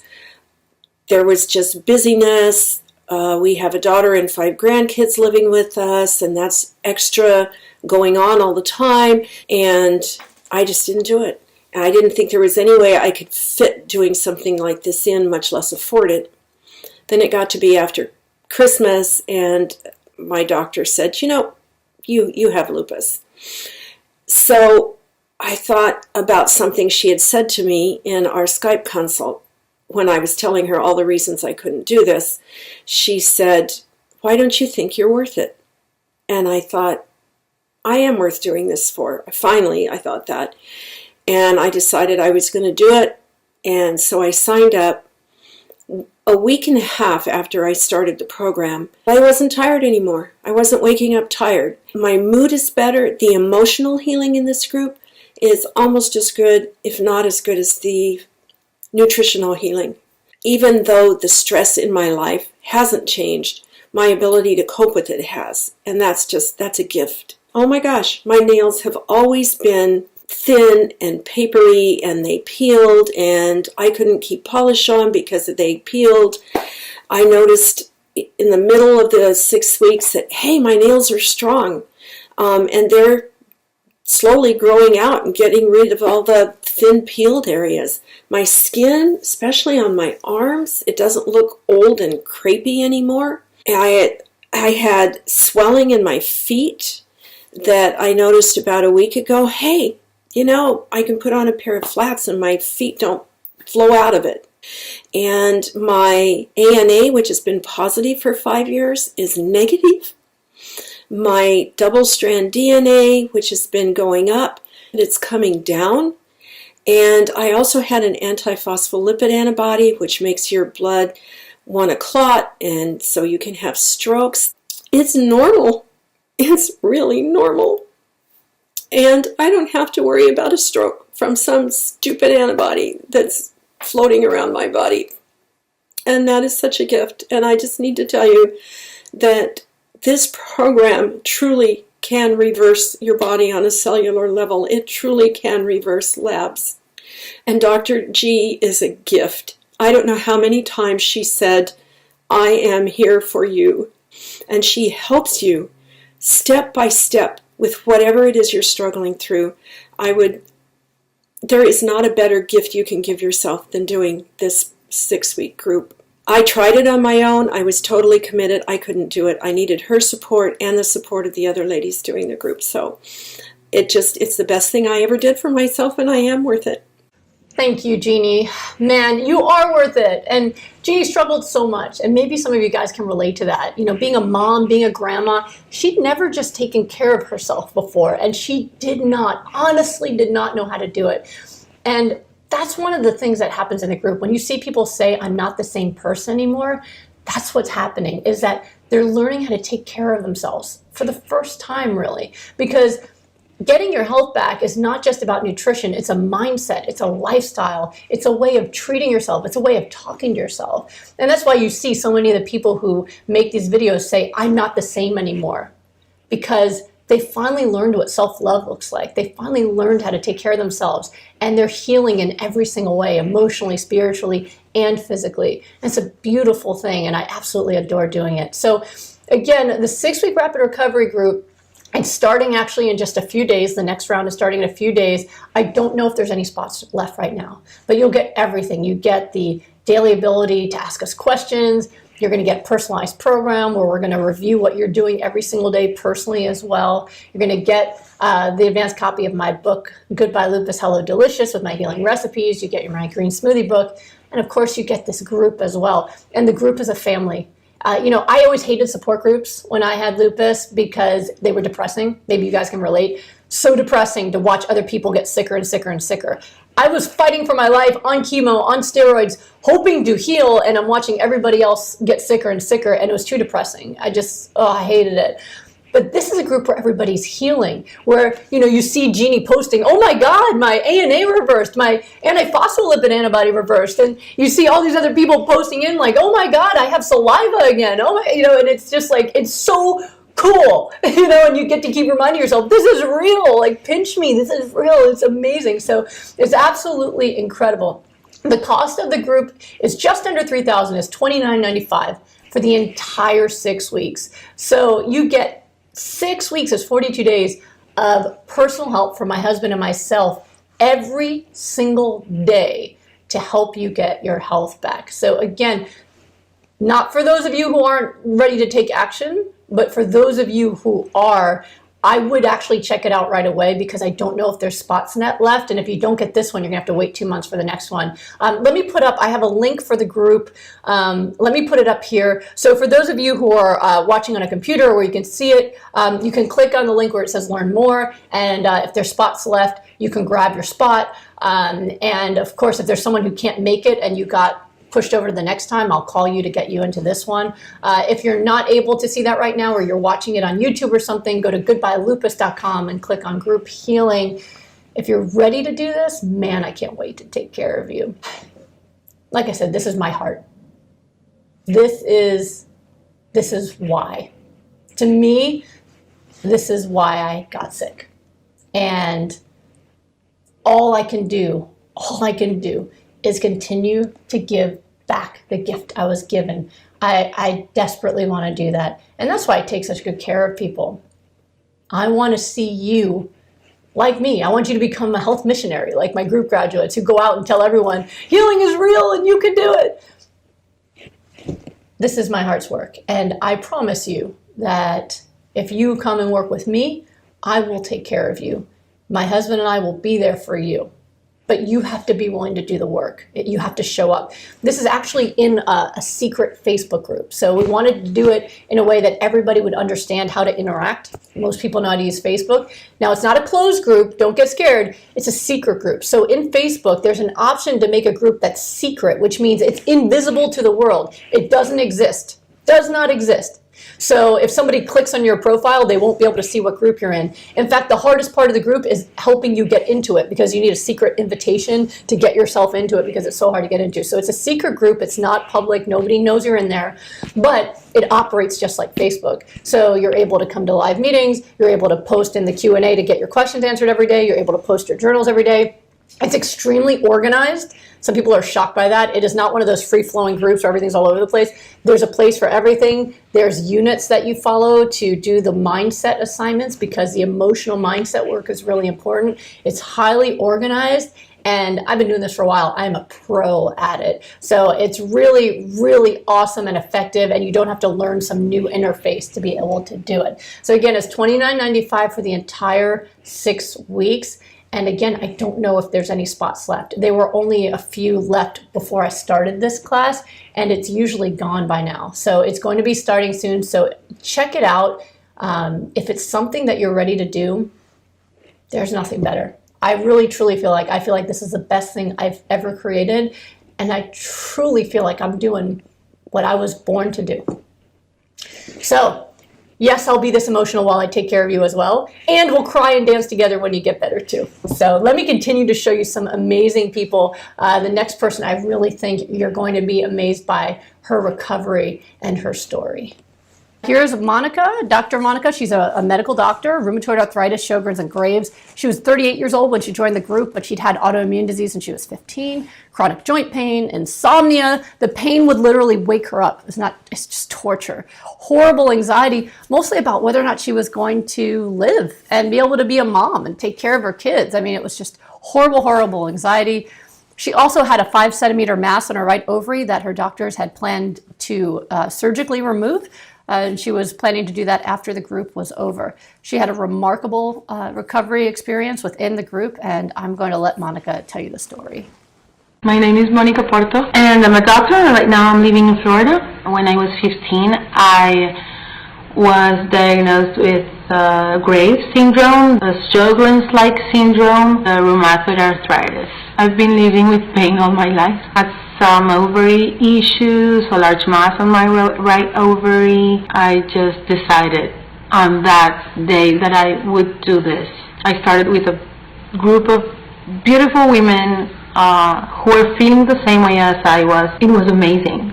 I just couldn't believe it was so fast. I couldn't believe what I was seeing. I'm healing. I had my anti-nuclear antibodies were negative, and my inflammatory markers were very, very low. I did an ultrasound for my ovary, and it was 5 centimeters, and now there's nothing there. And I'm so thankful for everything that's happened and for everything that Dr. Goldner has taught me, and for a very good group of friends that have been so supportive. Thank you, Dr. Goldner, for everything. This is the best thing that has ever happened to me. Amazing, right? I mean, ANA negative for the first time in her entire life of having autoimmune disease. And the mass disappeared. And that's something I see a lot. Hormonal issues seem to even out on this program. I've seen people recover from endometriosis, ovarian cysts. It's just amazing how the hormonal system just goes back to normal. So whatever this mass was, it's gone now. So I'm really happy for her and her journey. Let's keep going. Here's Mariana. Mariana had CNS lupus. So that's lupus in the central nervous system. Very, very dangerous. She'd also had autoimmune disease since she was a child. From 14 years old, she was diagnosed with lupus. She actually called me from the ICU last August. She was in the ICU and she was having seizures every single day because the lupus was in her brain, and she was terrified. And I told her, come out of the ICU and just come into the next group. The next group was starting. Let's not waste any time. Let me take care of you. Her family, by the way, didn't want her to do that. Her family said, take some time, relax, recover. Don't go into this crazy nutrition plan. She was upset because she had a life. She had a boyfriend. She was traveling. She was working. And she had to give all that up to move back home with her parents. And it broke her heart. And she didn't want to waste any time. So she got home and went immediately into the protocol from the ICU. When she came into the protocol, her dsDNA, back then in August of 2017, was 3,356. That was a record for the hospital. That's actually a record for my program. You know, I'd actually been holding the record because my dsDNA had been in the 2000s when I was sick, and most people don't have it up that high when I see them. She broke my record, 3,356. After starting the group, by the end of August, her dsDNA was 136. This is not changing any medications. This is hypernourishment. By September 21st, it was 106. And the last time I checked in with her in September, it was down to 84, and it's continued to drop since then. And she actually decided to go backpacking abroad. Now, she was terrified to leave her mom's house because of all the seizures, but the seizures stopped while she was in the group. seizures stopped. She didn't have them every day anymore. They started to spread out farther and farther apart, and she started to realize finally she was on the path to getting her health back and her life back. She has an amazing thing to share with you, and I'm going to let her share it. My name is Mariana Teresa Sacedo. I was diagnosed with lupus at the age of 14, coming up on 10 years I've had it now. But I've always had autoimmune problems, being anemic to alopecia at the age of 10, shingles at the age of 12, 14 lupus, 18 RSD, which is nerve damage in your foot, fatigue to sun sensitivity, stomach issues, arthritis pain, high blood pressure, being hospitalized, learning that you're having seizures because lupus is attacking your brain. I got sent back home, and I was either going to come home and cry and be all sad at the fact that I got sick again, or I was going to do something about it, like really do something. So I found Dr. Goldner. I started her 6-week program.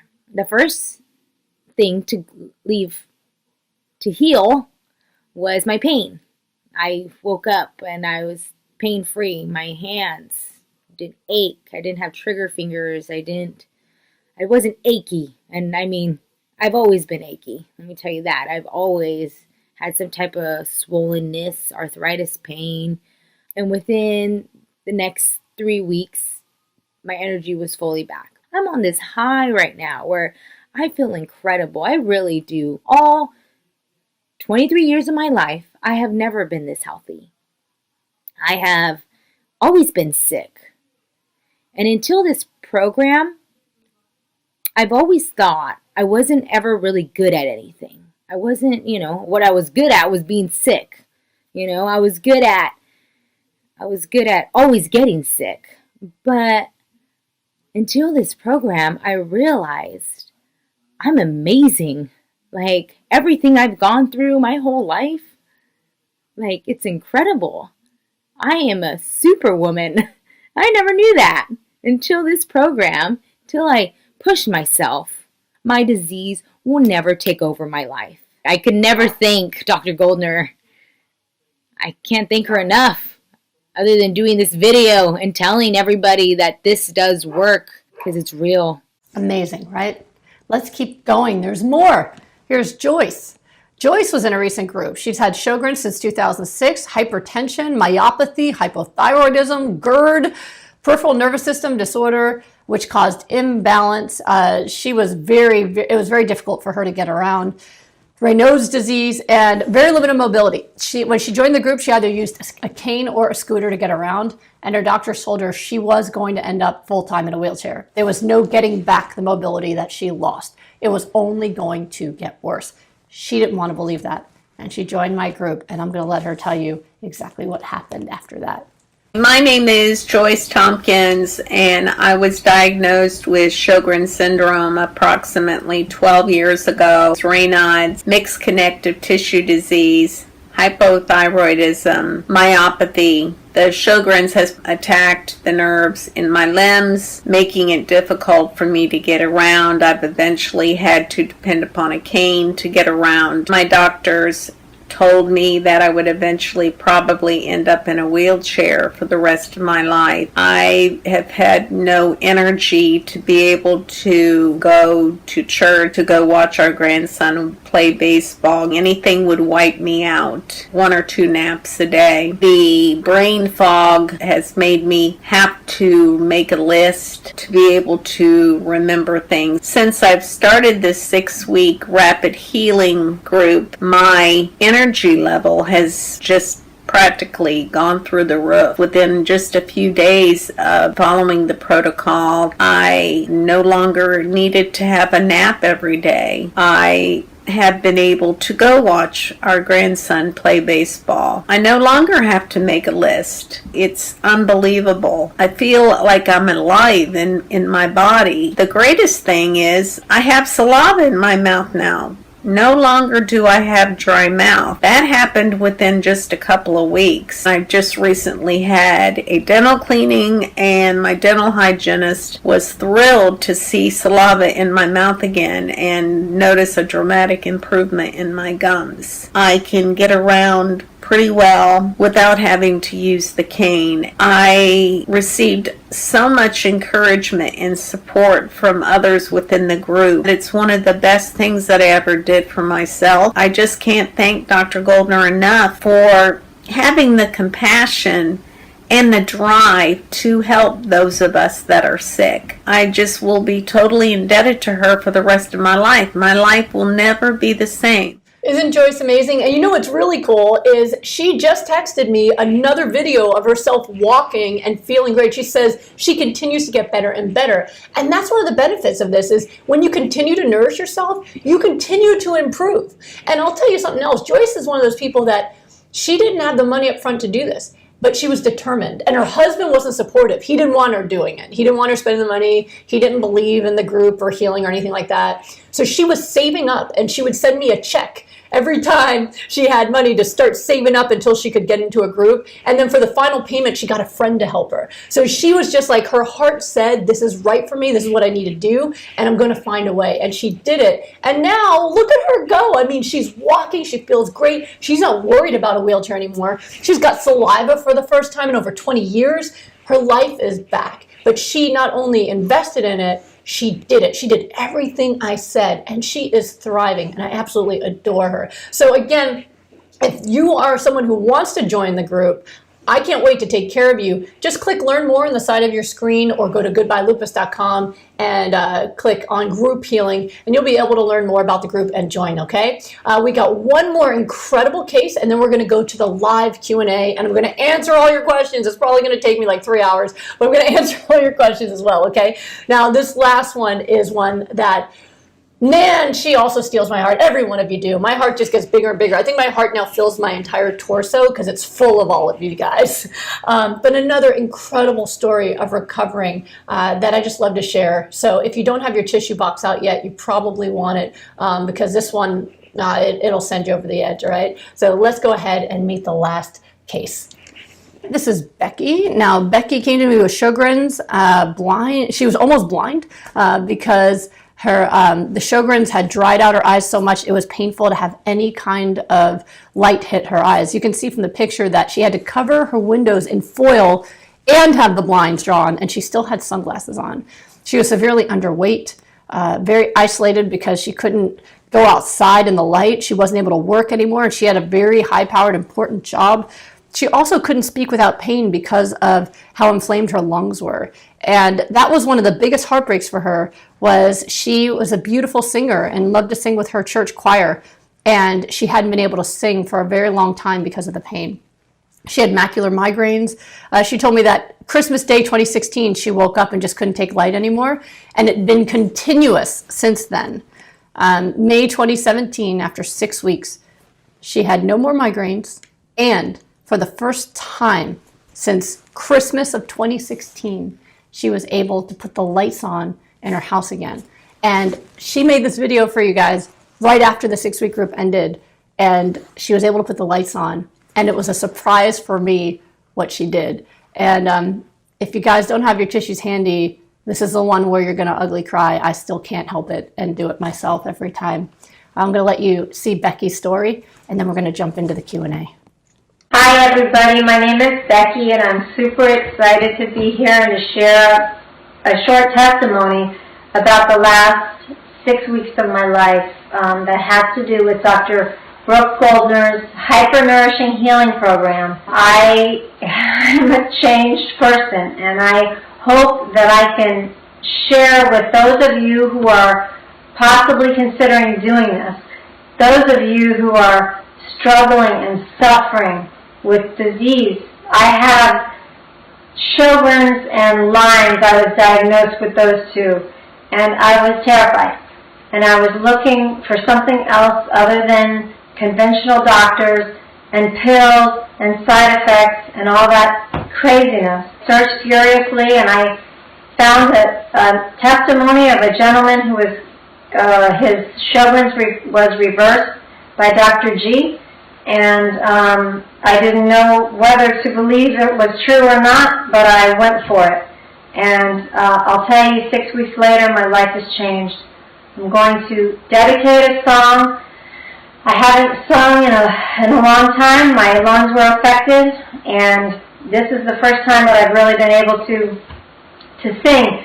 So I'm going to dedicate this to Dr. G and everybody that I worked with. I consider them my second family. It's called Amazing Grace. Amazing grace, how sweet the sound that saved a wretch like me.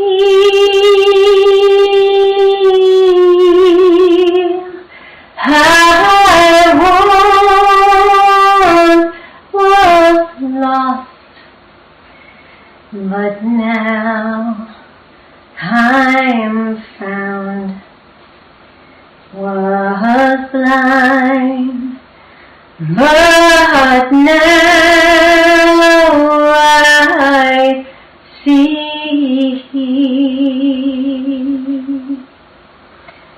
And I was blind. I was sitting in a dark house for 3 months without light. When I turned a light on just barely, I had to put on sunglasses because of the photosensitivity from these diseases. And now I have the lights on bright, and I feel so good.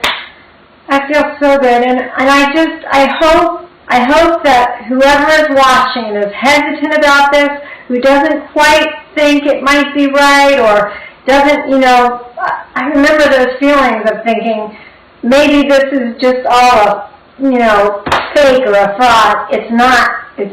I'm living proof. And when you put the right things into your body, when you put healing foods into your body, it will change and it will heal. And so I'm hoping that my life here that I've shared with you, just this past 6 weeks that I've shared of my life will touch someone out there, and you'll decide to do this. And there is so much hope, and I'm so excited that I feel good. And I want everybody to be able to experience what I've experienced. So I thank you for letting me share, and God bless everybody. Thank you, Becky.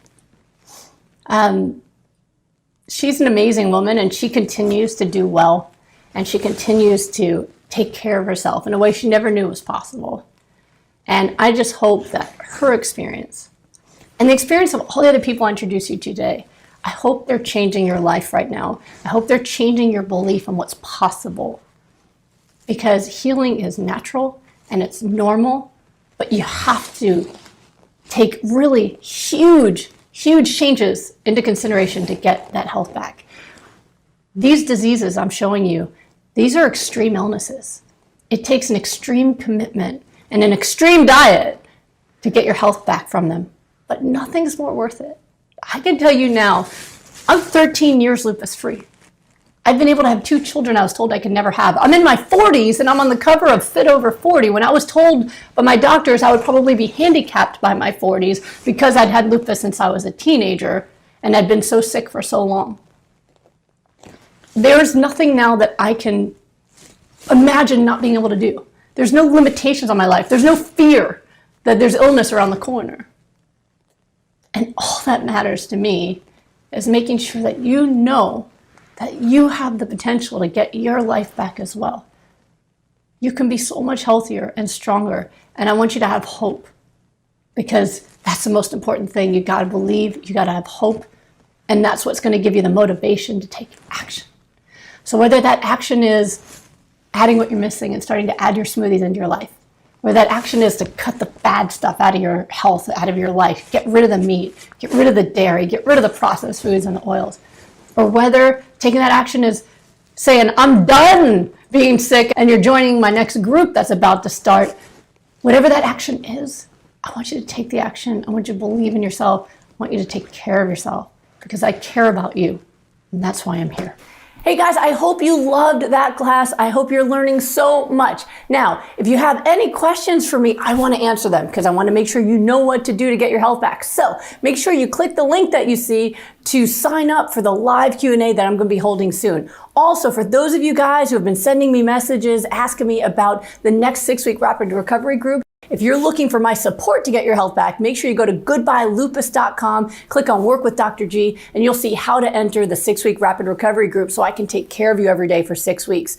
If other than that though, make sure you come to that live Q&A. So make sure you click to register for that Q&A so I can answer all of your questions and make sure you get the information you need to get the health you want.